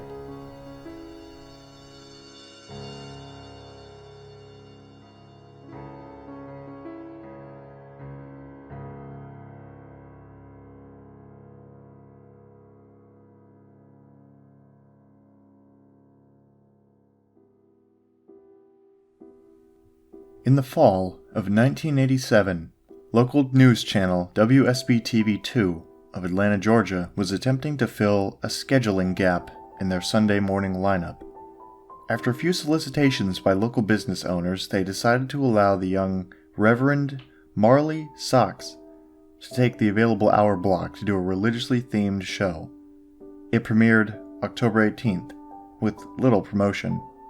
The show was standard religious fare and consisted of the Reverend sitting in a simple chair reading passages from the Bible to the camera and discussing their interpretation and significance to our modern, day-to-day life.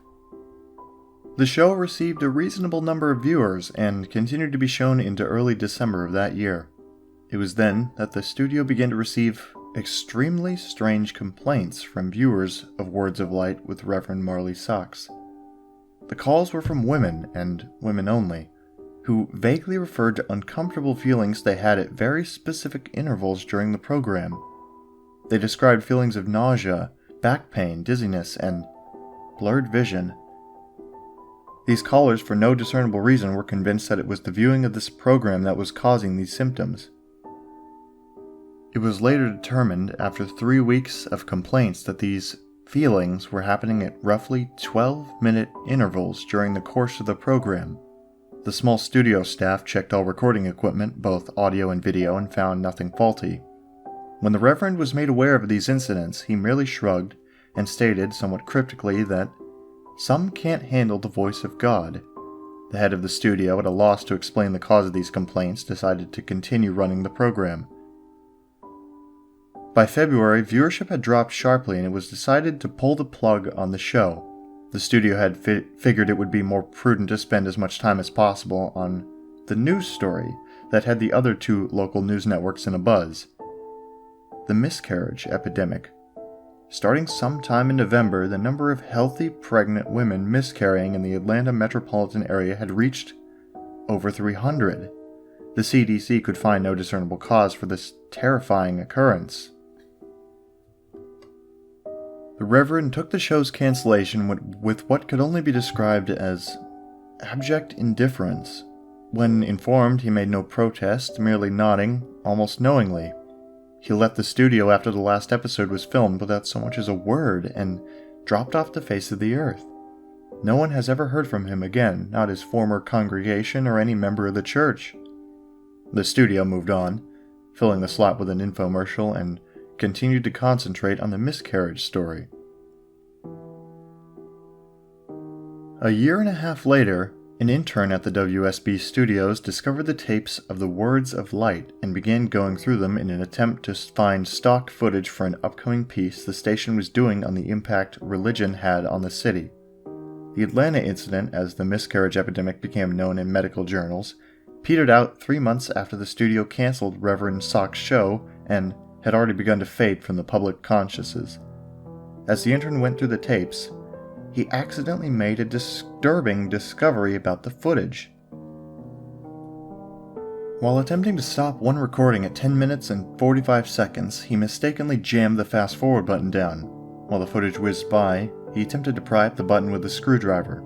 Just as he succeeded, the tape stopped at 32 minutes and 1 second. The intern actually fell out of his chair when he looked up at what was frozen on the screen, the image of a badly decomposed, severed head filling up the entire frame. After he collected himself, he moved the film back a few frames, then forward, and realized that his mind was not playing tricks on him. He began going through the rest of the recording and soon discovered that at exactly 12-minute intervals the image would appear for one frame. Thinking it being some practical joke being played on the new guy, he presented it to one of the film technicians ready to be mocked. The technician was just as puzzled as him. No one had touched the footage since the cancellation of the show. After the studio had closed for the night, the intern convinced the tech to help him go through all the tapes of the Words of Light. They discovered that every single episode had the same horrifying anomaly. They also realized that as the show progressed, the image had become more disgusting, as maggots began to eat away at the loose flesh and pieces of hair and skin seemed to have fallen off exponentially. The tech made clear to the intern that what they were seeing was technically impossible since the film itself showed absolutely no signs of splicing, and he himself had been at every filming of the show and knew of no time when this image could have been inserted into the frame. All of this was presented to the studio head who, fearing some kind of backlash over allowing this to get on the air, ordered all the tapes destroyed. He told the intern and the tech that he had no interest in knowing who did it at this point, only that, quote, covering their collective asses is all that's important now. He demanded that they mention this to no one. The tech easily moved on, remembering the incident as a darkly funny personal anecdote, but the intern wouldn't let it go. He made copies of as many tapes as he could before they were wiped and took them to see if he could find anything else in them that might point to who did this or why they would. A week later, he attempted to rope the tech into helping him again, saying that he believed he had discovered something even more disturbing than the images themselves. When the single frames were edited together in chronological order, the head's mouth appeared to be moving, as if trying to form words. The tech, fearing for his job, told him to get rid of the copies and to not talk about it again. A week later, police responded to a 911 call made by an elderly woman in one of the Atlanta suburbs at dusk. She had heard horrible noises coming from her next-door neighbor's house where a young couple lived.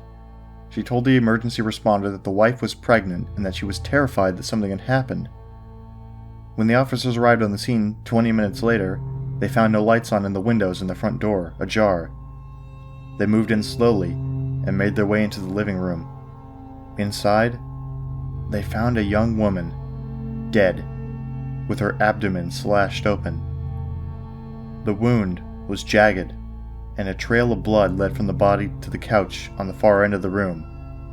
There sat her husband, the studio intern, naked, the corpse of his unborn child at his feet, dying. In his hand, he held the rusty piece of metal sliding he had used to gut his pregnant wife. The television was on, and was playing an 18-second loop of silent footage of a decomposing head mouthing some unintelligible words. The story at the police precinct to this day goes that the intern kept saying under his breath, over and over again, as they led him away, "The light of God calls them."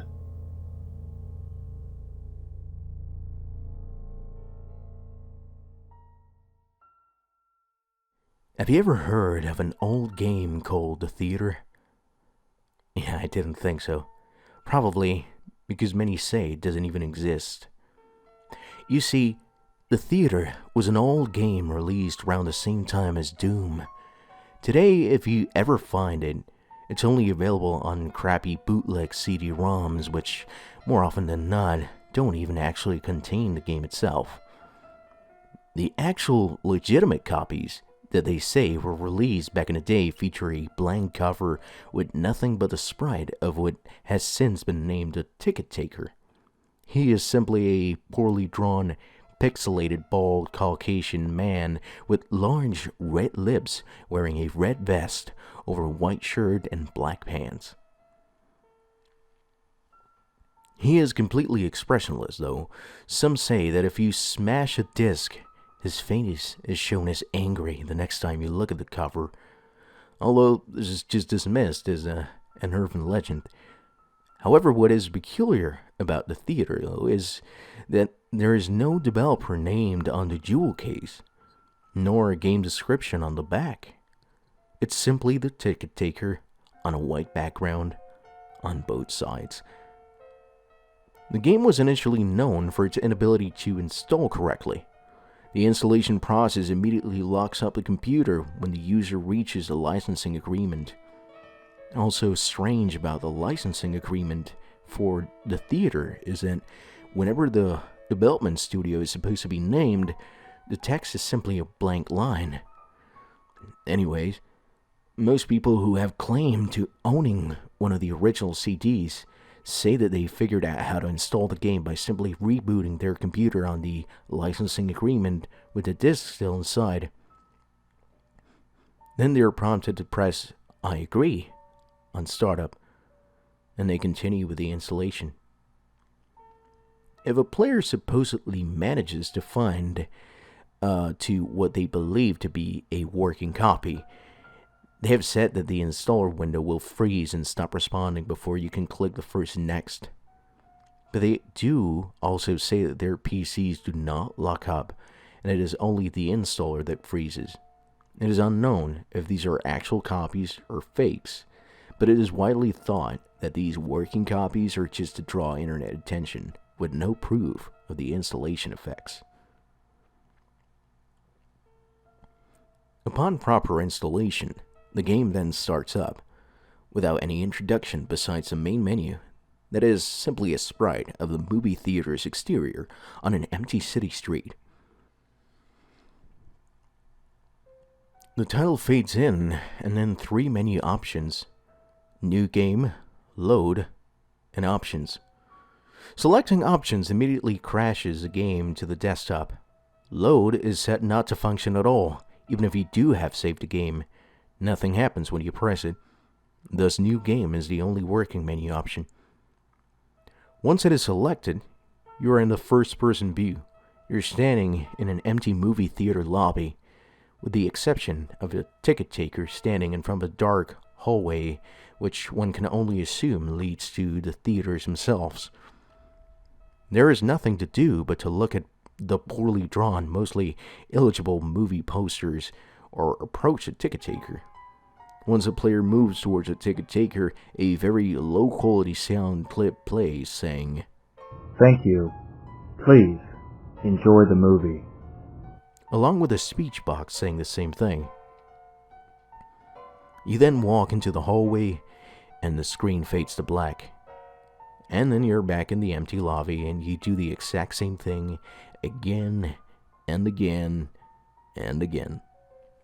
While this might sound like a horrible game, a number of peculiar things occur as you continue to play it.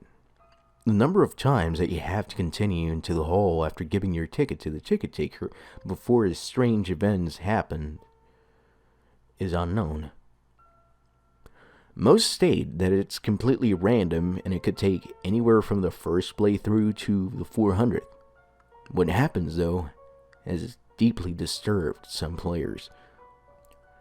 The first occurrence is when the player fades back in after walking into the hallway. This time they will notice the ticket taker is completely absent. The player then, without any other options, decides to walk into the dark hallway. The sound clip and text box mentioned previously still play in the absence of a ticket taker, but when the player walks into the hallways, the screen does not fade out. It goes pitch black as they walk deeper into the hole. But the player's footsteps sound clip is still playing as they continue to push down the button on their keyboard. Those claiming to have played the original game report to have felt extremely uncomfortable walking down the hallway, anticipating the whole way something horrible happening. Well, eventually, the player is unable to move forward. There is nothing for a few moments before a strange sprite that is described as the ticket taker but with a swirl for a face appears and stands before the player.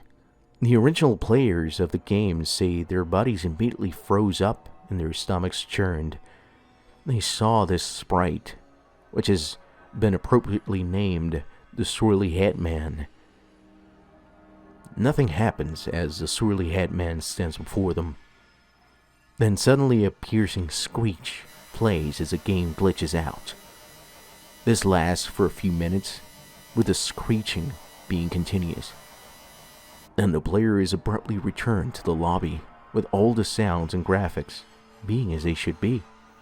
The game continues normally for the next couple of cycles of entering the hallway, with a couple of the original players claiming the Swirly Hat Man would briefly appear and disappear in the corner of the screen as a brisk yelp sound effect plays.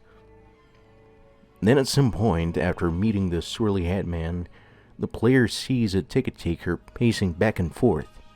Although there is no walking animation, the sprite's limbs are completely static, so he just hops up and down slightly as a substitute, with his eyes being wide and his mouth open to simulate a worried facial expression.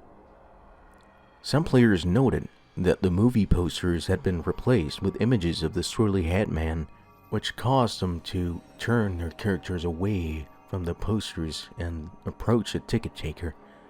And then another different, low-quality sound clip plays, but the speech box contains nothing but corrupted characters that cause whatever text that would have been in that box to be completely illegible. Due to the extremely low quality of the sound, it is debated by players what is exactly said by the ticket taker at this point, though it is widely agreed that he says something along the lines of, "Never reach the other levels." Then the screen fades out once again and returns the player back to their starting point in the lobby. But the ticket taker is gone, and the hallway is blocked by a large brick wall. Touching the brick wall would immediately crash the game, and that's all there is to it. No one knows what the other levels are or how to gain access to them. Nor is it known why the Swirly Hat Man causes such acute fear in those who have seen him in the game. All the original copies of the theater have either been lost or destroyed. But the creepiest part is the fact that all the original players of the game claim to have occasionally seen a brief glimpse of the Swirly Hat Man out of the corner of their eyes.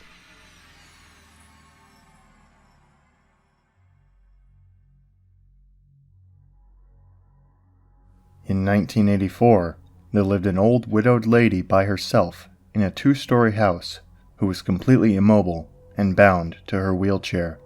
Ever since the mysterious death of her husband, she required the aid of a carer who would visit her daily to help her with her everyday tasks. What made it even more difficult was the fact that the 2 floors of the house were only connected by an old staircase inside.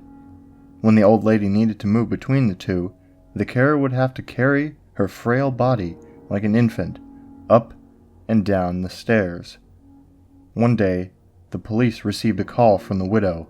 There had been a murder. Since police were scarce at the time, and the murderer had already fled the scene, only one detective was sent out to conduct the initial crime scene report. He arrived to see the carer's body splayed out on the floor with her vocal cords ripped out in a pool of blood on the first level of the house, with the old lady atop the staircase in her wheelchair watching him, still and silently, seemingly in shock. He could immediately rule her out as a suspect due to her inability to move up and down the stairs, and because she was trapped up there at the time the murder took place. It was similar to the death of her husband, many years ago, who had suffocated in his sleep on the couch downstairs. The detective put on his gloves, took photos, swabbed for evidence, and covered the body until the coroner arrived later. All routine business. He scoped the house downstairs for any clues, and asked the old lady if he could look upstairs. She insisted that she was upstairs the whole time, and no one apart from her had been up there that day, but regardless of this, the detective ascended the staircase, to which she hesitantly moved aside. Beyond the staircase there was a narrow corridor, with 3 closed doors along it. He checked behind each of the doors. The empty bedroom, nothing. The bathroom, nothing. He became anxious as he slowly made his way to the final bedroom where the old lady slept. He opened it, and everything looked normal. A bed, a wardrobe, and a bedside table with a lamp. He checked every wall of the room, in horror, as it was not what he discovered, but it was what he didn't discover that made him stop dead in his tracks, and slowly reach for his gun holster. It was a detail so minor that they had completely overlooked it on the last investigation of the husband's death. There was no phone upstairs. He suddenly heard a noise as he withdrew his gun and rushed out of the room, only to find an empty wheelchair atop the stairs.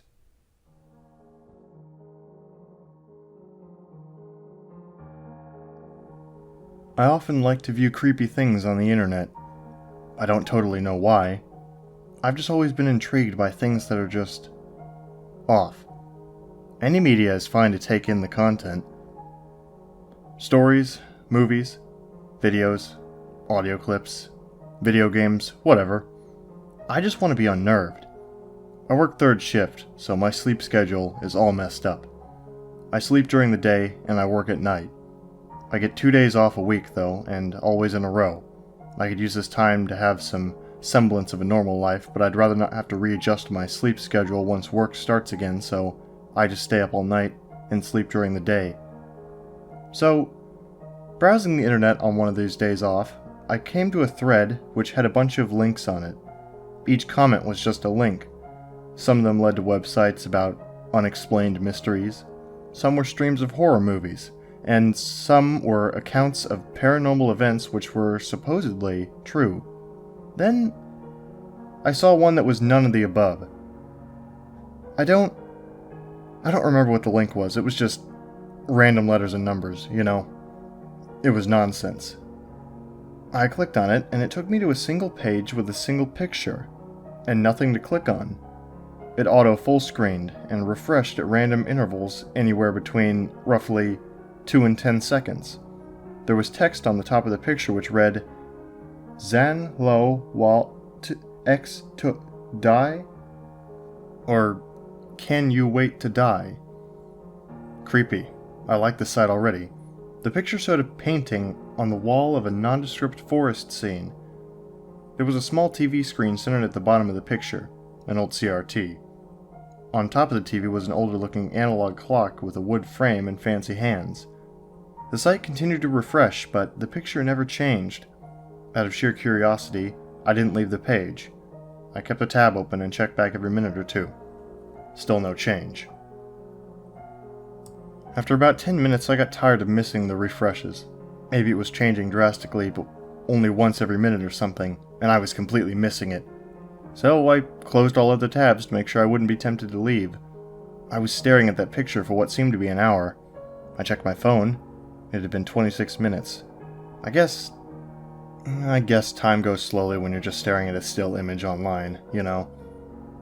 I can't say what it was, or when it was, but at some point I noticed it wasn't just a still image. Well, it was, but the image was changing. The clock, when I first pulled up the page, read something close to 4:15. Now it was showing 4:56. The clock had been changing the entire time. I watched it for a full minute, and somewhere along the refreshes, I saw the minute hand change to 57. The time on the clock didn't reflect the real time. Still, though, this was dedication. Someone had to take a picture once per minute for an hour, or at least 45 minutes, and then have it change every minute. I kept watching it until it showed 5. I expected for it to shift back to 4, but it just went to 5:01. That's even more impressive. Maybe it went for a full 12 hours. Someone needs a job. Anyway, now I was hooked. I had to see if it had the full range of times. Now I knew that I didn't have to intently stare at the picture anymore. I was able to shift my focus to the text. It definitely seemed strange. I realized quickly that it was a code of sorts, and it said XIIXIX. I thought about it for a while, but then I realized the colon in the phrase. XII:XIX, or 1219. I guessed I had to wait until 1219 to see what was going to happen. What was so worth all this work? The next few hours were boring. I check it every so often and see no change. Once I thought I saw something in the painting, but I'm pretty sure that was just my imagination and my mind wanting to see something. I set all my clocks in my house to the time on this site so I'd know where it was even when I wasn't at the computer. 12 o'clock came and I was glued to my computer. No getting up, no other tabs. I was just staring, intently, watching the hands on the clock refresh, minute after minute. 12:18. Refresh, refresh, refresh. I was certain that this minute had actually taken 4 or 5 minutes to transpire. Finally, 12:19. Nothing. No change in the image. No change to the site. Well, that was disappointing. I figured I'd at least get a message on the site or a different picture or something. Maybe that was the prank. Nothing. The guy who made this would lure people in, give them a simple puzzle to solve just to pique their intrigue, and then disappoint them greatly. Bravo, I thought to myself. Or brava, I quickly corrected. I left the website and went back to my day. I couldn't get the site out of my head, though. Not even an hour after I left, I had convinced myself that I should go back to the site. Control-Shift-T. After all, there are 2 12:19s in one day, aren't there? The clock now said 12:48. I looked over at the clock on my desk and it also said 12:48. The creator must have kept it synced up with their local time or something. I had a nearly 12-hour wait ahead of me now. I could have stayed up all night for me, day for most normal people, but I didn't want to drive myself crazy, so I went to sleep. I didn't sleep well, or for very long, but then again I rarely do. I checked the clock on the desk, which was still set to the website time, and it said 8:52. Only a little over 3 hours of wait from here.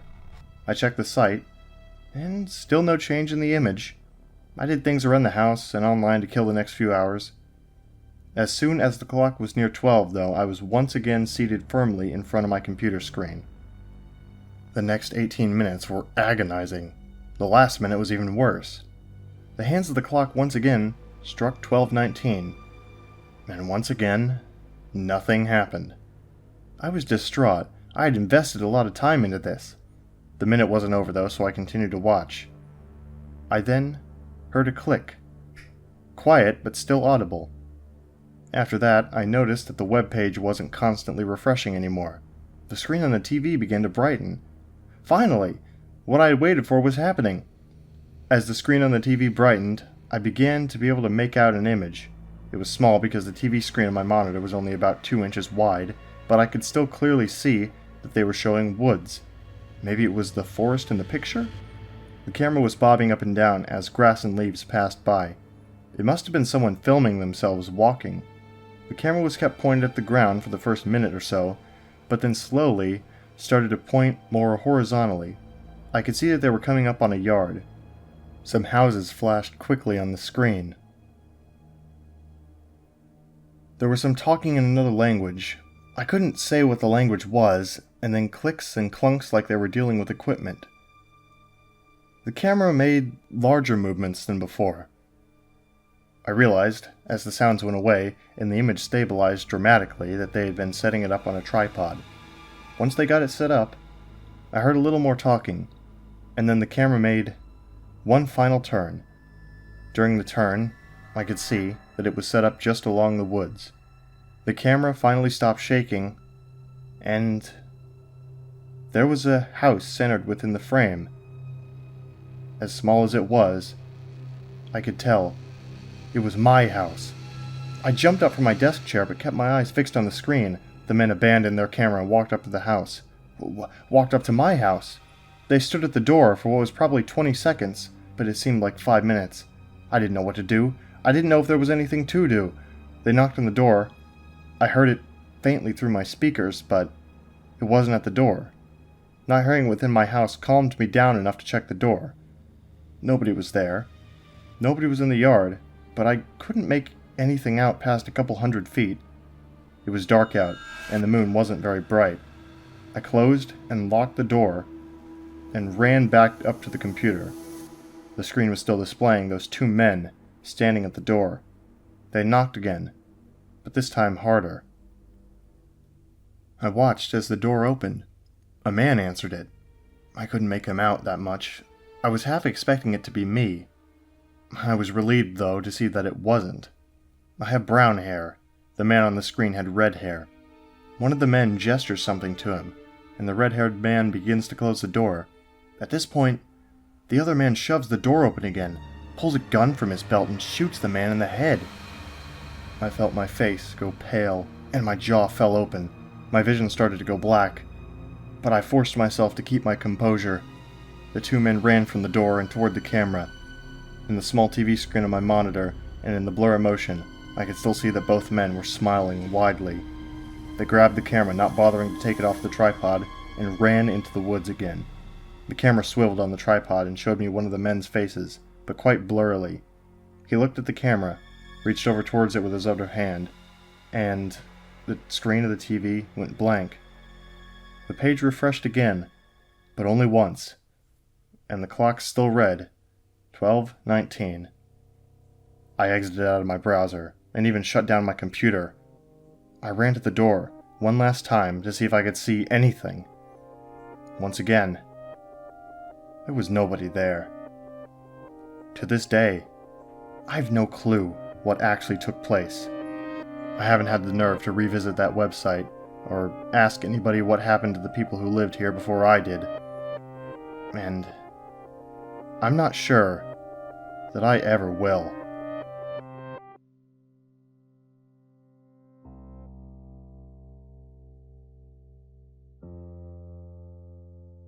Do you ever watch other people in the subway?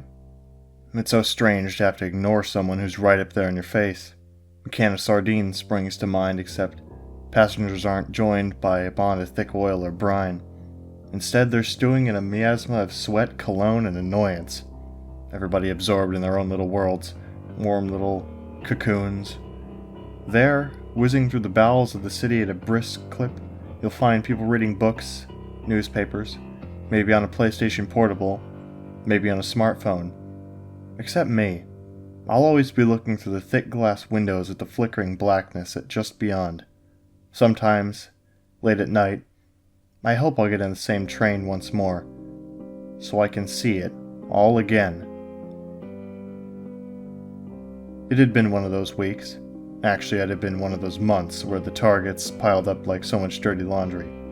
The boss was on my case, miserable balding fart with his mortgage and his European sports car riding us all for another bullshit project for some client across the country. The days and nights lost their meaning. In at work early to beat the crowd, heading home without ever seeing the light of sun. Caffeine was my only friend. The last thing on the agenda for the workday was the mad sprint for the last train home because the miserable bastard wouldn't even sign off on the late-night taxi claims.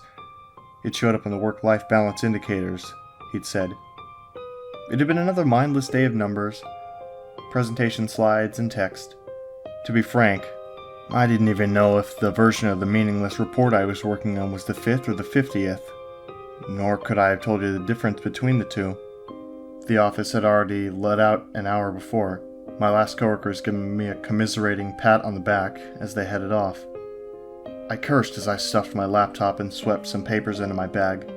I was going to miss the train. The stale warmth of the building gave way to the bitter cold as I hit the streets running. The station was deserted. Not unthinkable at this time of the night, but eerie all the same. There's something about a hollow space meant for crowds. I'm not talking about muggers or anything like that, no. There's an air of the forbidden about these empty spaces. That's how that night started out. Expectant. Waiting for something to happen. Not that I cared at the time. The escalators were out for the night. I was wheezing hard by the time I got to the bottom, that old college fitness long drowned under an ocean of booze, buried under a mountain of fast food. I thought the last train had already left, resigning myself to a long wait for an expensive taxi ride back. I was about to leave when a train pulled up with a familiar scream of metal on metal. Graffiti adorned the gray skin of the train, tribal tattoos for the modern locomotive. The doors hissed. Warm air belched from the cabin. I got in. The train, strangely, was full. Not packed, but it was crowded. I found myself a seat in between an old man in a large brown overcoat and a young lady that was wearing a dark formal dress, a large flower pinned to her breast. Her face, a mask of mascara and eyeshadow, inexpertly applied. Across from me sat a pair of army guys in fatigues, their scalps shining pink under their tight buzz cuts, and many more besides. It was a puzzling thing to have a cabin so full late at night, and with such a motley crew of inhabitants. With a shudder, the train pulled out from the station. I settled back contentedly into my seat. The network connection in the tunnels was never dependable. I had to find another way to entertain myself on the ride home. The noise from the screech of the rails and the rush of air outside seemed muted. Instead, the cabin was filled with a soft susurrus. The hushed tones of a crowd in a theater, expectant but subdued. The cabin felt colder than it should have been. Was the heating out again? It couldn't be. I was certain that the cabin was warmer than the platform a second ago, yet now it felt like I was back outside, in the howling cold. I tugged my jacket a little tighter. I looked at the hodgepodge of strange individuals in the cabin. Everybody seemed out of place. Why would there be a gaggle of high school kids obviously inebriated this late at night? Or the waifish girl that was wearing what seemed to be a school uniform? I shifted uncomfortably on the sculpted plastic seat. Not a single mobile phone or any other electronic device in sight. A strange sight in this day and age. I looked up at the row of LED lights that indicated the train's progress along my route. 4 more stops. I was still staring at the display when the train whizzed by the next station. It didn't stop. Didn't even slow down. Just kept going right. The lights and pillars of the station streamed by in a blur. I jerked upright in my seat, my eyes widening. What kind of train had I gotten on? The rest of the crowd was unfazed by this development. If anything, the low buzz of whispers got even louder as the train progressed. We were still hurtling through the dark tunnel, the overhead lights flickering on and off, when the little girl in the school uniform affixed me, stared at me, wide-eyed. She crept over to the group of high schoolers and tugged at the sleeve of one of the young men. He must have been a basketball player towering over his companions. He nearly had to bend double to bring his ear down to the little girl's face. Her jaw worked up and down as she whispered something to him urgently. I heard nothing over the sound of the train.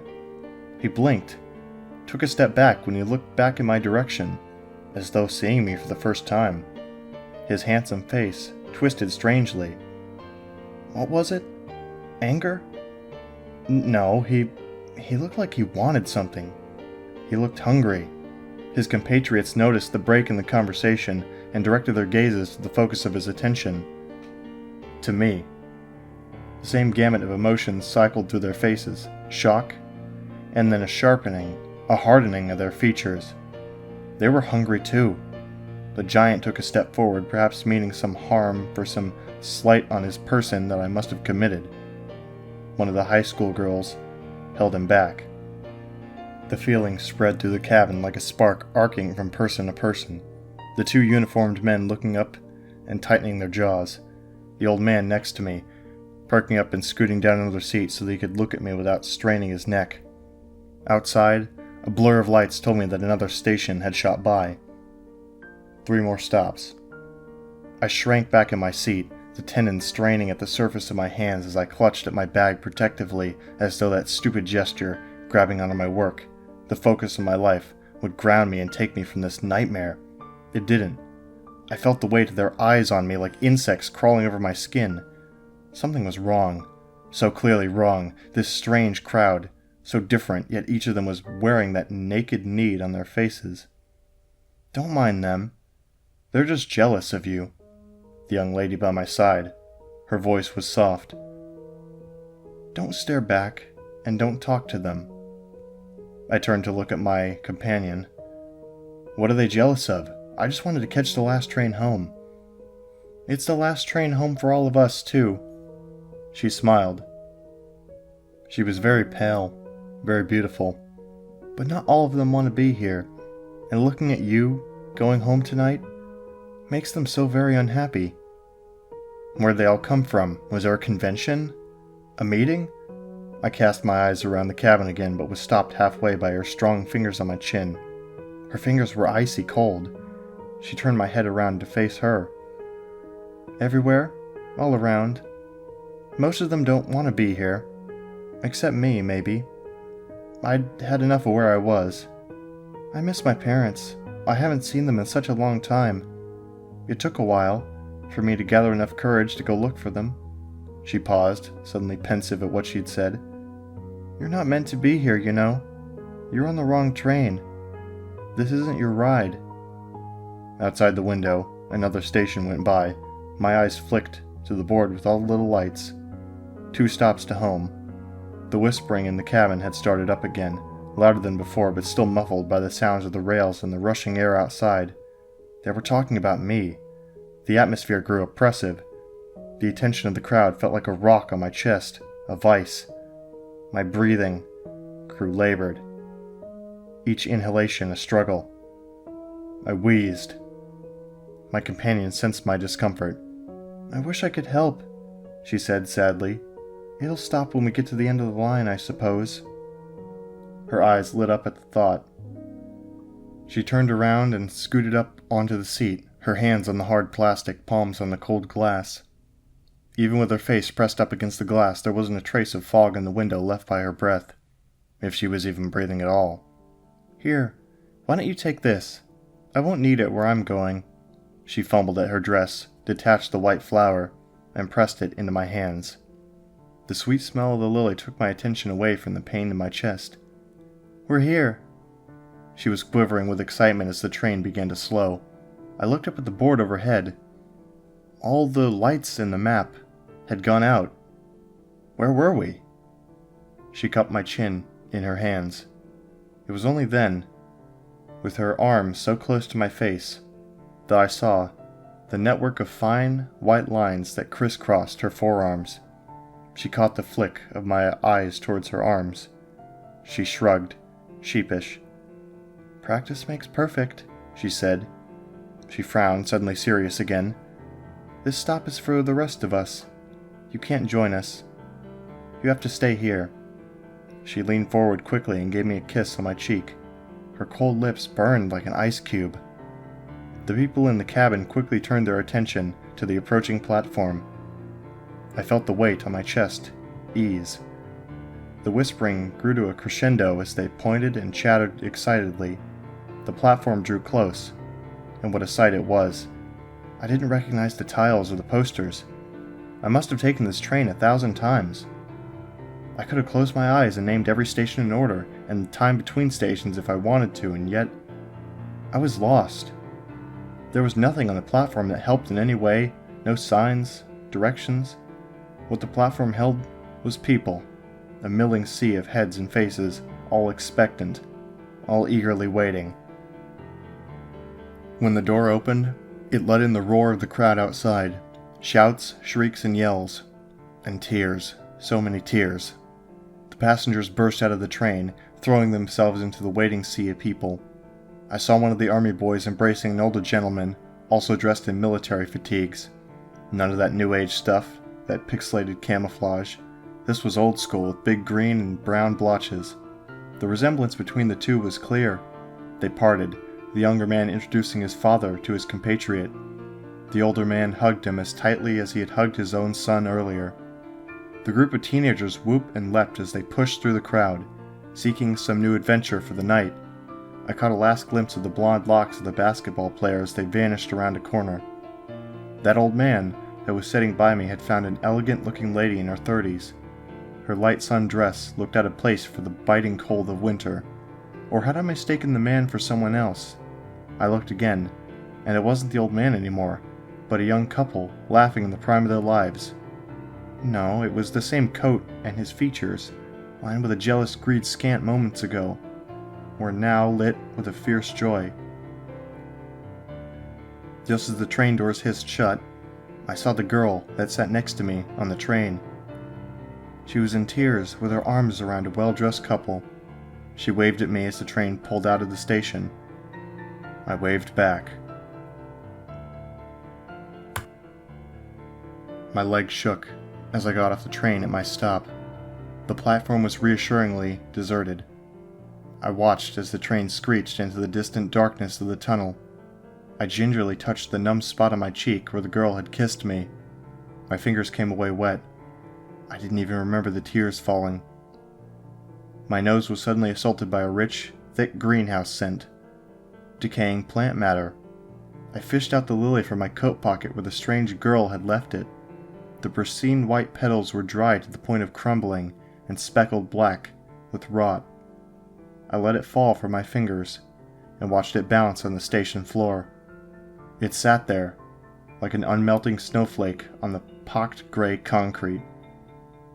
I stared at it for a long time before I began the long trek home.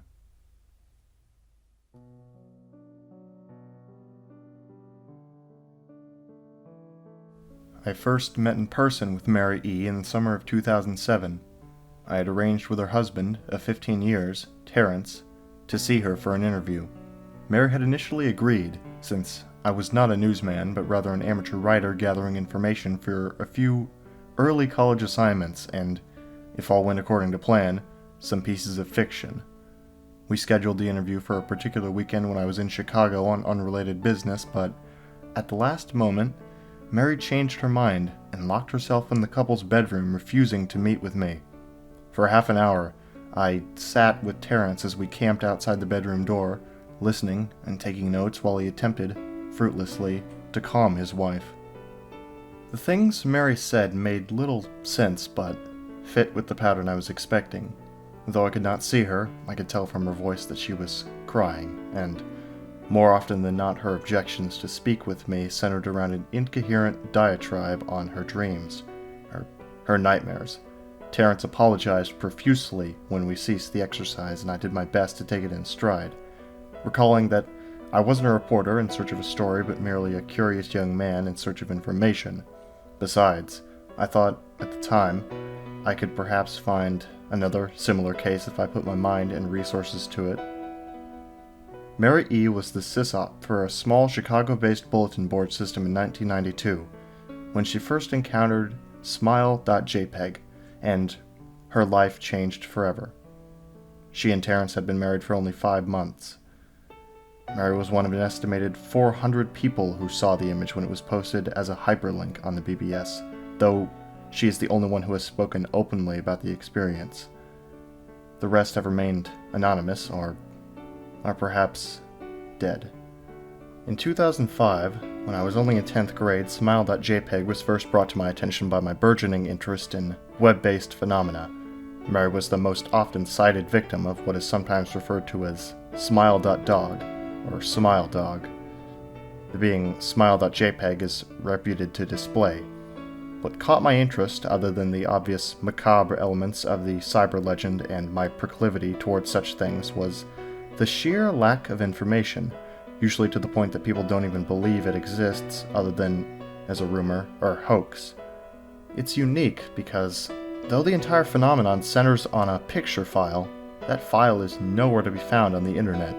Certainly many photo-manipulated simulacra litter the web, showing up with the most frequency on sites such as the image board 4chan, particularly the X-focused paranormal subboard.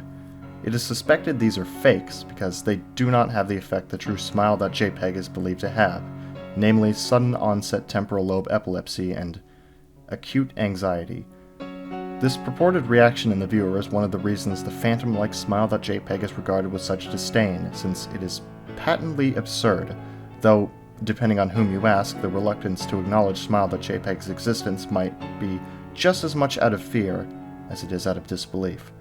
Neither smile.jpg nor smile.dog is mentioned anywhere in Wikipedia, though the website features articles on such other, perhaps more scandalous shock sites as hello.jpg or Two Girls One Cup. Any attempt to create a page pertaining to smile.jpg is summarily deleted by any of the encyclopedia's many admins. Encounters with smile.jpg are the stuff of internet legend. Mary E's story is not unique. There are unverified rumors of smile.jpg showing up in the early days of Usenet, and even one persistent tale that in 2002, a hacker flooded the forums of humor and satire website Something Awful with a deluge of smile.dog pictures, rendering almost half the forum's users at the time epileptic. It is also said that in the mid to late 90s that smile.jpg circulated on Usenet and as an attachment of a chain email with the subject, "Smile, God loves you." Yet, despite the huge exposure these stunts would generate, there are very few people who admit to having experienced any of them, and no trace of the file or any link has ever been discovered. Those who claim to have seen smile.jpg often weakly joke that they were far too busy to save a copy of the picture to their hard drive. However, all alleged victims offer the same description of the photo: a dog-like creature, usually described as appearing similar to a Siberian husky, illuminated by the flash of the camera, sitting in a dim room, the only background detail that is visible being a human hand extending from the darkness near the left side of the frame. The hand is empty, but is usually described as beckoning. Of course, most attention is given to the dog, or dog creature, as some victims are more certain than others about what they claim to have seen. The muzzle of the beast is reputedly split in a wide grin, revealing 2 rows of very white, very straight, very sharp, very human-looking teeth. This is, of course, not a description given immediately after viewing the picture, but rather a recollection of the victims who claim to have seen the picture endlessly repeated in their mind's eye during the time they are, in reality, having epileptic fits. These fits are reported to continue indeterminably, often while the victims sleep, resulting in very vivid and disturbing nightmares. These may be treated with medication, although in some cases it is more effective than others. Mary E., I assumed, was not on effective medication. That was why after my visit to her apartment in 2007, I sent out feelers to several folklore and urban legend-oriented news groups, websites, and mailing lists, hoping to find the name of a supposed victim of smile.jpg who felt more interested in talking about his experiences. For a time, nothing happened, and at length I forgot completely about my pursuits, since I had begun my freshman year of college and was quite busy. Mary contacted me via email near the beginning of March 2008. Dear Mr. L., I am incredibly sorry about my behavior last summer when you came to interview me.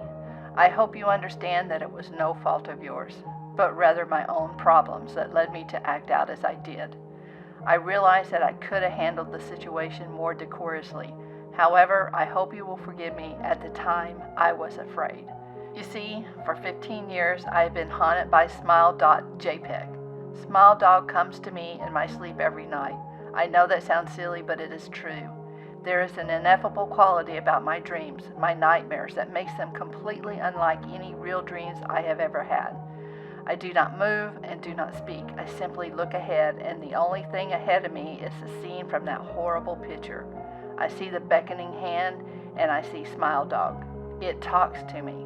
It is not a dog, of course, though I'm not quite sure what it really is. It tells me it will leave me alone if only I do as it asks. All I must do, it says, is spread the word. That is how it phrases its demands, and I know exactly what it means. It wants me to show it to someone else, and I could. The week after my incident, I received in the mail a manila envelope with no return address. Inside was only a 3.5-inch floppy diskette. Without having to check, I knew precisely what was on it. I thought for a long time about my options. I could show it to a stranger, a coworker. I could even show it to Terrence. As much as the idea disgusted me. And what would happen then? Well, if Smile Dog kept its word, I could sleep. Yet, if it lied, what would I do? And who was to say something worse would not come for me if I did as the creature asked? So I did nothing for 15 years, though I kept the diskette hidden among my things. Every night for 15 years, Smile Dog has come to me in my sleep and demanded that I spread the word. For 15 years I have stood strong, though there have been hard times. Many of my fellow victims on the BBS board, where I first encountered Smile Dog, stopped posting. I heard some of them committed suicide. Others remain completely silent, simply disappearing off the face of the web. They are the ones I worry about the most. I sincerely hope you will forgive me, Mr. L. But last summer, when you contacted me and my husband about an interview, I was near the breaking point. I decided if I was going to give you the floppy diskette, I did not care if Smile Dog was lying or not. I wanted it to end. You were a stranger, someone I had no connection with, and I thought I would not feel sorrow when you took the diskette as a part of your research and sealed your fate. Before you arrived, I realized what I was doing, was plotting to ruin your life. I cannot stand the thought, and in fact I still cannot. I am ashamed, Mr. L, and I hope that this warning will dissuade you from further investigation of Smile.jpg. You may in time encounter someone who is, if not weaker than I, then wholly more depraved, someone who will not hesitate to follow Smile Dog's orders. Stop while you are still whole. Sincerely, Mary E.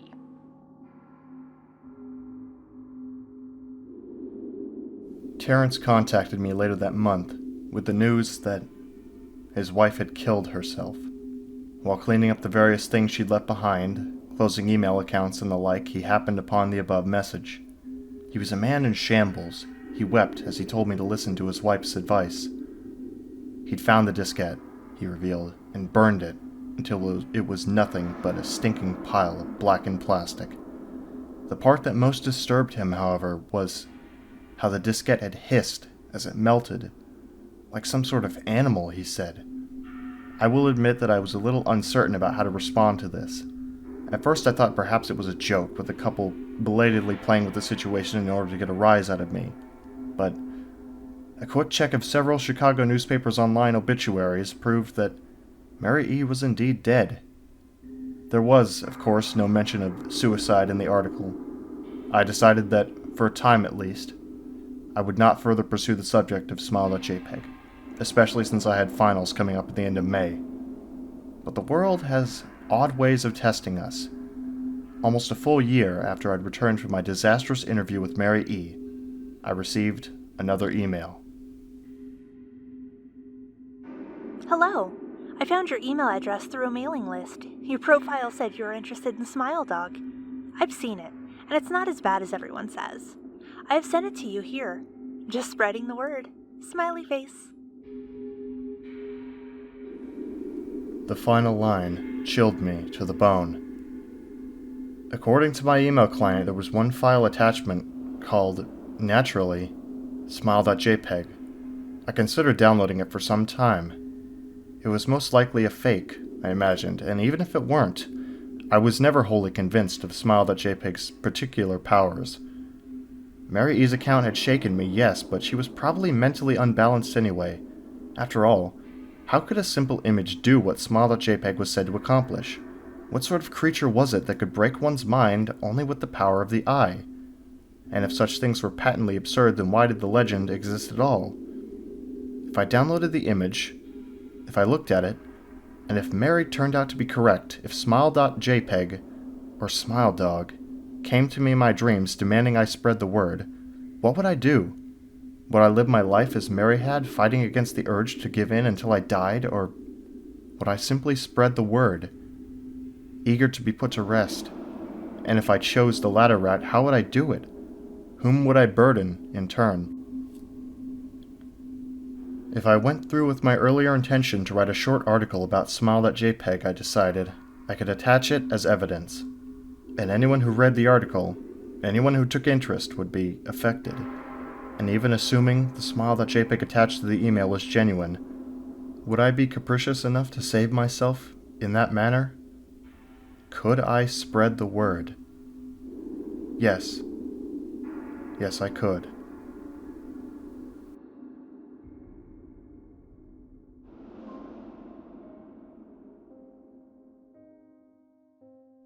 I'll tell you right now, my story doesn't have any dramatic climax or any cathartic resolution. Don't bother reading it if that's what you're looking for. My story is of one very specific moment in my life, one which, try as I might, I cannot negate as a trick of my exhausted brain was played on me, or a momentary lapse of reason and subsequent plunge into childish fears. I think a fear of mirrors must be fairly common in this day and age. I remember when I was young, I saw one of those compilation TV horror shows, the ones where there'd be a different short scary story between commercial breaks. In retrospect, it wasn't the scariest thing in the world, and if I saw it again today, I would probably invite friends over, and we would quash our collective fear by mocking the bad acting or ridiculous storyline. All I remember of it is that, in the story, a man was being constantly tormented by a disfigured, murderous psychopath, but he only saw him when he looked in the mirror. The whole story was a typical song and dance of the man catching his stalker in the mirror behind him, turning to face him, and finding nothing there. Maybe the reason that I remember it so well is because it was so shortly after I heard my mom die. I say heard because I never saw her body. I was watching TV, a different show, when I heard what sounded like porcelain breaking, followed by a loud thud coming from the kitchen 2 rooms away. The sudden noise was oddly unsurprising, but I remember craning my head to see my mom's legs sprawled on the tiled floor. I couldn't see any more of her. The doorframe was in the way. Luckily, I suppose, my father ran in first, calling her name somewhat frantically. As I stood up, I didn't advance, out of what I imagined was fear. I remember him telling me to stay where I was. The doctors told us a virus had gotten into her heart. I remember my father protesting that he hadn't even heard of that before. Neither had I, but the concept of death itself was fairly new to me, and I remember being filled with an overwhelming sense of existential fear, as if I or anyone I knew could suddenly crumble into a pile of lifeless dust at any moment. I don't think I was a very fearful child, though, not more so than most, and even my uneasiness around mirrors didn't exactly trump my other fears of spiders or being in cramped spaces. I guess it makes sense that mirrors are a source of fear for people. One of the defining signs of self-awareness is whether or not an animal recognizes itself in the mirror. Maybe we still retain some primal belief that what we're seeing really isn't us, but some sinister shadow self, not to mention all the scenes in horror movies that use them. A character bends down to splash water in their face, and when they lift their head back up, their face is distorted in some gruesome way. I'd just gotten home from a party in a nearby frat house. I lived in an old Victorian house that 4 of my friends from school and I rented. I was the only one home, having left the party early, if you can call 2 in the morning early, and my roommates were all still out. I ran upstairs to my room, exhausted and wanting nothing more than to lay in my bed and feel the rest of the world leave me behind. But I didn't. In rare form, I decided to take a few more steps down the hall to the old, poorly designed bathroom two of my roommates shared with me. It was lit by a single fluorescent bulb, casting the black and white tile in a sickly, near green color. I ran a thin strip of toothpaste on my brush and gave my teeth a once-over before spitting the slightly brown spit and foam down the sink. When I looked up, I saw her, standing behind me in the bathtub with the curtain drawn wide open, my mother's mouth hung down as if screaming, but without any sound. I could tell it was my mother, but she was a grotesque shadow of how I remember her. Her eyes were either completely gone, or simply black in color. The sockets were vacuums within which nothing reflected. Her skin was so pale, it was almost blue, and her dark hair looked drenched in water, hugging her scalp tight, and falling in front of her shoulders in thin strips.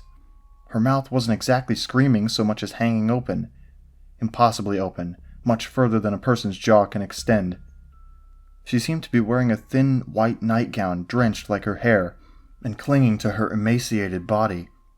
Her stick legs looked like they were going to buckle under her weight, while her arms reached back against the walls. I must have only seen her for seconds before turning, screaming, and falling backwards, slamming hard against the tiled floor.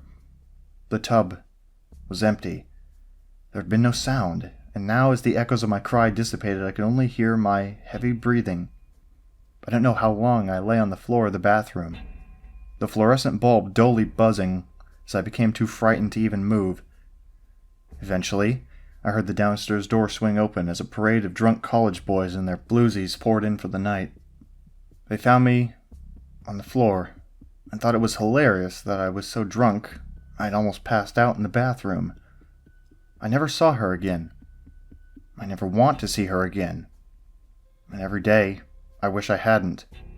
There are myths of people being scared to death, or being haunted by dreams of a single event for their whole lives. I've had dreams too, but they aren't what haunt me to this very day. When someone you love dies, you tend to forget everything bad about them, and eventually your fond memories of them just coalesce into a fondness you share with everyone else that we know.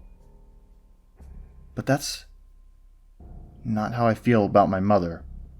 I was too young to have endless loving stories about her. Instead, all I can remember is her face that night in the mirror. My story doesn't end with me taking my own life, or anything dramatic like that. I have thought about it though. I tried putting a length of rope across my neck one day and squeezing just to see what it would feel like.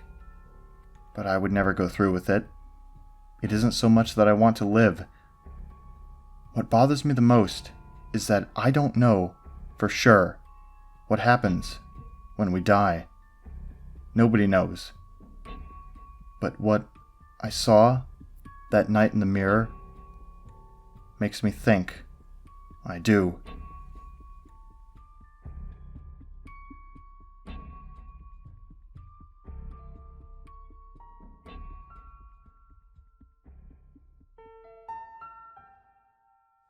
I don't even know why I'm writing this.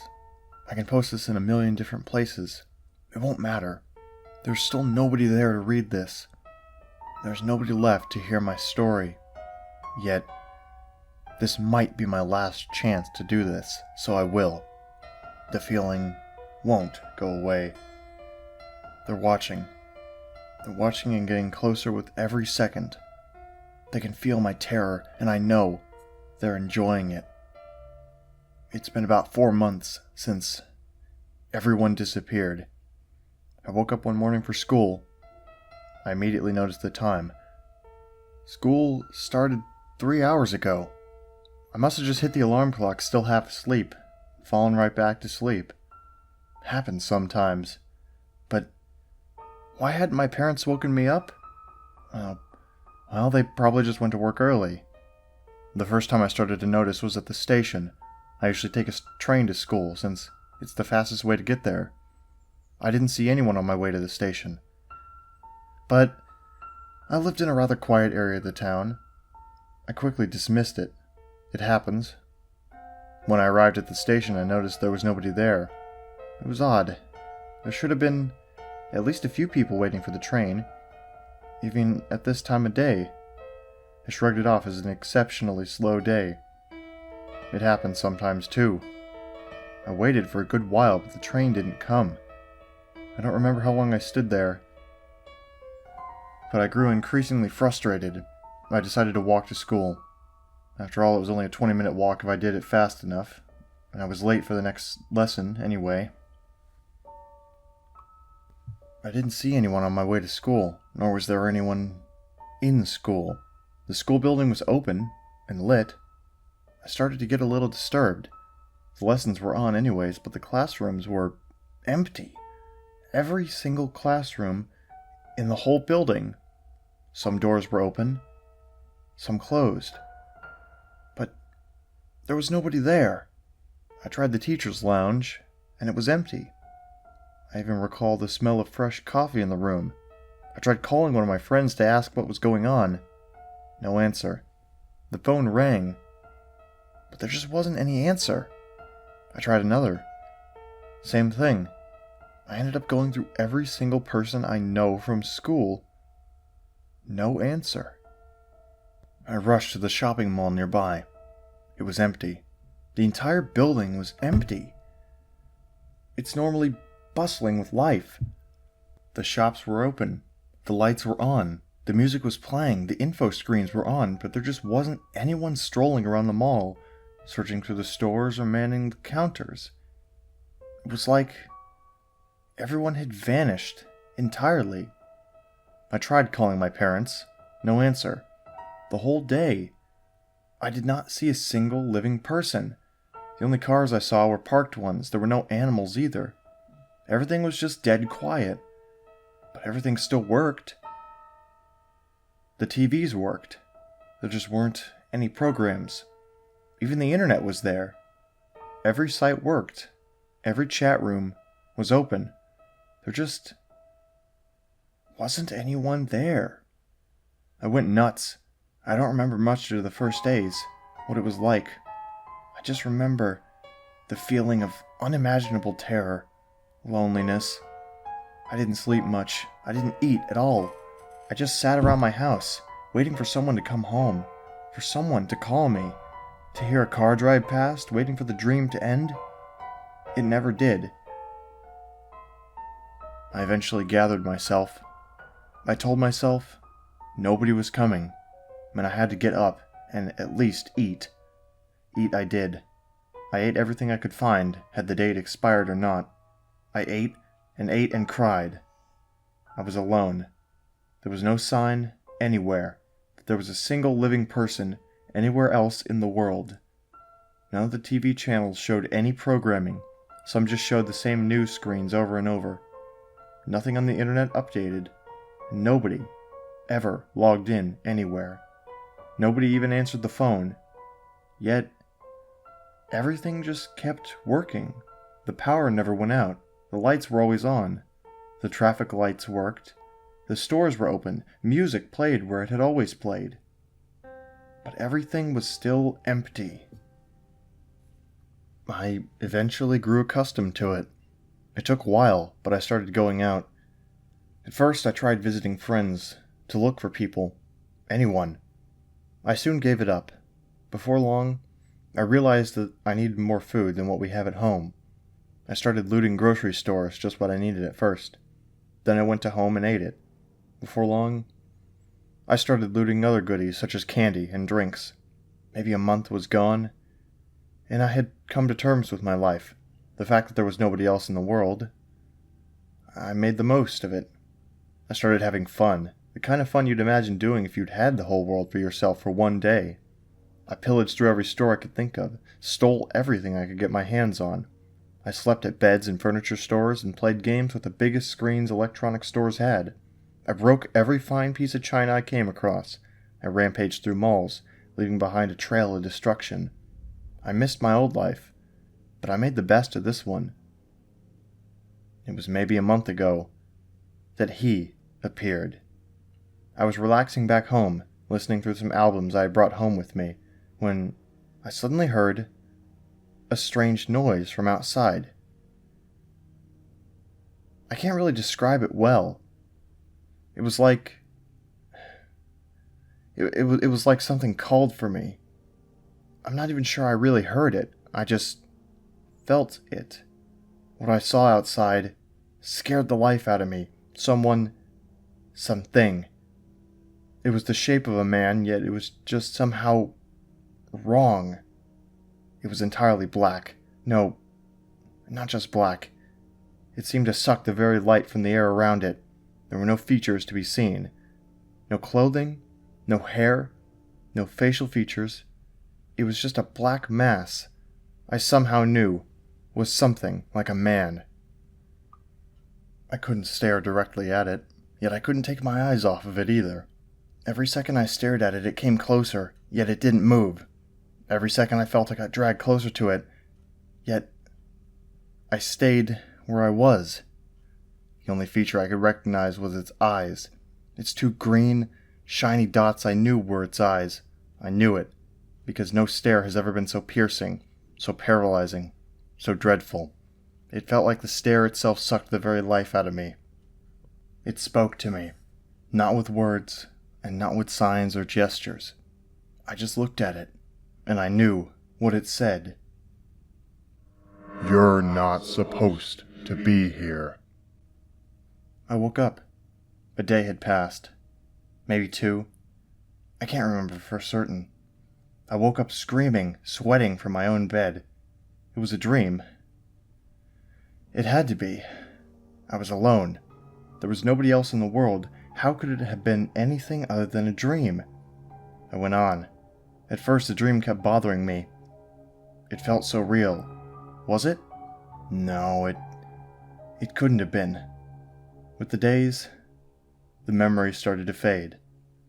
The moment started feeling more and more dreamlike, so I thought nothing of it. I even laughed at myself for thinking it was anything else.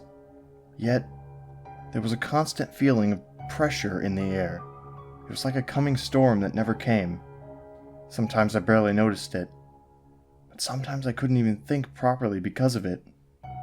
Yet, I went on living. It happened again. The feeling. It called to me while I was drifting to sleep. It called to me, told me to come to the window. I was too afraid to move, yet still, my legs slowly took me there. An unimaginable feeling of dread and despair came over me. Tears flowed from my eyes as my feet unwillingly took me to the window. There was nobody there. The street was as empty as always, yet the feeling did not go away. I felt like there were a million eyes focused on me alone. They were there. They were staring. They spoke. We have come for you. That was 2 hours ago. The calling stopped. The staring didn't. I'm writing this now, because I know it's the last time I can. They're drawing closer by the second. I'm not even sure why I'm writing this. Maybe there's someone else like me, in some corner of the world. Maybe someone can read this. I don't care. I have to tell someone. They're here.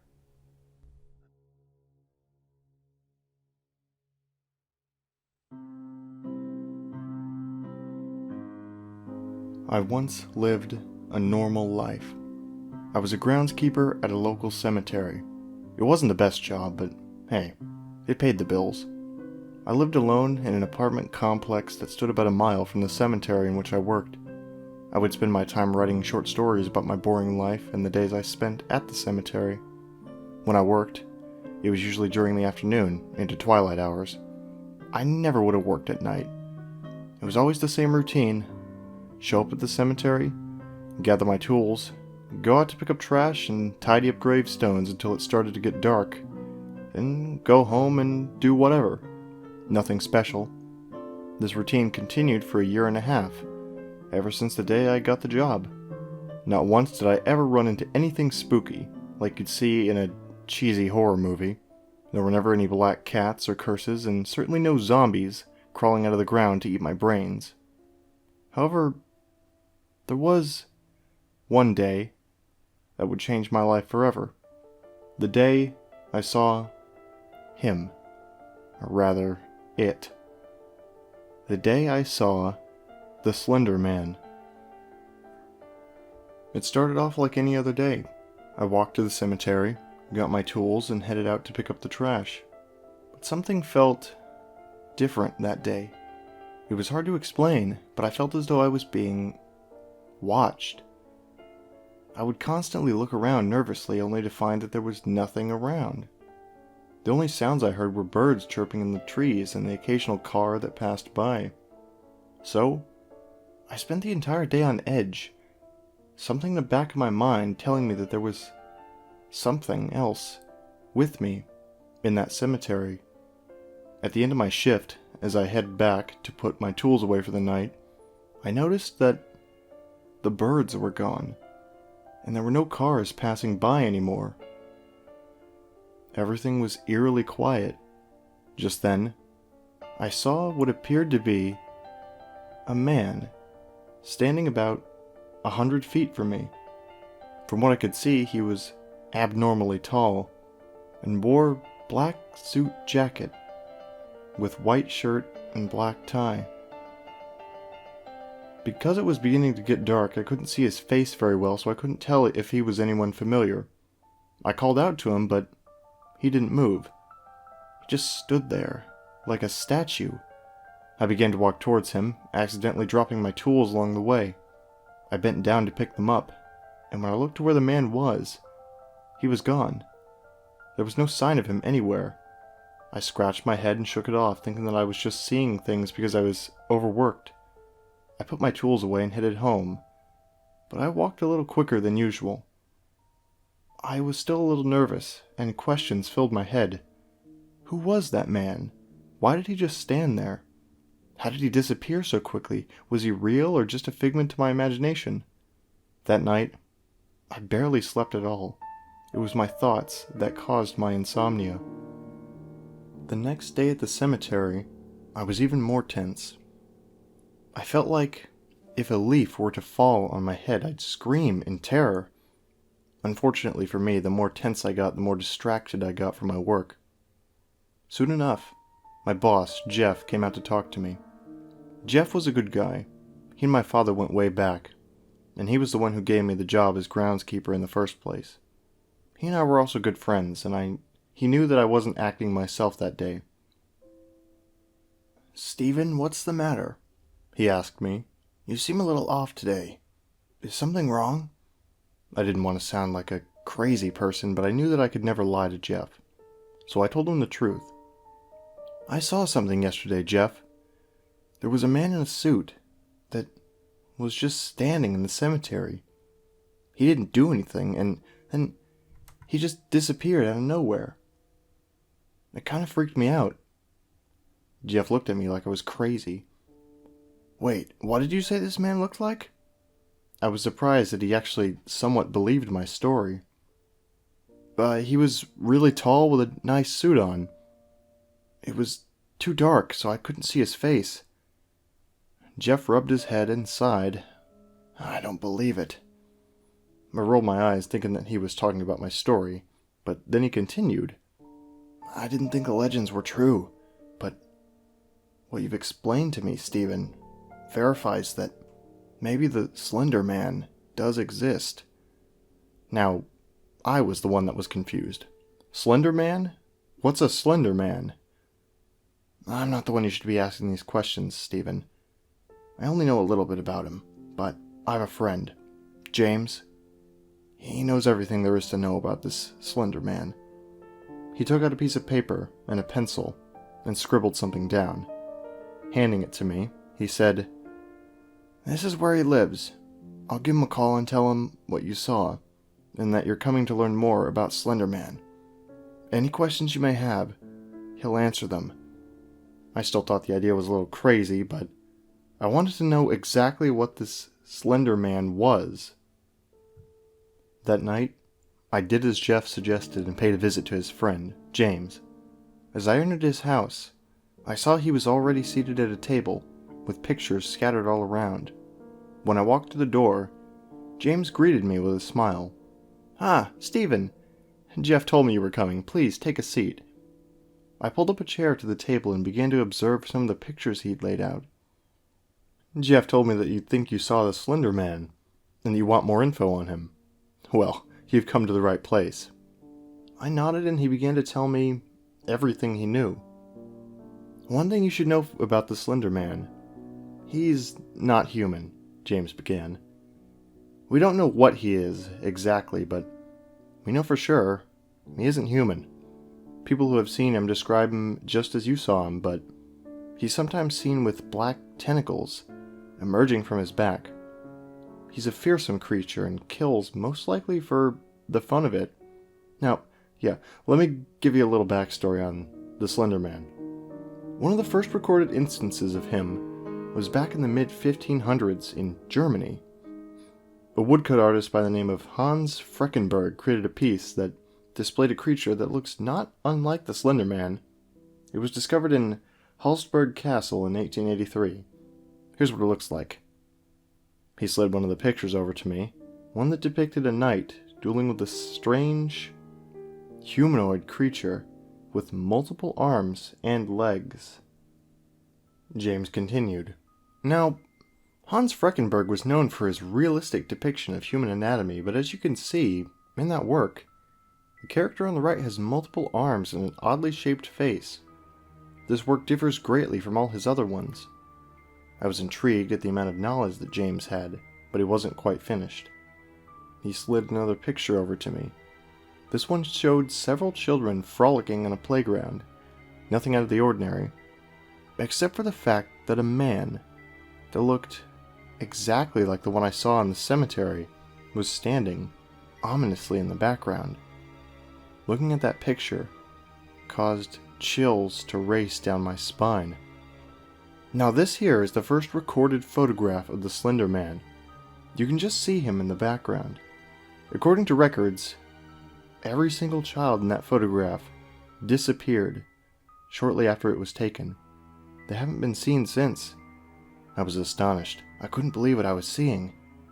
James then passed me a few more modern-looking pictures. Each one seemed like a normal, everyday nature or family photo, but in the background of every one, the same tall man could be seen, looming in the shadows. And that's pretty much all you need to know, James concluded. Any questions? I shook my head, still trying to wrap my head around why this thing was looking at me the day I saw him. The Slender Man is a mysterious force, Stephen, James told me. Nobody knows exactly why he does the things he does. Whether he does it for sport or if he's a pawn for some higher being, we'll probably never know. Coming to this realization, I knew that I had to do something. I decided that the next day, I would find the Slender Man and see for myself what kind of monster he was. I figured he was probably still in the vicinity of the cemetery, so I'd hopefully find and capture him. I wouldn't try that if I were you, James warned. The Slender Man has powers that you wouldn't believe. It's best to let nature take its course, and whatever you do, don't try to approach him if you sight him. I assured James that I would do no such thing, and thanked him for all the information as I left. However, I was still content on attempting to end the Slender Man's reign of terror once and for all. I worked through the next day like it was any other, but I kept my guard up the whole time, looking for any signs of this Slender Man. There was no sign of him the entire day, but once my shift was over, I put away my tools, except for a flashlight, and headed over to where I saw him standing just a couple of days prior. Like that fateful day, everything was eerily quiet. No birds or cars made any sound. I could sense that he was nearby. I approached the area where I first saw him and sat on one of the gravestones, waiting. I knew he would come, eventually. But after about 20 minutes, I began to give up hope, until I heard rustling coming from the woods that surrounded the cemetery. It was beginning to get darker, and I got a little nervous. I had never been in that area when it was dark before. It was almost pitch black now, and I only had the full moon and my flashlight for light. I gathered up some confidence and walked into the woods, my flashlight shining through the darkness. I followed the rustling sound through the woods, and it began to get louder and louder. It grew closer and closer, and my heart began to race. Sweat formed on my brow, and my hands shook as I tried to hold the flashlight steady. "Show yourself," I ordered as loudly as I could. Suddenly, from out of the brush of the woods, came a squirrel. I let out a deep sigh of relief, as the squirrel just stared at me for a few seconds, and then took off running away from me. I thought nothing of it. It was a squirrel after all. They're usually afraid of their own shadow. I turned around, and it felt like I walked into a brick wall. I fell hard to the ground and dropped my flashlight. I couldn't see much, but I could see the outline of a figure illuminated by the full moon. I stumbled around like a madman, grabbing for the flashlight. I found it and shined it at the figure. I started at its legs and moved the light up its body. When I hit its torso, I saw that it was wearing a suit and tie. I swear I felt my heart stop for a moment. I shined the light up at its face and gasped in horror at what I saw. This creature had no face. It looked like an empty canvas, no hair, no face, no nothing. Just a pale white head looking down at me, as if it knew I was there. He must have been at least 9 or 10 feet tall. I stumbled to my feet and I felt 2 hands grasp my neck. I began to panic as my heart raced faster and faster, my breathing getting heavy. The creature pulled me closer and raised me up so my head was level with its. I stared into where his face should have been, and he tilted his head as if he were observing me. I could barely breathe as his grasp grew tighter around my neck. I struggled furiously, and suddenly several black tentacles emerged from the creature's back. I knew this was the end. I was about to become another victim of the Slender Man. He raised one of his tentacles and I braced myself. However, I heard a faint bark of dogs, and a few men calling my name. The creature turned its head towards the noise, and then back to me. He took the raised tentacle and wrapped it around my forearm. A burning pain shot through my entire arm and I winced in pain. If that thing's hands hadn't been cutting off my air supply, I would have screamed bloody murder. The pain was unlike anything I had ever experienced before. The creature dropped me to the ground and stood above me for a few seconds. I looked up to it. I swear, he nodded to me before fading into the surrounding darkness. I gasped for breath as the men found me. Jeff was with them. "Steven, what the hell happened here? We heard you yelling, so we came to find out what was wrong." With what little energy I had left, I let out a whisper, barely audible. "It was the Slender Man." Then, everything went black.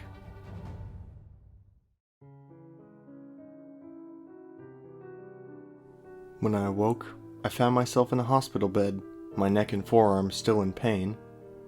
Once I had regained complete consciousness, I looked down at my forearm and saw that there was a black mark where the Slender Man had wrapped his tentacle around me. I stared at it for a few minutes, trying to contemplate why it had spared my life and left me with just a black mark. Before I had a chance to think any more, Jeff and James came into my room, Jeff carrying my laptop. "How are you feeling, Steve?" Jeff asked me. Still in a little bit of pain," I replied. "Doctors say I should be out in a couple of days. Maybe even tomorrow." "I warned you not to approach him." James shook his head. I figured he would be a little upset with me. "I know. I really wish I had listened to you." I apologized. He put his hand on my shoulder in comfort. "It's alright. I know how you feel. You wanted to get an up-close and personal view of the Slender Man. Who wouldn't? I'm just surprised he let you live." I was just as surprised. Had it not been for the men calling my name, I probably wouldn't have gotten so lucky. Soon later, Jeff handed me my laptop. "Why'd you bring this?" I asked him. "Because you need to tell your story," he replied. "The story about how you met and survived the Slender Man. I'm sure a lot of people are going to want to hear about it." But who's to say anyone will believe it?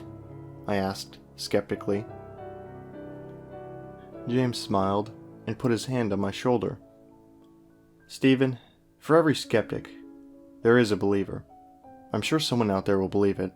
Hell, maybe there's someone who's had an experience just like yours. Now get some rest before you start writing. You'll need it. The two started to walk away until I called to them. Hey guys, why do you think you left me with this? I showed them the black mark on my arm, and James rubbed his chin. No idea. I've never heard of any reported cases of that happening. Maybe since you were lucky enough to survive him, he gave it to you as something to remember him by. He smiled, and the two walked out of my room. I chuckled to myself at the thought, but then I realized that maybe that wasn't so crazy of an idea after all. I opened my laptop and began writing this story, my story, the story of my experience with the Slender Man.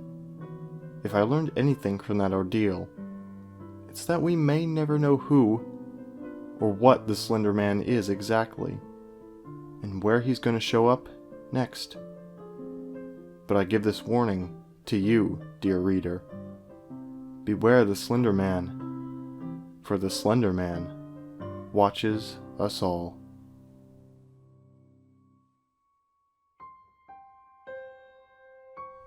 Coffins used to be built with holes in them, attached to 6 feet of copper tubing, and a bell. The tubing would allow air for victims buried under the mistaken impression that they were dead.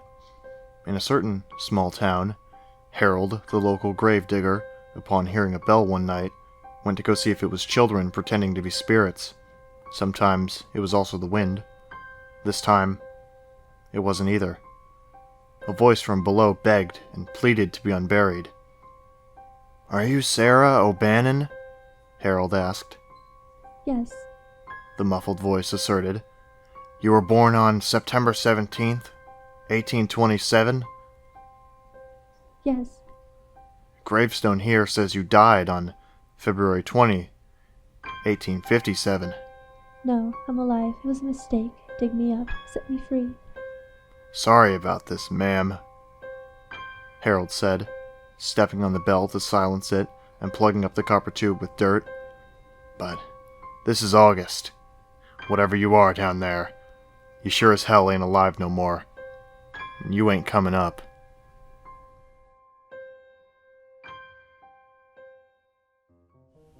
You've heard of Smile Dog, right? That terrifying picture of a husky smiling in a demonic way? Yeah, that one. Well, I was looking at internet memes and scary stories a few months ago. I stumbled across an urban legend video which I found interesting. I watched the video and it told a few basic facts about spontaneous human combustion and sleep paralysis. The video also contained a couple of screamers to kill the mood a little. The end story was of Smile Dog, however. It simply presented the picture and told the viewer the legend. I researched it a bit more and found it to be terrifying, but quite cool. I began talking about it to my friends in school the next day. Turned out something of a common interest. People would often use it jokingly, like in a history lesson. Our teacher told us, "He collapsed on the floor," and my friend would lean towards me and say, "I guess he saw Smile Dog," and it would often make us laugh. We then found other stories such as Squidward's suicide and Candle Cove, so we dropped the subject of Smile Dog for a while after that. In our school, we often talked to this boy. His name was Michael. He was a strange child. He never really spoke to us, and he would often keep to himself. We had no idea where he would be at lunchtime. He wouldn't be hanging out with us, but we found it not to be of our concern.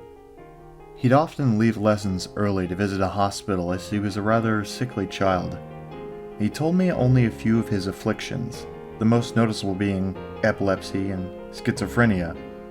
He'd never show signs of these though, and if you mentioned them, he would often laugh it off and dismiss them. He approached me one day and inquired about Smile Dog. I replied, "Oh, that thing? Yeah, it's obviously faked." Can I see it? Well, I didn't save it or anything. But just look it up, okay? I was busy with homework at the time, and when people try to talk to me, I'm rather irritable. He walked off without looking back. But I didn't see Michael the next day.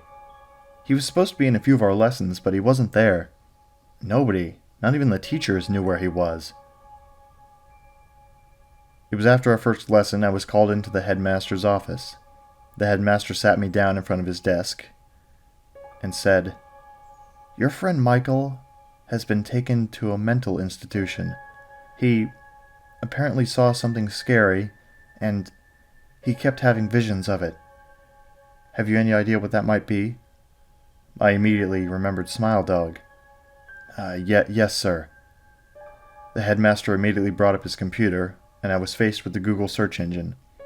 I changed the search to images and typed Smile Dog. I showed the headmaster the full unedited image of smile.jpg. "Oh my," he said. He told me that Michael would probably want to see me and immediately arranged for transport for me to the mental institute. I entered the colossal building with the headmaster, where we were stopped by a doctor. He said, "Michael only wants his friend, I'm afraid." The headmaster gave me a bewildered look, but I said, "That's fine. I'll see you in a few minutes." I strolled down the large, intimidating corridor and reached room 204. The room had a padded floor, walls, and a light. No windows except a minuscule viewing slot through the door. I walked in and almost vomited. Michael was lying face down in the middle of the room with his hands still gripped tight on his neck. He was dead. There was a hastily scrawled note left next to him. It was for me. "Josh, I saw that Smile Dog picture that you told me about. It's everywhere. No matter what we do, it can't be stopped. It appears in the brightest moments of your life. It'll always be watching, never moving, and will not go away. Why did they have to put me in this room? Why do I have to be trapped in this godforsaken place? I had no escape, now how much I kicked off. The doctors wouldn't believe me. This is just the only way out, I guess. But what if the dog is still there during death? When you're weak or incapacitated, it'll drag you down to hell from where it once came. This is the reality, Josh. Do not ever mention Smile Dog to anyone ever again. Sincerely, Michael." I pocketed the note and alerted the doctors. Upon further inspection of his body, his hand was blocking a horrifying, vicious bite into his neck. The teeth marks matched that of a dog's, a Siberian husky. I keep going over and over that note in my head. I can't believe it. He was such a nice boy. I regret every bad thing I ever said to him. Why did it have to end this way for him? Now, there's a small part in my head saying I'm responsible, but another portion of my head believes that this is all just fake, and I should have been more aware of Michael's afflictions. The only trouble is, I'm running out of options to believe here. I didn't know that schizophrenia was contagious, but I keep seeing that damn little dog in the corner of my eye everywhere I go. It's starting to get on my nerve. Wait a minute. Is that? No. I hear panting and scratching on my door.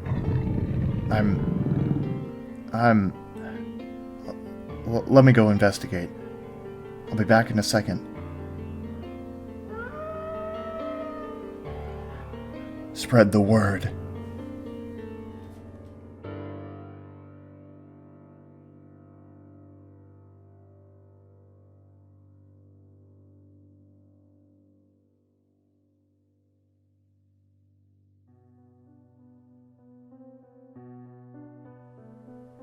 Have you ever had an experience that suggested someone else was in your house and just thought, "I don't want to know," and left it? Sometimes, fear of the unknown just seems like the preferable option than facing a real, concrete danger.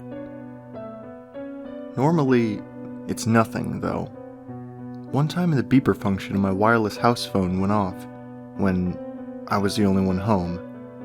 It could only be called from the living room, Another time, I swear someone took some change from my desk. They're all probably just slightly disconcerting tricks of the memory, though. But what would you do when something truly suggestive happens? Would you run? Or just ignore it, like I did? Last Monday was a normal day. I got up, brushed my teeth, changed into school clothes. All little parts of my morning ritual. Seemed like it would be another totally unnoteworthy day. Until I saw the strings. There were 3 or 4 thick twine strings in my room. They crisscrossed between the walls around my bed, one attached to the door. No way would I have missed them before. I should have tripped over them. They were tied to pins in the walls, which had also not existed before 10 seconds ago. Nobody could have been in my room while I was in it, let alone set this up. It was early, and my brain wasn't processing correctly. I simply discredited the site, untied the strings, and left for school, leaving them balled up on my desk. It didn't get any better later.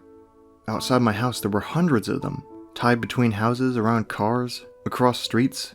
This had to be some super elaborate prank. One of those hidden camera shows or a comedy improv blog. They'd gotten everyone else to play along too. Passerbys were tangled in them, tying them to objects they were walking towards and away from, as if they had been and were continuing to follow the course laid out for them. I nervously continued my journey to school. On the bus, everyone except me was tied to the door.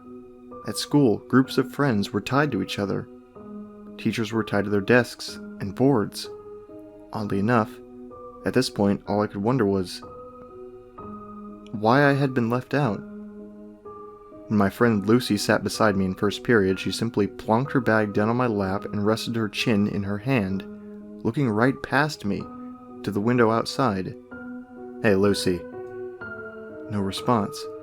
"Come on, I didn't expect you to be in on this too." She sighed and started taking books from her bag.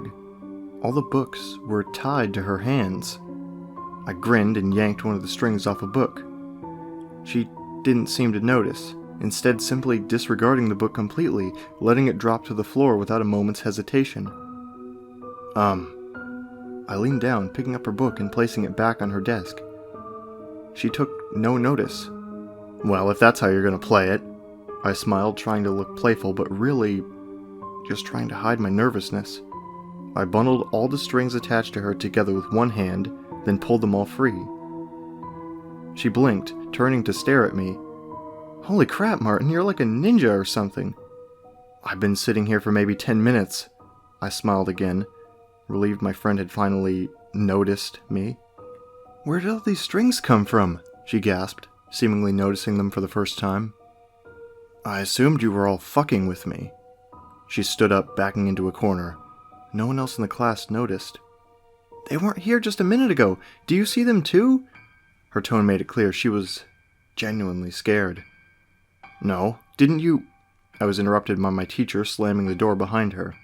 Everyone except me and Lucy murmured a good morning, and still, no one seemed to pay either of us any notice. "People have been ignoring me all day," I said to Lucy before turning to our teacher. "Hey, dumb bitch. You can't teach for shit." No reaction. "I'm getting away from all this shit." Lucy pulled a few strings aside and left the class. I followed, and surprise, surprise, no one else noticed us. We wandered the corridors, leaving and entering classes as we saw fit. Whenever we untied a chair or a book from someone else, it was like it suddenly didn't matter to them. Like it didn't even exist. I showed her the street outside. There were more strings than when I came in this morning, twice as many. We carefully picked our way through the tangle, making our way to a nearby coffee shop. Not particularly grand, I know, but what would you do in our situation? As I said, fear of the unknown sometimes seems like the safer option. On a few occasions I suggested we untie a few more people. Lucy was opposed to it, remembering how terrified she'd been. In the coffee shop, we grabbed a couple of sandwiches and drinks from the fridge. We found a table, untied all strings attached to the chairs, and sat down. We both ate in silence, both of us too scared, both of us distracting ourselves by watching the strangers in the shop, oblivious to the strings. After 20 minutes, Lucy spoke up. "She's gonna take that sandwich," she said, pointing at a woman across the shop. Sure enough, she walked to the fridge and took the plastic-wrapped sandwich she was tied to. "She pays for it and leaves." She did so, according to the prophecies of the strings. "That guy doesn't intend to pay."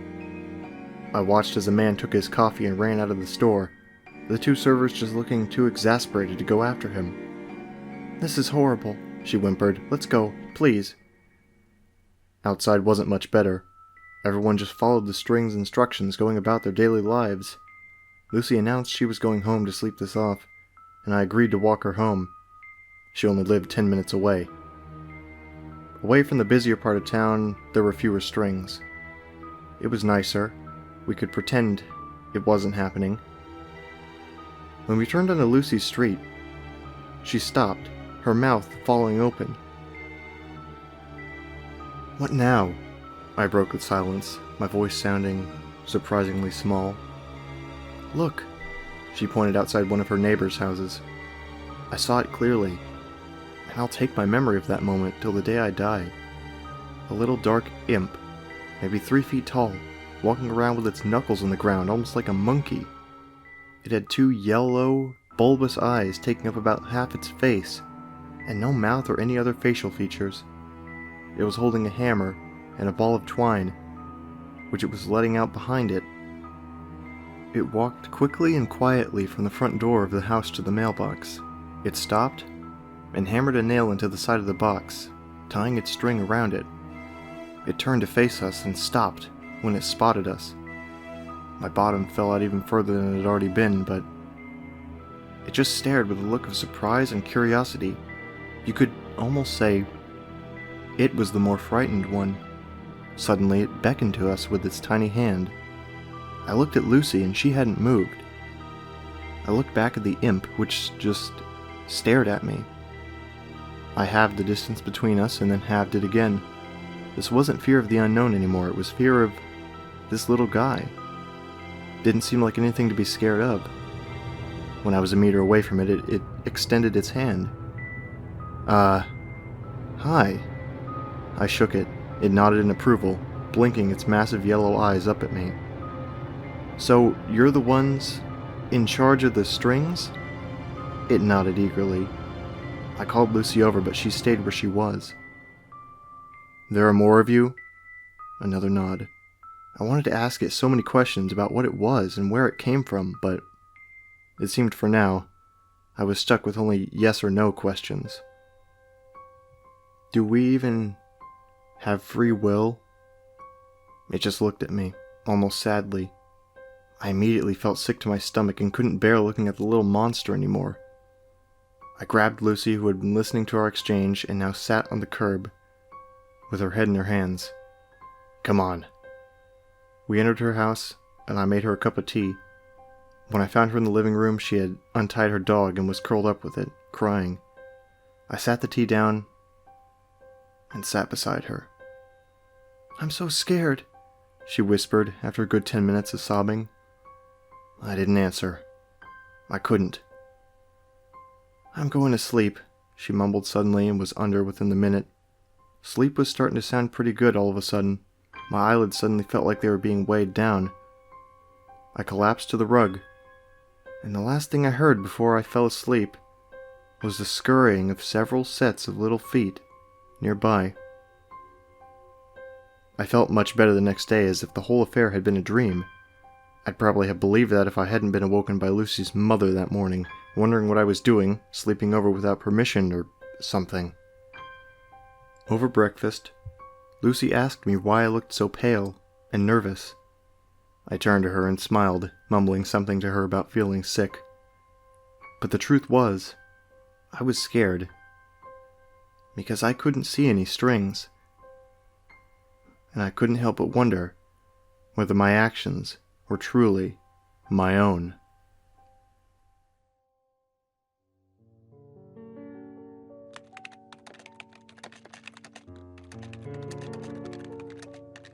I don't know what to do anymore. I'm so scared and I can't trust anyone. I went camping about 3 weekends ago in the Huntsville National Forest in Texas. Me and 3 friends that came home for the weekend. They're all in college, and usually we all get together at least once a year, old friends from high school. For the camping trip, we plan to go backpacking deep in the forest, live off of fish we catch and animals that we can trap. We've been doing this for a while in Texas and in numerous places, Arizona, Colorado, New Mexico, so we're pretty much used to anything you'd encounter out there. It was my turn to pick where we went camping, so I chose Huntsville. More accurately, it's Huntsville, New Waverly. So, we drive up there, park our car in a camping park spot, and start walking off into the forest. We had some laughs along the way, everyone catching up with each other's lives. We walked until it started to get dark, and set up camp when we stopped. Everyone gathered wood to make a fire, and we set our tent up. And we do what we always do, try and scare each other with weird stories. Around this time, we started to smell something very faint. It was noticeable, but not overbearing or anything. We couldn't put our finger on what it was, so we just carried on. Mike had to go piss, and he walked off into the forest a little bit. A second later, he came running back, piss all down his jeans, like he'd missed really bad or something. Immediately, we all cracked up and threw some jokes at him, but we noticed he was white as snow and trying to catch his breath. He starts screaming at us to follow him and runs off. We all get really serious and go follow him, not knowing what the problem was. We start to hear a faint scream and crying in the distance, in the direction we were running. It was pitch black, away from the camp, and Mike had the only flashlight. We left ours at the camp. He had his from his trip taking a piss, so at this stage, we didn't have much choice but to follow the light, which was frantically pointing here and there in front of him. The scream gets closer, and Mike starts to slow down. We then noticed a ratty old cabin that looked like it was abandoned except for a faint light that we could see from one of the old mildew-covered windows. The crying was intense. Whoever it was couldn't breathe enough to let out a full yell. We all followed Mike up to the front door, and we could all hear the crying from inside. As soon as he knocked on the door, the crying stopped. We all waited, not really sure what for, and soon heard really heavy footsteps walking fast to the door. There was a giant slam against the door, and the sound of a bolt unlocking. Then, nothing. We waited for a bit, knocked a few more times, but still nothing happened. We walked around the house. There was no fucking way any of us were leaving each other's side, and noticed a window, which was a good way up. Alex took a deep breath and said, "Boost me up there. I want to look inside." Me and Mike reluctantly lifted him up to the window. We watched him brush away dirt and webs from the window and place his face close to try and see something. There was a quick beat, then suddenly he breathed in fast and let out a loud scream. He fell back from the window, screaming bloody murder the whole way. We all tried to calm him down, but he was hysterical. We went to him, but he started to shake, punch, kick, you name it, then took off back towards our camp. None of us wanted to be separated, so we all ran close behind him. We caught up to him, grabbed him, and set him down. The fire was dying out, so I grabbed some nearby wood that we collected and added it. My hands were shaking, and I had to do something. I went back to Alex, and we all tried to calm him down, but he wouldn't. He just kept screaming, and he was breathing so hard that he eventually fainted. And now, by this point, all of us are terrified. We kept the fire high until sunrise. Periodically, Alex kept waking up, screaming just like before. By sunrise, he was up. He looked catatonic, just mumbling to himself and whispering. Me and Mike decided to go look at the cabin now that it was daylight. We searched where we thought it was, except there was nothing there. Nothing at all. The indistinct smell from last night had now grown into a very strong smell of something dead. Something stale. We headed back to the camping site. When we got there, we found Alex had chewed into the sides of his face and swallowed so much blood that he was throwing up. John was at his back. He looked like he was about to die from exhaustion. I guess we all looked that way, I just didn't notice until I saw his face. Alex said quietly, "Guys, we need to leave. Now." We all started to pack up the tent. It started to rain really heavily, and the sky seemed to grow really dark. Alex started to go into a panic. He went and grabbed a big stick and yelled at us to leave it. Leave it all, now, or he'd knock us out and drag us out of there himself. Mike started to yell at him, and they started to fight. We broke it up, finished packing, and then started to make our way back. After a little while, we arrived at a creek we had crossed the previous day, only now it was flooded over, and the water was moving too fast for us to cross it. Alex started to scream again, yelling at Mike for taking his time and packing up the tent when we could have gotten out of here. This went on for a while until we finally convinced Alex to calm down and tell us what the fuck happened at the cabin. He sighed and said, as soon as he put his face to the glass, a face on the other side did the same thing and started to smile really big. It had dark eyes, a dark mouth, which was much bigger than Alex's, as the smile got as large as it could. A giant shadow behind it swung something down and sliced its face off. The face was stuck to the window, and he said it started to laugh quietly and evilly as it slid down. Mike, still pissed off, and though he wouldn't admit it, beginning to get freaked out, started to argue with him again, calling it bullshit. We eventually started to follow the creek for a way to cross. We started to see toys floating in the creek. Really old toys, old Barbie dolls, and baby dolls. This wasn't like any old trash floating in the creek though, this was a lot of Barbies, a lot of baby dolls. One washed towards the side and Mike picked it up.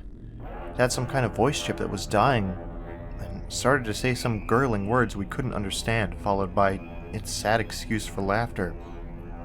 Then it sounded like it was whispering. We thought the batteries must be dying, so he threw it back down.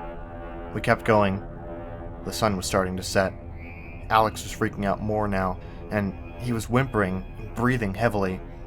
We all started to see shadows move behind trees, something we all called BS on until we were all seeing it. It was barely light out, and we stop as we see the cabin right in front of us somehow. None of us knows what to think. Mike says, "This is bullshit. I'm going in there." Alex tries to stop him. We all do. All of us just wanted to go home. Mike says to all of us to fuck off, do our own thing. He doesn't care anymore. This is all bull. We start to hear hundreds of the same sort of baby doll as before, laughing, whispering, and trying to sing. We start to move forward past the cabin, all of us, and kept pushing forward. We smelled something dead in the air, something stale. The same something as before. We started to hear something crying and screaming. We kept on going. We finally found a way to cross the creek, and we left the woods because of it. We get back to our vehicle and got in. It's pitch black by this point, and we drive. We're about to get on the 45 to Houston, but the road is under construction and can't be crossed. It points to a detour. As we head towards the detour, it seems to be small, bumpy, a dirt road going into the woods. We see a young girl come up to us. She looks like she was in trouble, young and pretty. She approaches the passenger side door, and she looks like she's really drugged up or beaten or something. Alex doesn't roll down the windows, nor does he open the door. She reaches for the handle and he immediately locks it. She puts her face on the window and starts to smile really big. We floor it. Alex starts to cry and scream. We're all breathing heavy. We finally cut on a street that takes us to the 45, and we take it the whole way. When we get back to my apartment, everyone doesn't know what to say. We all break apart and go our separate ways. Mike messages me later and says he's going to go back. I try to convince him not to, and all he does is say it was in our heads, that it was all just screwing with us. I think he just wanted to prove himself. He wasn't scared. I could smell that stench everywhere now.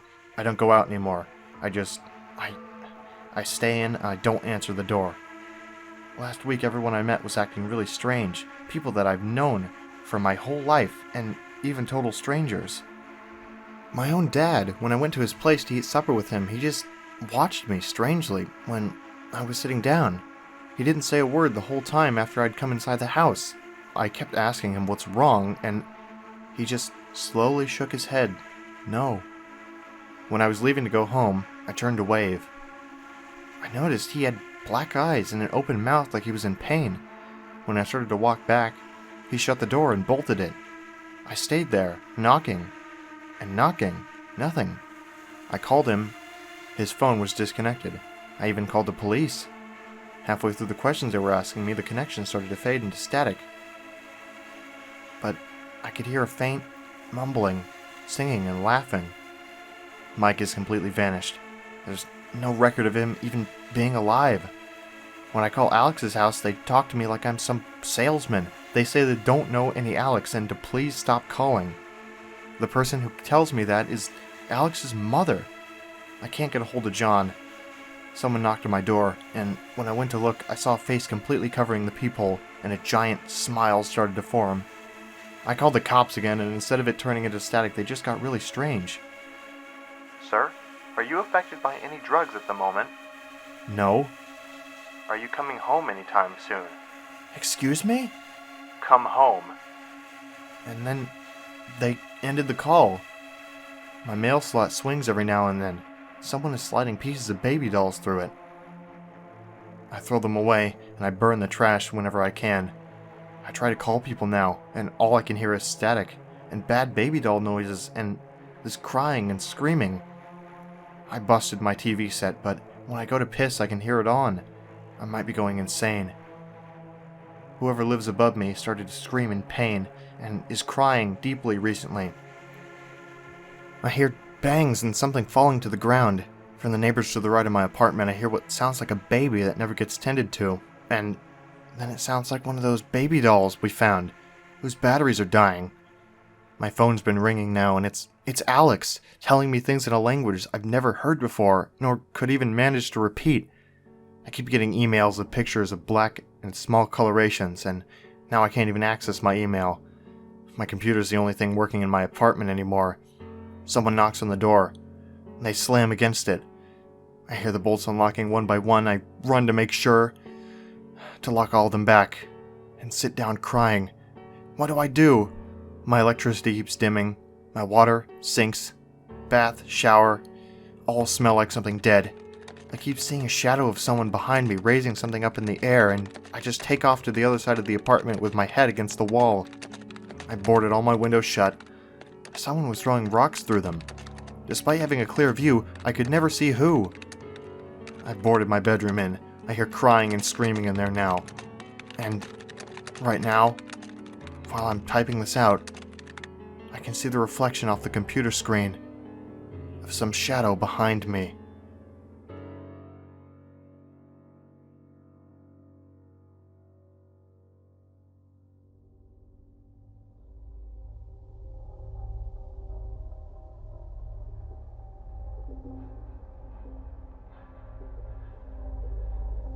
Hello, I am Mr. Well Done.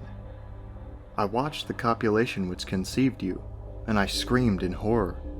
I saw you birthed like a hatched parasite, hairless and gagging, and I gripped my teeth in hatred, sliding them over each other again and again and again and again, until they were flat and smooth.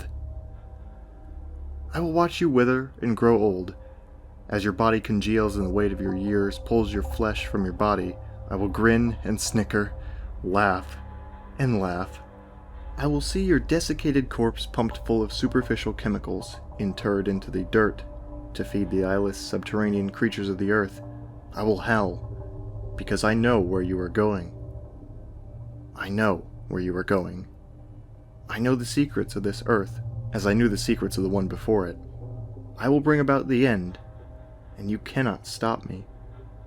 As you read these tales, and you do not know that with each one you read, with each one you create and recreate, with each one you retell, with each one you claim ownership of, you beckon the end. For there will be some among you who will try to verify these tales. You will seek them out. Those that do so with passion will find that many of them are falsehoods, but some will be harrowing at the very least. Others will leave you scarred for the rest of your fleeting days, and others will still leave you stripped of your flesh. And that flesh will be used to build more, and more, and more tales, twisted and stretched to cry out to more curious individuals. I will smile, my teeth clenching together tightly, tightly, tightly until one cracks with a satisfying pop. My eyes unblinking, watching everything fall into place, wide and empty, weeping and shriveling with delicious, protracted agony. I am so excited. So very excited. Even as you read this, some among you are emboldened. The sick part of you which lusts for the end whisper into your mind, making you want to see the horror, the pain, the blood, and the death. You want to see it. You want to see what lies hidden in the dark, beyond sight, smell, taste, hearing, and touch. Come and see. I will show you such wonderful things. Hello. It is not what you cannot see in the dark that you fear. It seems the masses have comforted themselves with the trite statement, "People fear the unknown." Humanity finds a strange comfort in this statement. If people did indeed fear the unknown, the statement would be akin to locking eyes and spirit with that soul-rendering horror which lurks unseen in the back of every human's mind. No, it is not what you cannot see in the dark that you fear. It is what you will see if you gaze long and hard into it. You will see that thing you know you will see. You will attempt to assuage that sting of fear in your mind by numbly assuring yourself that it is simply a figment of the rampant faculties of the subconscious. It is not. Yes, we fear the dark for a reason. The reason is not what you think it is. Hello. Many fellows, in their markedly less than infinite wisdom, choose to prove their gender and sexual orientation by seeking out a locale rumored to be frequented with events of the supernatural. What a loathsome and paradoxical term, supernatural. How can a thing be above nature when it is naturally occurring? I digress. Many such brave souls who set out in search of the nocturnal thrills of the unknown find that there is little to fear, despite the cold sweat they feel, and choose to take this evidence as the answer to whether or not the supernatural exists in our shared perception of the world. What fools! Indeed, if one steels themselves overmuch, such an individual may find that he will never see anything beyond the mundane. It is those that embrace their fear that find much more startling evidence supporting the possibility of earthly entities and energies beyond our current understanding. Fear is more than a biological warning to impending danger. It is a sense, with little difference in the 5 most people are familiar with. To ignore one's fear is to close one's eyes to such secrets possessed of beauty beyond most mortals' imaginations. And so, I impart this advice upon those who wish to confirm the existence of the supernatural. Exalt yourself in your fear, stroke its fires, and seek out the darkness. You will see such wonderful things. Hello. Of all the most wonderful things to be seen in the world, the best of them lay in the periphery of the worldly, the superficial, the mundane, the worthless, the duplicitous, wretched, horrid, loathsome, hated, despicable, snickering, vapid reality which humanity clings to. Pardon me, but in the corners of the eye lay unknown gems amidst the refuse. Those fitting shapes humanity unconsciously assigns to the readily explainable, acceptable normalities of the social world which haunt us, leaving us with a vague fear that begs our eyes to close so very tightly when the lights are put down for an evening's rest, and not to open again until the reassuring light of the morning dispels the possibilities of the darkness. What waste! What ridiculousness! Open your eyes and use the wondrous capabilities of this fantastic organ. As you go about your evening hygienic rituals, I suggest you pay indirect attention to the cold black of the hallways waiting outside your door. Wait for the inevitable thing, out of place with the characteristic stillness of the night, swiftly passing by to unknown destinations. But do not acknowledge it. Do not Do not. Some things are best only seen and not interacted with in other ways, for in seeing that which believes itself unseen, awareness comes with the most severe of consequences. Oh yes, so severe. Do behave. Look, but do not touch, or speak, or taste. Only then perhaps will you hear, faintly on the first occasion, but on every occasion thereafter impossible to ignore. Even as they stand, now so clearly, leering at you from the darkest corners of your safest, most sacred heavens, do not acknowledge their presence. Be content to observe. Yes, content. Such contentedness is the only barrier against their predations. If you can do this, if one can stand the temptations of the darkness and control one's primordial self, perhaps then you will be prepared. Prepared for more. Much, much more. Hello. Tales of strange creatures' occurrences and sightings persist from the first days of man until today. To discard them out of hand is foolishness, as is to believe blindly. But for those that seek out the dark, you will see horrors which will shatter your human mind. There once was a time when man understood his place in the universe. But things change, always changing, though even in recent history there have been those that have understood. However, such individuals' wise insight is turned to examine the mundanity of nature rather than its unexplainable qualities. What waste? The bulk does not understand, will never understand. There is only fear and blind denial. Even when faced with old truths, the human mind shuts itself off and the person attempts desperately to find any mundane explanation possible to retain sanity. Sanity, a creature wholly wrought of comparison and worthless society. Only those bold enough to search in the dark, blind and senseless, will see the old truths. You will see, and you will understand your place.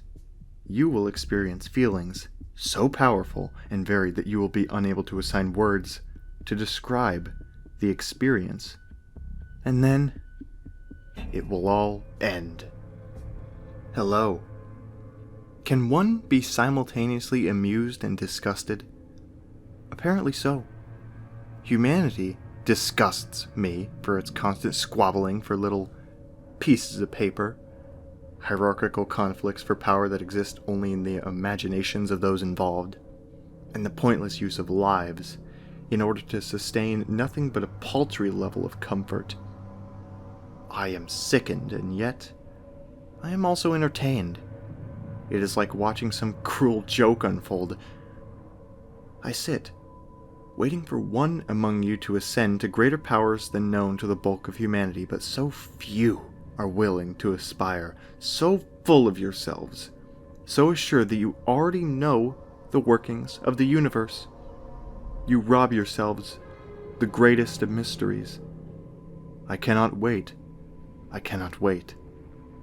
I cannot wait to see it all end. I cannot wait to watch you all scream and suffer. A magnificent den of flesh being stripped from bone, which is then made to dance to the whims of the most horrifying destruction the sentient portion of the universe has borne witness to. It will be a wonderful taste of vengeance for having been subjected to your monotony. Yet, I still yearn for even one among you to attain the eyes with which to see all of the cosmos.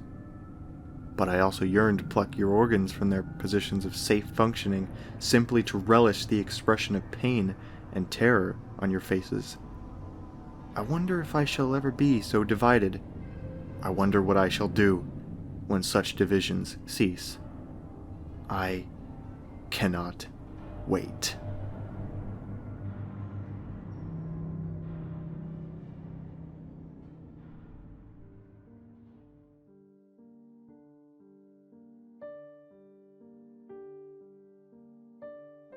The worst thing I've ever done in my life happened about 12 years ago. when I was a 16-year-old kid living in Cleveland, Ohio. It was the early fall, when the leaves were just starting to turn orange and the temperatures were starting to fall, hinting at the freezing chill that was only a few months away. School had just started, but it had been going on for about a month now, so all the excitement of going back and reuniting with old friends had been replaced by the realization that we were captives in a place that only wanted to load work upon us.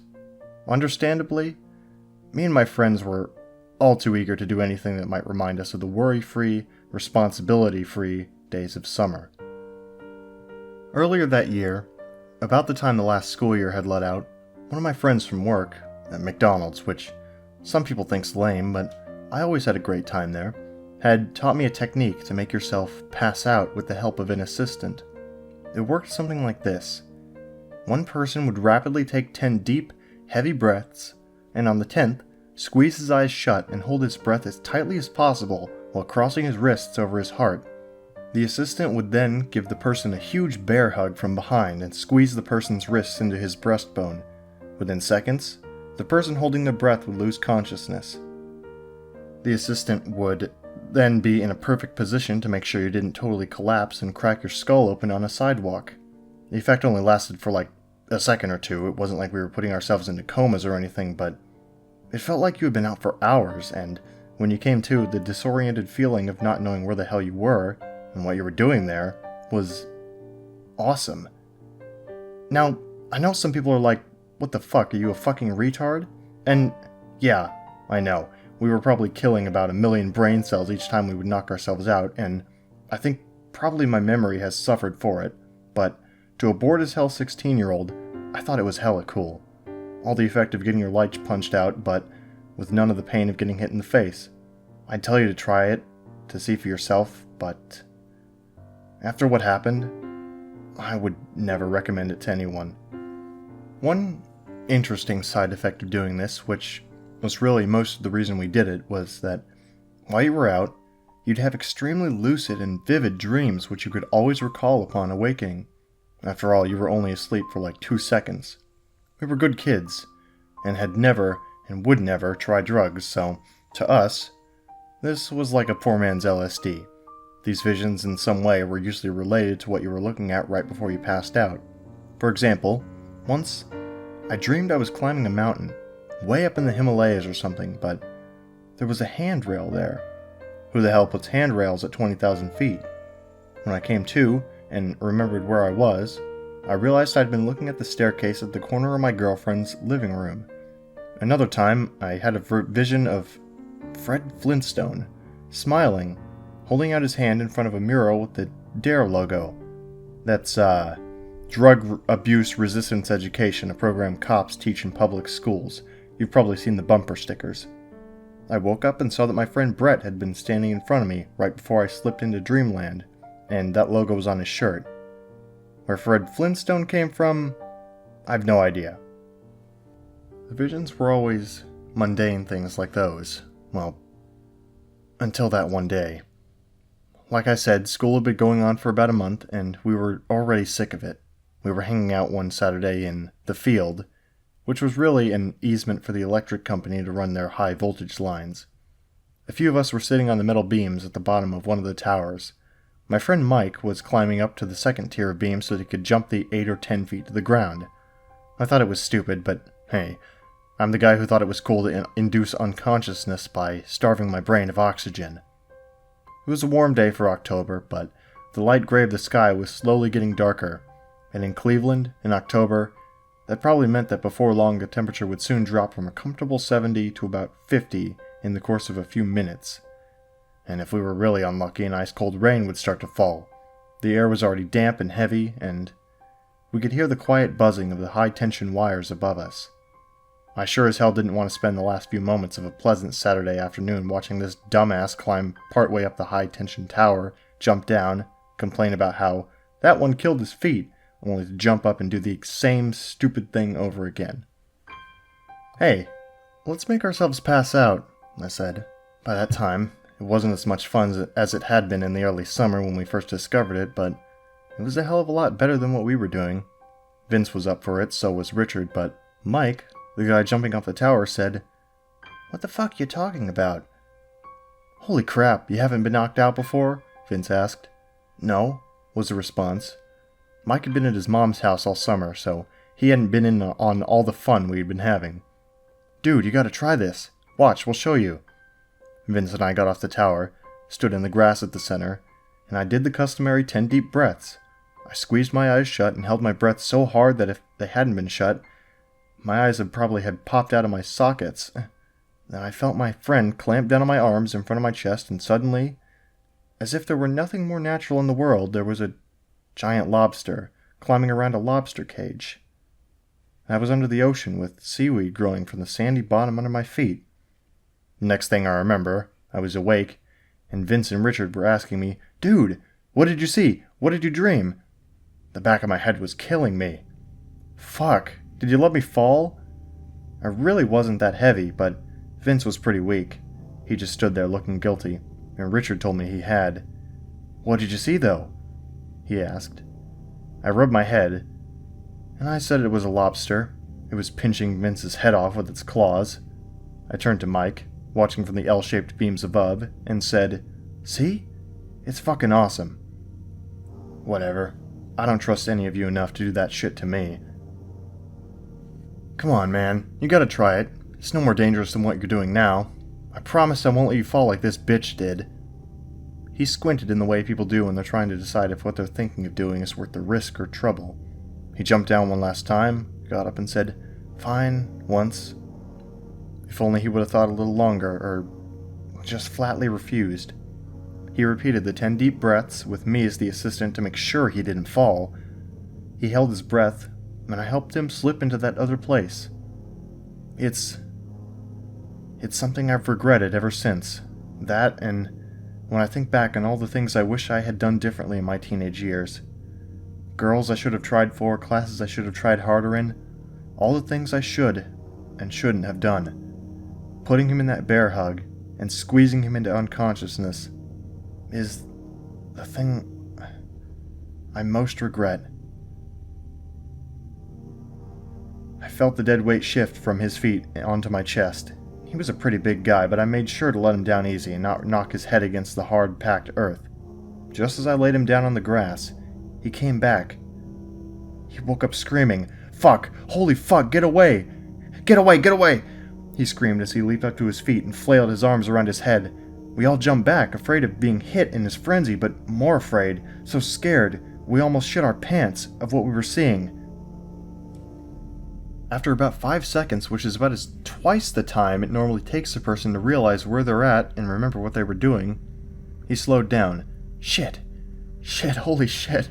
He was breathing heavily, gasping deep breaths, and hunched over at the corner of the tower. It's a wonder that in his maddened state he didn't run right into the supports and knock himself out for real. But he just stood there, bent over at the waist, and fell to his knees. With his back turned to us, he started rocking and wringing his hands and muttering to himself. "Holy mother of fuck," said Vince. "What the hell did you see?" But Mike didn't answer. We approached him slowly, and as we drew near, we could hear him, quietly sobbing. In our macho world, that was normally a crime punishable by death. But at the time, of course, we didn't say a word. I reached out a hand to his shoulder, but as soon as I touched him, a touch so tentative and light that he shouldn't have even been able to feel it, he shrieked and jumped away, clanging his back into the corner of the tower. He pressed up hard against it, staring at us with a look of terror in his eyes so real you'd think we were demons from the pit of hell. If ever in those few moments I thought he was putting on to fuck with us, that took all my doubts to rest. That, and what happened afterwards, of course. None of us said anything, but after about 10 minutes Mike had calmed down enough that Richard was able to coax him to his feet and lead him back to his house. As I had suspected, the temperature had fallen like crazy in just a few minutes, and just as I figured it would, the freezing cold drizzle started to fall. I told Vince I was just going to go home, and I'd see him tomorrow. We always spent the evenings and rainy days playing Mortal Kombat on our SNES, but he didn't object. I think he probably wanted some time alone to reflect on what horrible thing we'd done to our friend, just like I did. The next day I went to see how Mike was doing, but he and his dad were gone the whole day. I asked him later where he went, but he wouldn't tell me. I think it must have been to a psychiatrist because by Tuesday, the next time I saw him, he seemed to be better, if a little zoned out. I figured he got some drugs to calm his nerves, but that's just a guess. I never really found out. Over the next few days, the four of us hung out, and while Mike was quiet, he didn't say anything about what had happened. We just talked about stupid, unimportant stuff, girls we liked, classes at school we hated. I wish we had said something to him now, though I don't know if it would really have helped. We had no idea what we were facing, and to this day I still have no clue.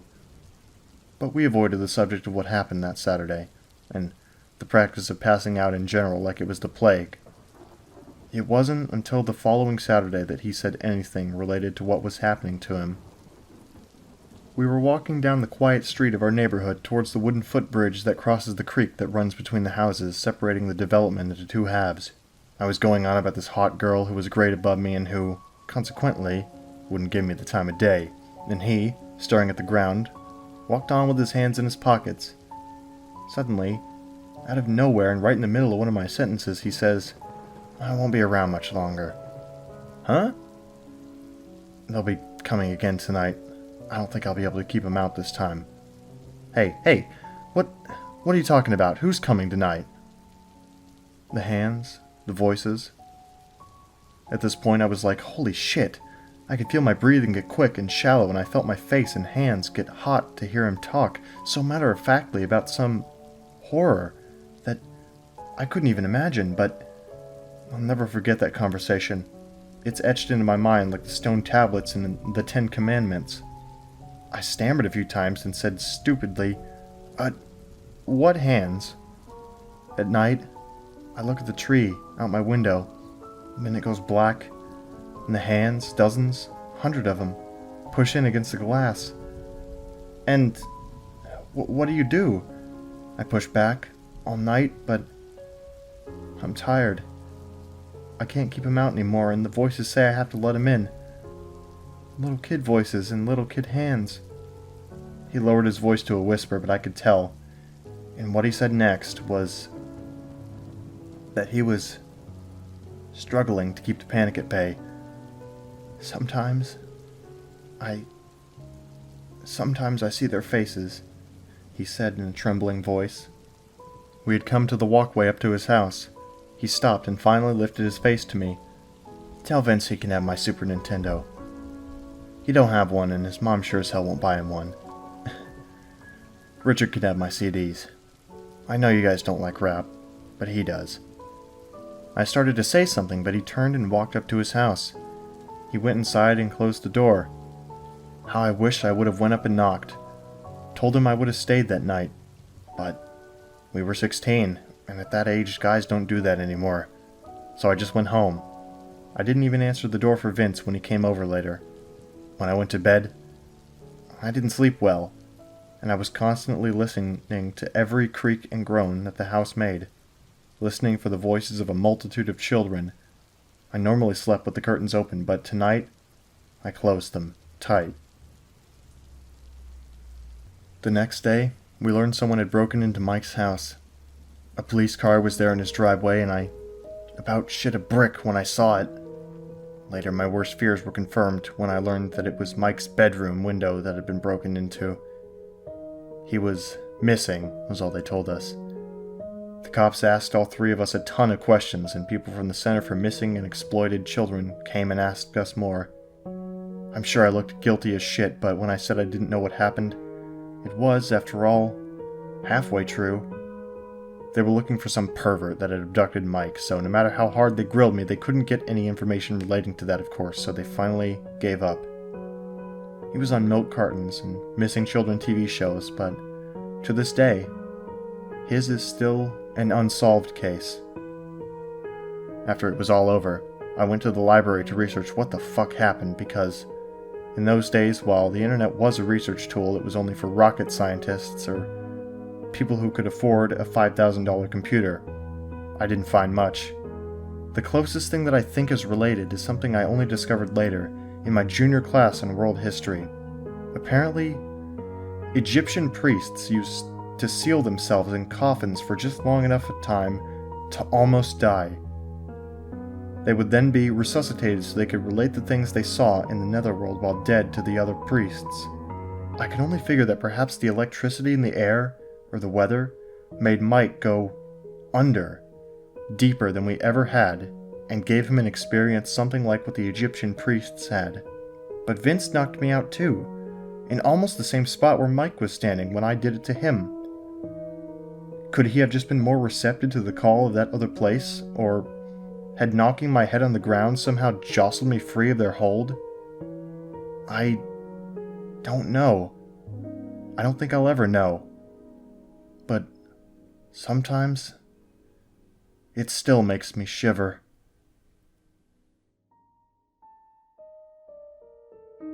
I'm hoping at least X will enjoy this because it's probably fucked me up for life. It's seeming a lot more absurd as time passes. 12 days since I moved my shit into my friend's place. So, I want to get this out there and have people call bullshit and pass judgment because I think it'll make me feel better. I've moved out all my stuff, already called the cops, and informed my absentee landlord. I've done all the proper things, so there's nothing left to do but share my little fucked up city living story. About 6 months ago, my girlfriend and I moved into an apartment in the Benton Park neighborhood of St. Louis. About 2 weeks after we move in, her grandfather, who raised her, has a fucking stroke, and she ends up going home to Twin Oaks to take care of him. She was living with him full time until we can find out how to afford a nurse or hospice. Anyway, I've been living in our one bedroom all alone for the last half a year. It's beautiful, newly remodeled, double paned windows, great insulation, the best a couple of hicks turned yuppies could want. It's got a couple of weird things about it, as you'll see. There's only 4 units in the building, on the 2nd and 3rd floors. We're on the top floor. The first weird thing about the place we noticed right when we moved in was the walls and floors are paper thin. I could hear every word of my downstairs neighbor's conversation at all times. I know when they take a shower, I know when they fuck. I'm sure they know the same thing about us. It's weird. The more info we had on each other, the less we wanted to actually know each other. They moved out 6 weeks ago. Then the other 2 units went vacant a week later. It's kinda weird, but also kinda awesome. I could finally stomp around, watch porn, and play Rock Band at full volume. That kind of thing. About 4 weeks ago, it got weird. And I mean weird. It was about 1 a.m., I was going to bed, and I started to hear this noise from the empty apartment downstairs. Really quiet at first, but sustained. It sounded halfway between a hushed conversation with only one person talking and a small motor running. Just a babbling, not quite regular drone. Freaked me out at first, but I rationalized that it was some plumbing or the refrigerator downstairs. Something I'd never heard over my downstairs neighbors farting and snoring. I learned to live with it as it rose and fell every evening. Pretty soon, a steady tapping sound started in with mumbling. I know it sounds fucked up, but when you hear it every night for a while, you just make excuses for it. Then I kept hearing boards creaking. It's spring, my first in this building, so I assumed it was just the old boards under the new drywall settling. Then one night, as I was brushing my teeth, there was a mighty dry thump right behind me. I just about stabbed myself with my toothbrush. I stayed really still until I was sure there wasn't anyone in the house, then went and turned on all the lights. This is when I noticed the peculiarity in the remodeling. On the other side of the bathroom, where I heard the thump, is a hall closet. I open it up and switch on the light, expecting a box to have fallen off the shelves or something, but it's all good inside. I tap on the wall between the closet and the bathroom, and it sounds oddly hollow. Then I start to realize that the closet isn't as wide as I think it should be based on the bathroom.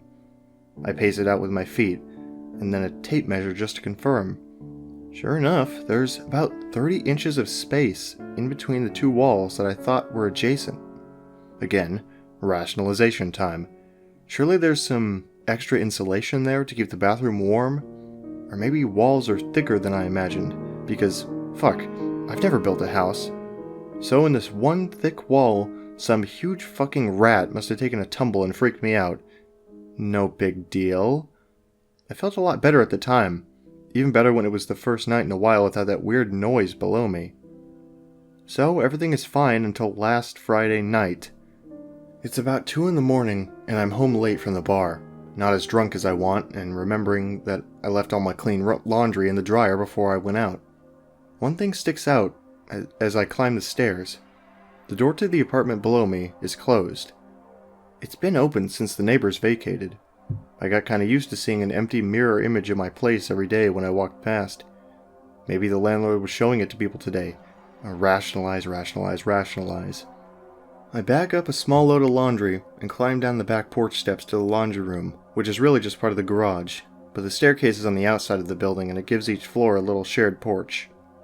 I get down there and into the little room, and I start bagging up all my clothes into this big black duffel bag. 2 things you should know about me at this point. I turn off every light when I leave a room, no matter what. My dad used to beat the shit out of me when the energy bill was a penny over the norm. And I also lock the door every time I go through it. Hell, I even locked the back door when I went down to get my laundry. I start back up the stairs, and on the first flight I look up, straight to my bedroom window. The light is on, and there's a silhouette against the closed blinds. I pissed myself a little, and every hair on my neck snapped to fucking attention, and then the light goes out. It happened in less than a second. 10 seconds later, I'm still frozen in place, and trying to figure out if I just saw what I think I saw. Rationalization lost out, thank fucking God, and I snuck down the stairs and out through the garage. I called a cab and stood across the street from the building looking at my living room window. About 5 minutes before the cab showed up, the Venetian blinds parted slightly for a few seconds like someone was looking down at me. Then nothing. I stayed at a hotel that weekend, then a couple buddies of mine came back with me on Sunday to see how much stuff had been stolen. But it was all there. My laptop was still charging, my brand new plasma TV. The doors were locked. I moved it all out that afternoon. While my friends were with me, and I had the daylight on my side, I checked out the apartment below me. The downstairs closet had the same abnormally thick wall. Only someone had hammered through this wall, big, round, jagged hole, exposing the tiny crawl space between. And in this space, flat against the wall, was a cheap hardware store ladder leading up through the darkness to the space behind the walls in my apartment. I don't know how he got into my apartment from there, maybe through the heating vents in my ceiling. I really don't give a shit. All I care about is never seeing that building again. I mailed my keys to the landlord, told the whole thing to a terminally disinterested cop. I did my part, and I'm moving on. Quit my shitty job, which might be the one good thing about this. I'm typing this at a friend's house on his Wi-Fi. I'm going to take this convenient time to get the fuck out of Dodge and move in with my girlfriend and her grandpa. He died 2 nights ago. Still think I'd like to head back into the country, but I guess this is like a clean slate for us. I haven't told her yet, and I'm not sure if I will. Right now, told her our landlord went apeshit and kicked me out. She's already got issues with security, and I don't want to add to them. But I don't ever want to live in an apartment, or hear people moving beneath my feet, or on the other side of a wall. Never again.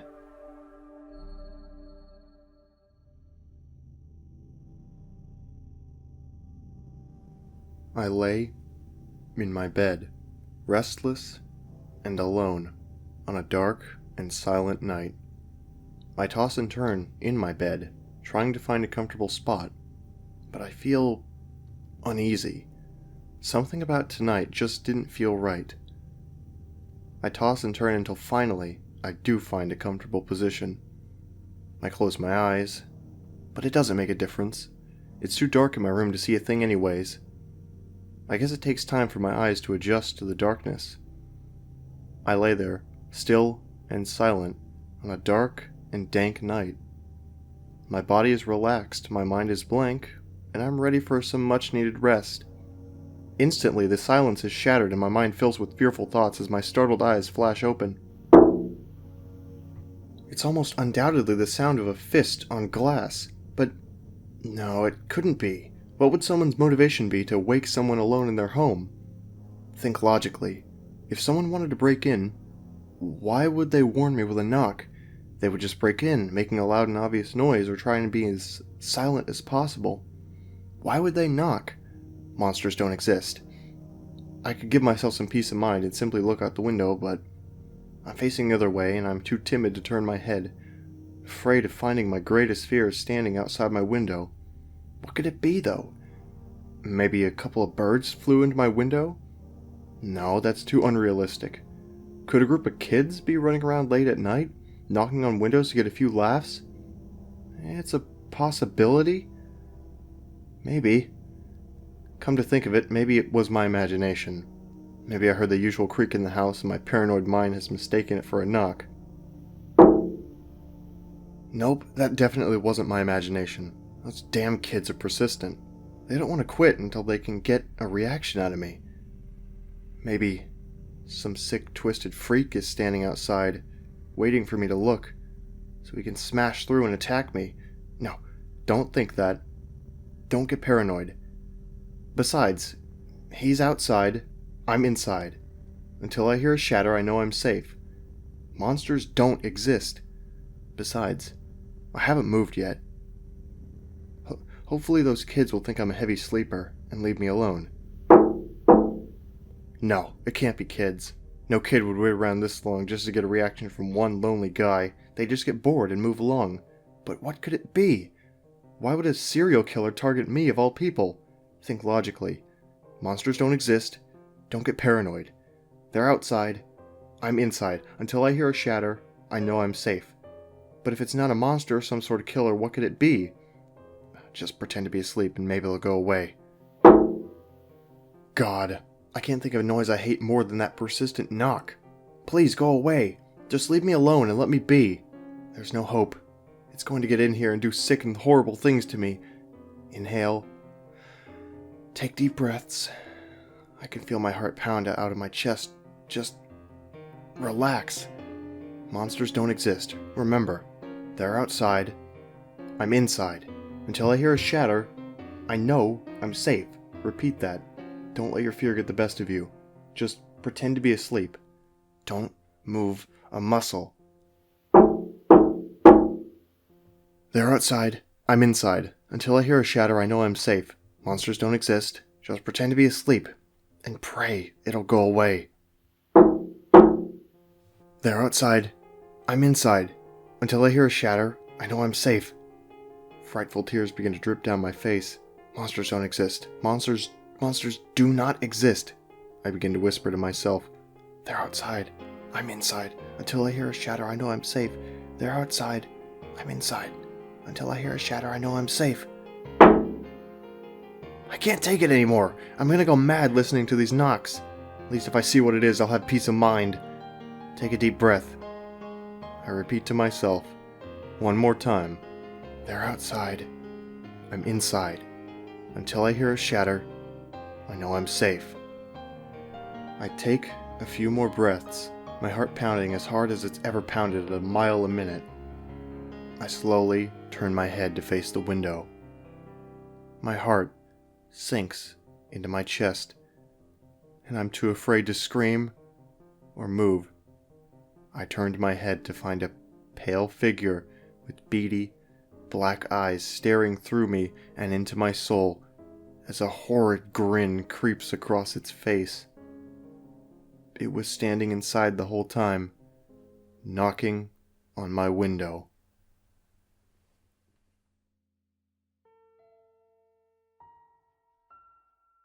It was a few weeks ago that the hay bales started creeping slowly away from the house. Every morning when I woke up, each had moved a few hundred feet from where it was before. I assumed it was pranksters with nothing better to do, so I ignored it. Within a few days, though, the bales began to approach the boundaries of the farm. I was tired of the whole game by then and decided to move them back. It took a tedious hour to bring them all from where they had been to over near to the house again. And by the time I was done, I was ready to snap the neck of whatever little pissant was deciding to screw with me. The next morning I found each and every one of my horses messily decapitated. The smell was what woke me up. Each one was slumped over against the side of its stall. There were no signs of the heads. I spent the rest of the day cleaning up the mess and burying the remains. It was only when I was done that I noticed the bales of hay had all returned to their positions from the day before, scattered far out into the fields. This time I left them where they were. That night, I sat on my porch with my shotgun in hand and a pot of coffee on the table beside me. I sat for hours, straining my eyes into the fields to catch a glimpse of who was moving my hay bales. Finally, I was beginning to nod off. I would have, but just as my eyes began to close, I heard a clamor and a rustling of trees from the nearby woods. I leaned forward, my heart racing with excitement. I was going to catch the bastard. I fumbled with my gun and fidgeted in my seat, waiting anxiously for whoever it was to get close enough to ambush. It was only when the thing got close enough for me to make out its silhouette in the dark that I was frozen still. The thing that crept into my fields from the nearby woods didn't seem to notice me sitting there. It stalked, hunched and deliberate, through the field with the posture of a tiptoeing thief. If not for the fact that it must have towered to over 10 feet tall, even in its crouched position, it might have seemed almost frail. The thinness of its arms and legs and the emaciated, caved-in quality of its chest reminded me of a starving animal. Still, this thing was undeniably strong, and I watched it hoist each bale up into its arms with ease, and set it down carefully a while away, taking only a few strides to cover the distance. I watched it work, moving each bale thoughtfully. Every once in a while it would straighten up to look around at the other bale's positions in the field before adjusting the one it was working on, ever so slightly. Before it left, it looked towards the house. I felt its eyes sweep over me in the dark, but whether it saw me or not, I couldn't tell. Then, it turned, silently, and crept back the way it came, disappearing into the dark of the woods. It took me an hour before I had the courage to move at all. I went inside after a while, but I didn't sleep that night. It was only when the sun rose that I dared step off my porch into the fields. The hay bales were where it had left them. Strangely, it didn't move them as far as it had in the previous days. They were approaching something invisible in the fields, and as I looked at them, I realized that they seemed to be marking some line. Indeed, as I walked around the house, I saw the distinct circle that they formed with me at the center. At first, I thought the bales were just being haphazardly moved away from the house, but now I could see that they were instead being moved towards some boundary. The thing was sending me a message. I slept uneasily that night, and only because I was exhausted. The next morning, the bales hadn't moved at all. They didn't move at all for the rest of that week, in fact. They were finally where the thing wanted them. I made myself sick trying to interpret them. Why would this thing expend so much energy moving my hay bales, and threaten me with such violence should I try to interfere? Killing my horses was just that, a threat. An intelligent threat, at that. It knew what would scare me, and it knew that I would understand the implications. The sound of an automobile working its way along the road to my farm one morning gave me a little rush of excitement. I'd been planning to abandon the farm since I saw the thing, but I couldn't hope to leave on foot without risking it treating me like it had treated my horses. But if I could get in the car with whoever was coming my way, I might be able to escape before it could stop me. I didn't know or care who it was. I decided that the moment they stopped the car, I would jump in the passenger seat and tell them to get the hell out of there. I didn't get the chance. The car worked its way slowly along the road, trundling across the uneven ground. I urged it silently to hurry.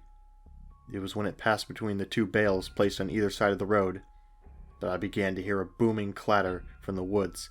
The thing burst suddenly from between the trees, sprinting on all four of its terrible, gangly limbs towards the car. Within a few seconds it was there, pouncing on the automobile like a predatory cat.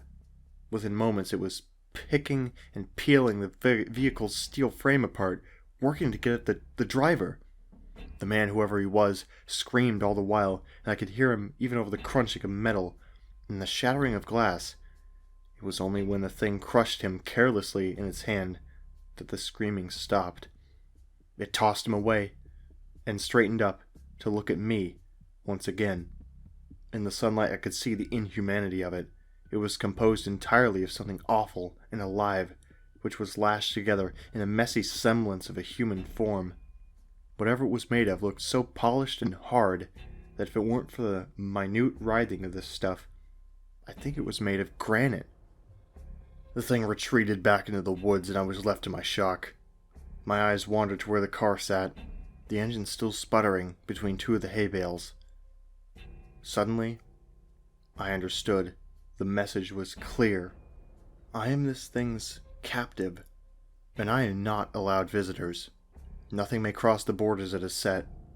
I'm trapped here by the thing that stalks the fields, and it demands nothing except that I never leave. Still, I don't know if I can handle being that thing's canary. I've been thinking hard for the last few days since I saw it crush that man's chest and silence him before he could finish his scream. If I crossed the hay bale border, it'd probably do the same. It'd smash my skull before I could put my hands up to protect myself.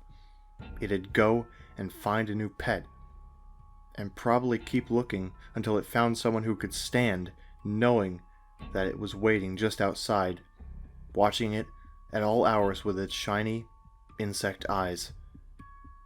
I've been thinking hard for the last few days, and I might just make a run for it.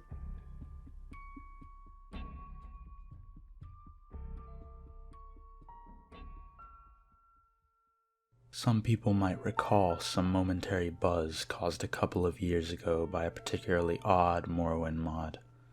The file name was jvk1166z.esp. It was never posted on any of the larger Elder Scrolls communities, usually just smaller boards and role-playing groups. I know in a few cases, rather than being posted, it was sent via PM or email to a chosen few. It was only up for a few days, to the best of my knowledge. It caused a buzz because it was a virus, or seemed to be. If you tried to load the game with the mod active, it would hang at the initial load screen for an hour, and then crash the desktop. If you let it get that far, your install of Morrowind, along with any save files you had, would become completely corrupted.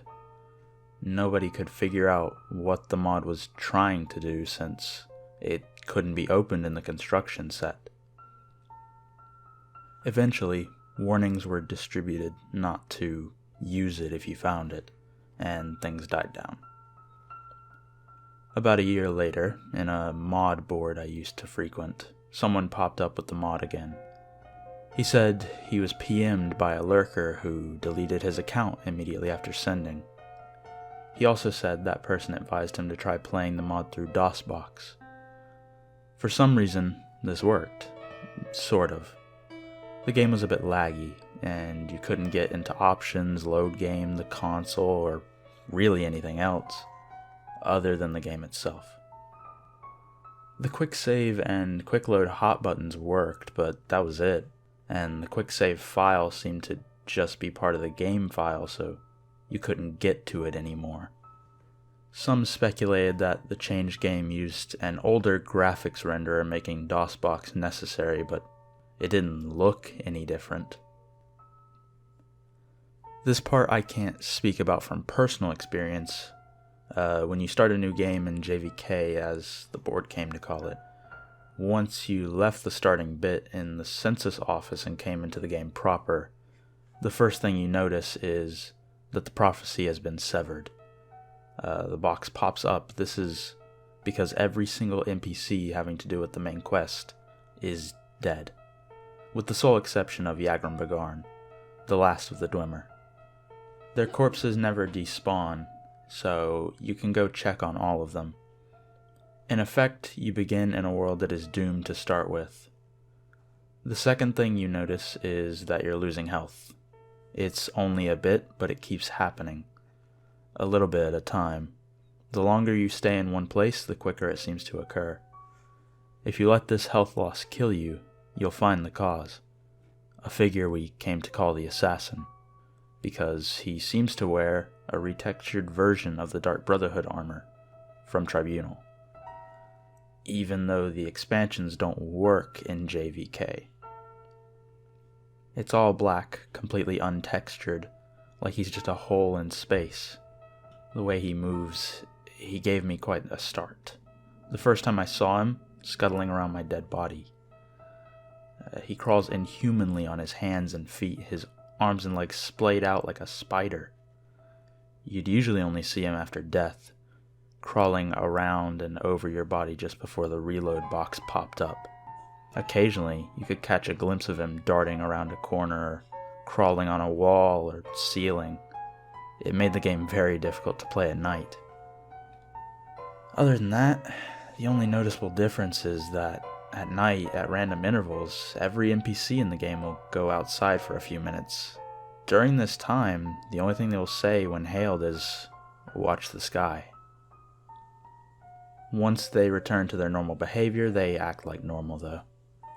After a while, a player on the board discovered a new NPC named Tieris, a male Dunmer in the temple at Ghostgate. Two things are notable about this NPC. First is his robe, a unique article of clothing that was lovingly rendered with twinkling stars all across it, looking like a torn-off chunk of the night sky. The second is that all his dialogue, in addition to showing up in the dialogue box, is voiced. You can skip it if you wish, but it all sounds like it's in the default male Dunmer voice.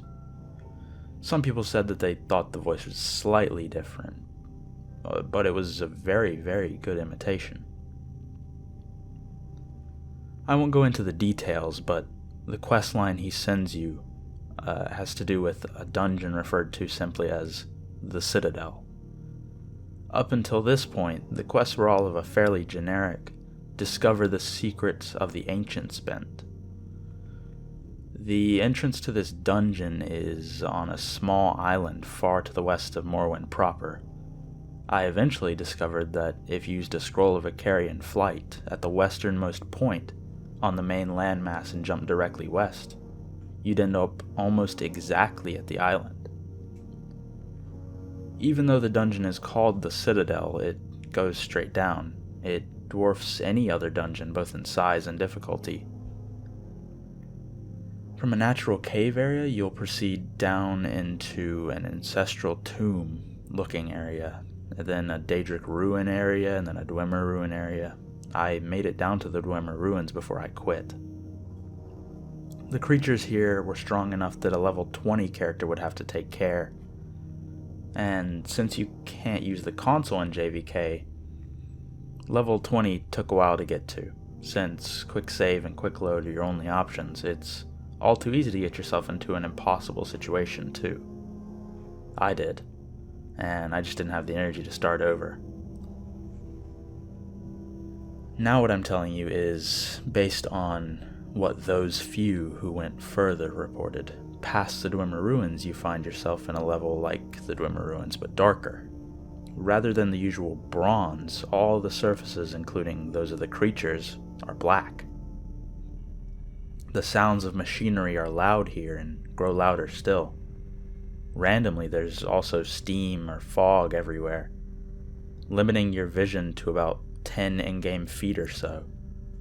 If you can make it through all this, you will reach a hall that those who found it called the Portrait Room. Like the fire and torches or other effects from early 3D games, this room has picture frames that always face directly at you, no matter how you look at them. The images in the frames were always randomly chosen images from your My Pictures folder. On the board, the ones who got there usually had some fun posting screenshots of the portrait room with various pictures in the frames, usually porn, of course. I think the door area was ripped from one of the Vivek cantons. At the end of the hall was a locked door. After admitting defeat and returning to Tieris, everyone just found him saying, "Watch the sky," in his gravelly voice. What's more, nobody else in the game would say, anything. There was just a completely blank dialogue box with no options at all. They wouldn't even rattle off the usual canned, audible greetings. The only exception was at night, whenever they'd go out for a few minutes. They'd still repeat it, watch the sky. At this point, one of the players, a friend of mine from the board, noticed, and the few others who got this far agreed, that the night sky was no longer the usual night sky of Tamriel. It had changed to a depiction of a real night sky, and it moved. From this point on, everything is based on what this one person reported. Eventually, he got himself kicked from the board, but I kept in contact with him for as long as he responded. According to him, based on the constellations and planets, the sky started around February 2005. If you died, loaded, or went back into the Citadel, it would start over. When the usual day sky graphics took over, the movement would be suspended until the stars appeared again. In the space of a single night, everything would move about 2 months' worth. Since the timescale of JVK was more or less that of the standard game, that meant that a bit less than an hour was equal to a 24-hour period. He became convinced that the door would open based on some kind of celestial event. Of course, waiting for that meant leaving the game running. Of course, that meant that the game couldn't be left unattended, thanks to our old friend the assassin. My friend decided he'd hang out for a whole day, just to see if anything happened. That would be about a year's worth of movement. Here's the post he made at the end of the experiment. I lived in Saint-Denis, where it all starts. It wasn't too bad, just had to check in now and then to move around and heal and make sure I wasn't dying. But check it out, 24 hours exactly in, and the assassin learned a new trick. He screams. I was reading, and all of a sudden, this crazy loud shriek just about makes me crap myself. It's like something out of a horror movie. I look up, and there he is, just crouched down right in front of me. Of course, the second I moved my character, he ran off. When I went back to the portrait room, the door was still locked. Damn it, damn it, damn it, damn it. A bit later, he came to the decision he needed to wait 3 days, 3 years. The PM advising us to try DOSBox showed up in February of 2008 was his reasoning anyway. After the first shriek, the assassin stops hitting you out of nowhere. Now he'll shriek, and if you don't move for a few seconds after that, he hits you. I think whoever made the mod was trying to help. At night, I've got my headphones on, and I was just kind of dozing off, and he wakes me up with a shriek. I jiggle the mouse, and I'm good. That post was 2 days in from his laptop. Once it was over, fuck, I'm so fucking done, no way. I wait the 3 days, right after the fucking assassin made me jiggle the mouse, he shrieks again. So, I look, and everyone in town is outside, they're all saying watch the sky. I don't see anything. But then, the game starts getting dark, like really dark. I turn up the brightness all the way on my monitor and I can still barely see. I can see other people in the game, little figures running around in the distance, just running back and forth. If I try to get close, they run off. Now, I was trying to sleep so the lights are off and this is kind of creepy.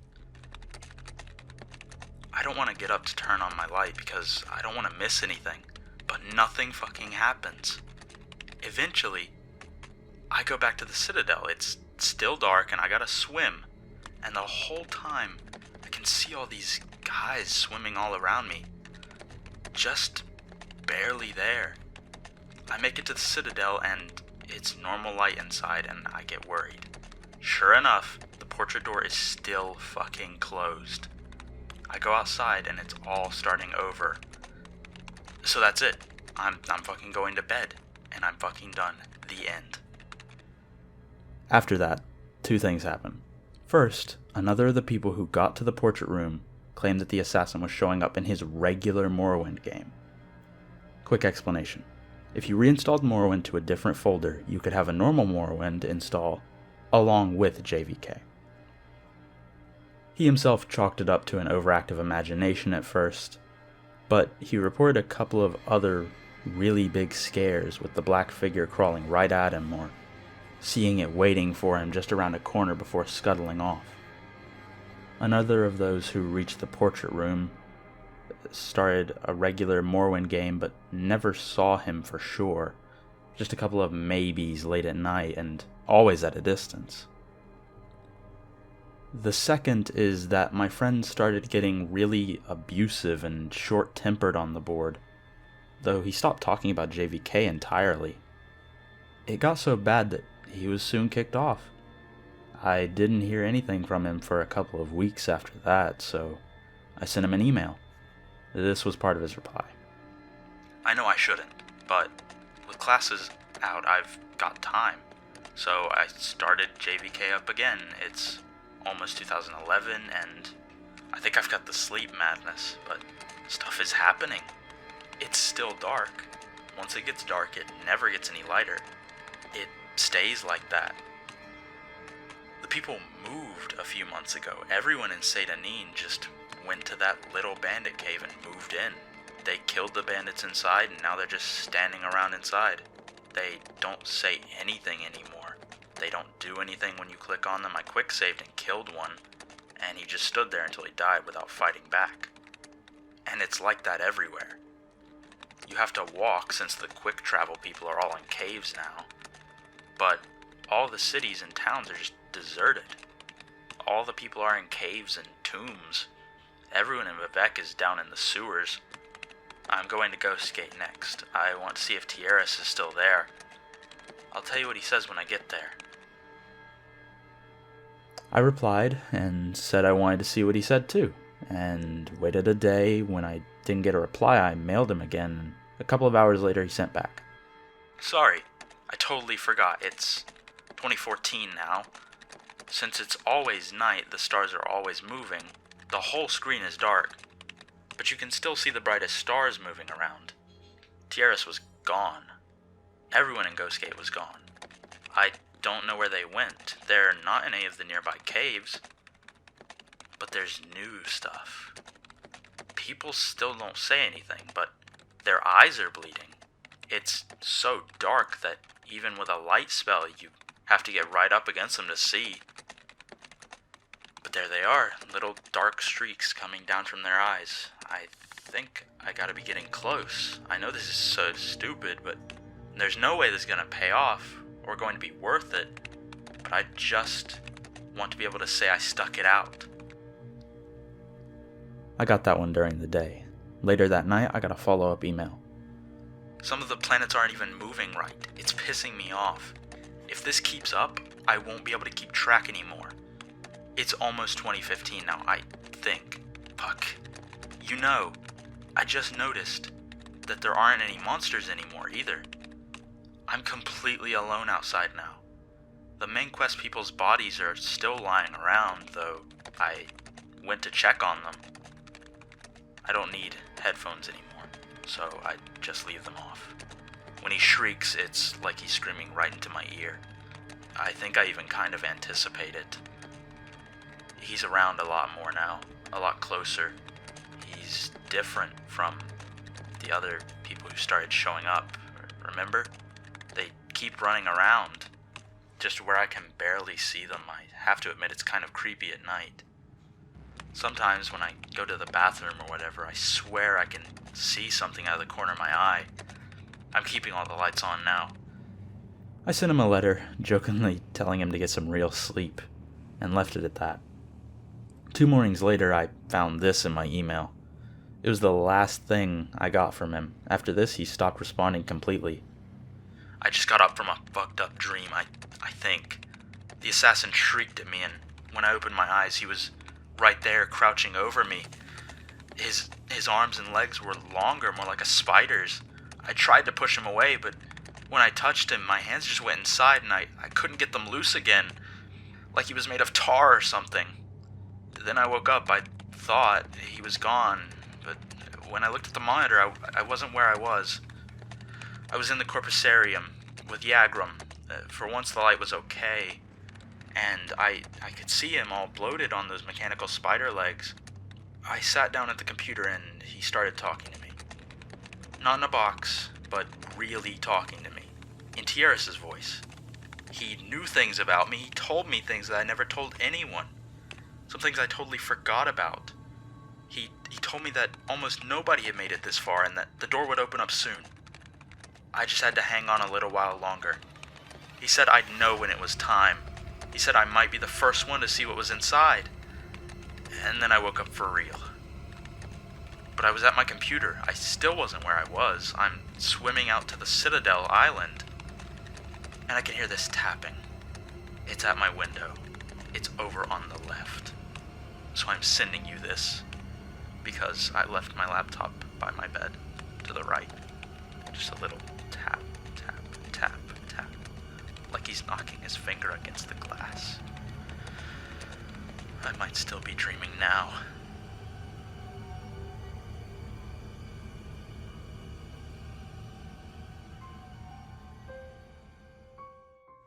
So, I guess that's the end of the story. I know there's a few other stories floating around about the mod, but this is the only one I know is true. As far as it goes, I deleted my JVK copy of the game pretty much right after I gave up. But I'd like to get the mod again, and if anyone still has a copy of the file, I'd like to see some of this for myself.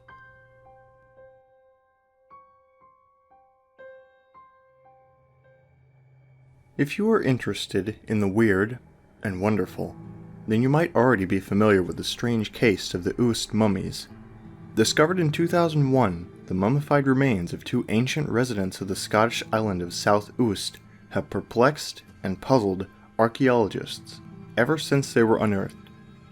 Buried deep in the ground of that remote corner of the developed world, the most recent scientific data estimates that both corpses were placed there over 3,000 years ago.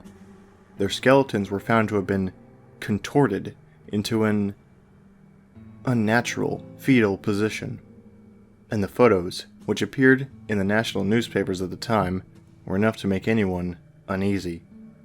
It was said that such a deliberately manipulated pose was common in ancient burials, but it was clear during those first few weeks of the excavation that one of these individuals was anything but common.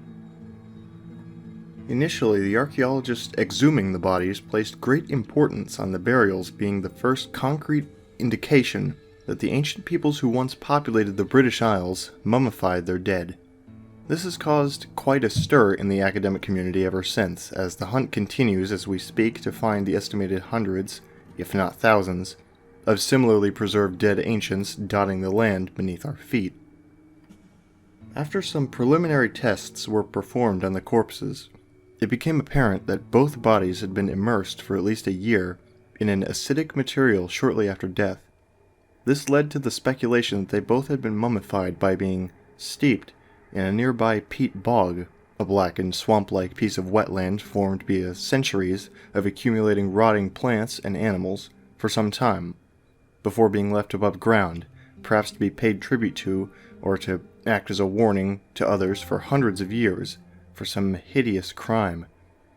Both bodies had been remarkably well preserved, and it was estimated by the archaeological team on hand that they had perhaps been stored in a primitive hut or house structure for much of their time above ground.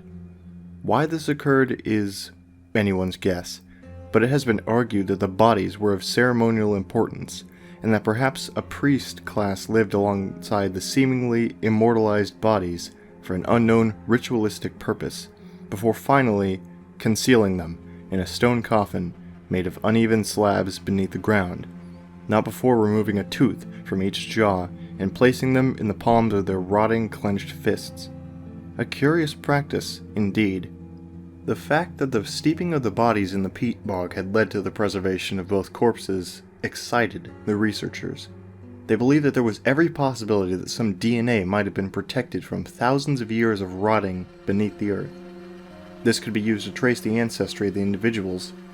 And so, the difficult process of extracting genetic material from any remaining flesh began. It was during this process that one of the scientists, Dr. Grayley noticed something amiss with one of the cadavers. How something so obvious could have been initially overlooked was the source of much debate amongst the research team, but there seemed to be no doubt. One of the mummified corpses was composed of body parts from a number of once living individuals. At first, this was assumed to be pure chance, that perhaps the area had been an ancient cemetery, housing numerous bodies, and had become a mixed bag of bits and pieces as they rotted, tossed around by the elements, above and below ground level. This, however, was vehemently denied by Dr. Grayley. She was absolutely convinced that the mummified body was deliberately cobbled together from various corpses for some unknown reason. Regardless of who was correct, the research team concluded unanimously that the body was mostly that of a 40-year-old man, with at the very least an arm, part of a leg, and a few ribs coming from other sources, with the jawbone and lower teeth coming from an elderly woman. DNA identification of other body parts was, unfortunately, impossible. Dr. Grayley initially argued that the remains must have been placed together in a ritual where body parts were offered to the whole skeleton for some reason. Perhaps as a way to cement alliances or lay claim to land where the man was buried. But as Dr. Grayley's investigation became more time-consuming, so too did the outlandish nature of her claims increase. After poring over the data and performing her own tests on the corpse for several months, she petitioned the academic research team that she was part of to publish her conclusions. There was much resistance within this group, and it was decided that Dr. Grayley had either lost her mind or was not the excellent researcher that they had believed her to be. She was suspended from the research project for an indefinite period and asked to rethink her assertions. But she could not let them go. Before she was escorted from the laboratory where the mummified remains were being stored, she was informed of the proposals to remove her from the project by a sympathetic colleague. With little time to act, Dr. Grayley gathered up all of her research notes and pocketed a shard of bone which she had removed from just above the corpse's rotten knee joint before the head of the research team entered the laboratory with a security guard and asked her to leave the premises immediately. Racked by guilt at their colleague's dismissal, 2 members of the research team maintained contact with Dr. Grayley over the following 4 months, exchanging emails and even some ideas about the origins of the corpse. They all sympathized with Dr. Grayley's predicament, although they would never back up her conclusions publicly. They just seemed so outrageous. Even though the evidence did indeed suggest she was correct in her beliefs, no one was willing to put their name to paper stating that the corpse, that 3,000-year-old cobbled-together collection of bones from different bodies, had at one time walked about, lived as a single, functioning human being. No, while Dr. Grayley had found overwhelming evidence that the bones had been attached to one another by cartilage, tendons, and muscle, there must have been some bizarre contamination of the results. It just couldn't be true. And so, Dr. Grayley was on her own. And on her own she stayed, but while some amongst her ex-research colleagues claimed she was quite mad, she didn't seem delusional. She didn't, for example, run to the press. No, she valued her career as a scientist and made it clear during conversations that she had to make sure that her conclusions were irrefutable. Only then would she go public. It was for that reason that she sank all of her money, time, and resources into finding another burial site on the island of South Oost. If she couldn't gain access to that bizarre corpse, she would find her own to study, to hopefully support her hypothesis. Dr. Grayley hired a team of historians to help her identify locations which potentially contained early Bronze Age settlements. Those areas were then assessed, at great cost, by a freelance geophysical survey team probing the ground for possible chambers or stone coffins hidden beneath. Keeping those she was closest to abridged of her progress, it appeared that she had indeed finally found another burial site and was confident that its construction matched those of that strange, pieced-together individual which had been dragged out of the ground on the previous dig. Having spent most of her savings just to find such a place, she did not have enough money left to employ a group of archaeologists to help her excavate any remains which might have been found there.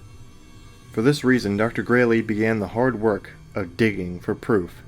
The phone calls and emails that she sent to her colleagues diminished over time, and it did indeed seem that she was slowly succumbing to a debilitating mental illness, ranting about bits and pieces walking about at night, disturbing my work. 2 months later, the dismembered and decapitated body of a woman was found floating in the Clyde River. The body was identified as belonging to Dr. Grayley, but it was argued that it was impossible. Dr. Grayley had been missing for only several weeks, but the forensic investigation into the remains suggested that the body had been submerged in a peat bog for at least a year.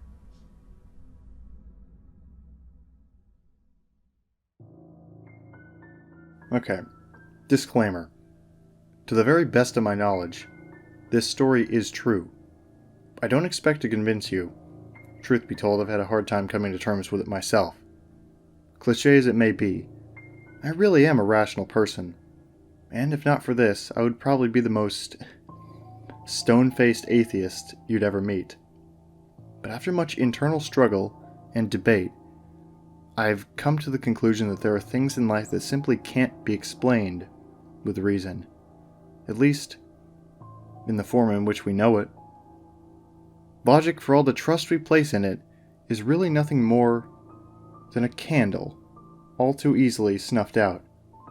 And when it is gone, we are left alone in the dark, and everything we would scoff at by daylight suddenly becomes very believable.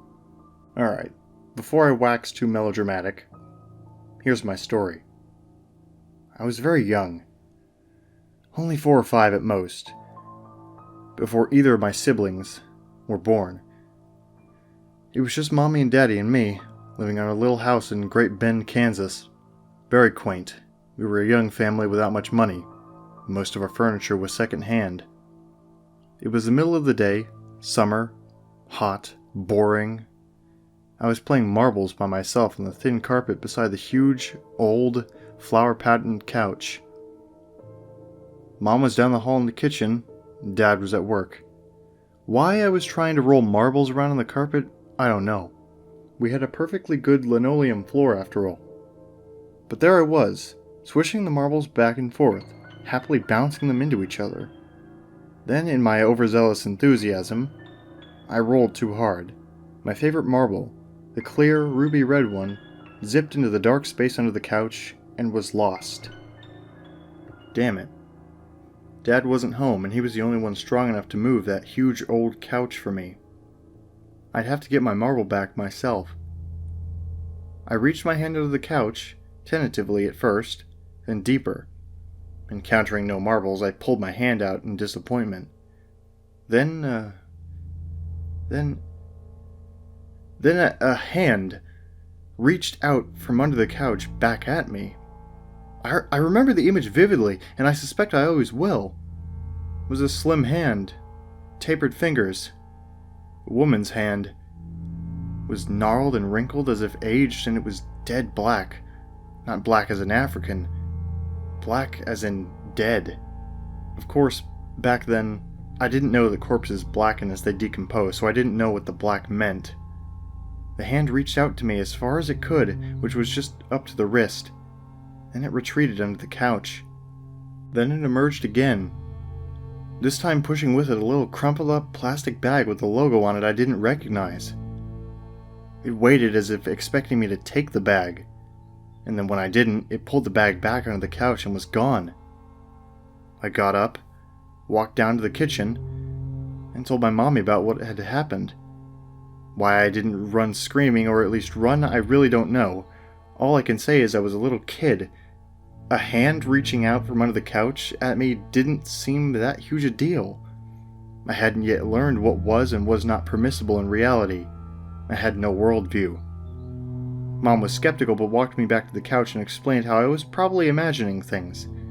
She even reached her hand under the couch to convince me that nothing was down there. Later, Dad lifted the couch up for me, and the only thing I found under it was, of course, my missing marble, plus a few more marbles I didn't even remember losing. Here's the scary part. For years, I remembered this. I even developed a weird fantasy of little hand people living under the couch, and I, in my childlike innocence, believed that they would catch me and take me away if I ever reached into their domain again. Then, as I grew older, I wrote the memory off as a dream I had as a child. Cute, but silly. A few years ago, I recounted the story to my mother.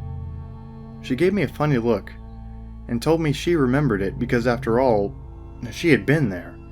She told me that she remembered me coming to her in the middle of the day and telling her about the hand under the couch, and remembered being highly disturbed by my story since I was an extremely quiet, well-behaved kid who didn't ever lie. She then told me about the couch itself. According to her, she and Dad had gotten the couch from the estate of an old woman who had actually died on it. This was the first time I had heard about this, but it sure explained why they got rid of the couch within a month of my story. Here's the part that truly frightens me even to this day. The part that I have to try so hard to get out of my mind some nights. Remember the bag the hand pushed towards me? I've never forgotten the logo that was on it. And recently, as in a few years ago, I saw the same logo again, on what looked like the same type of bag, in a hardware store. It was a bag of utility razor blades.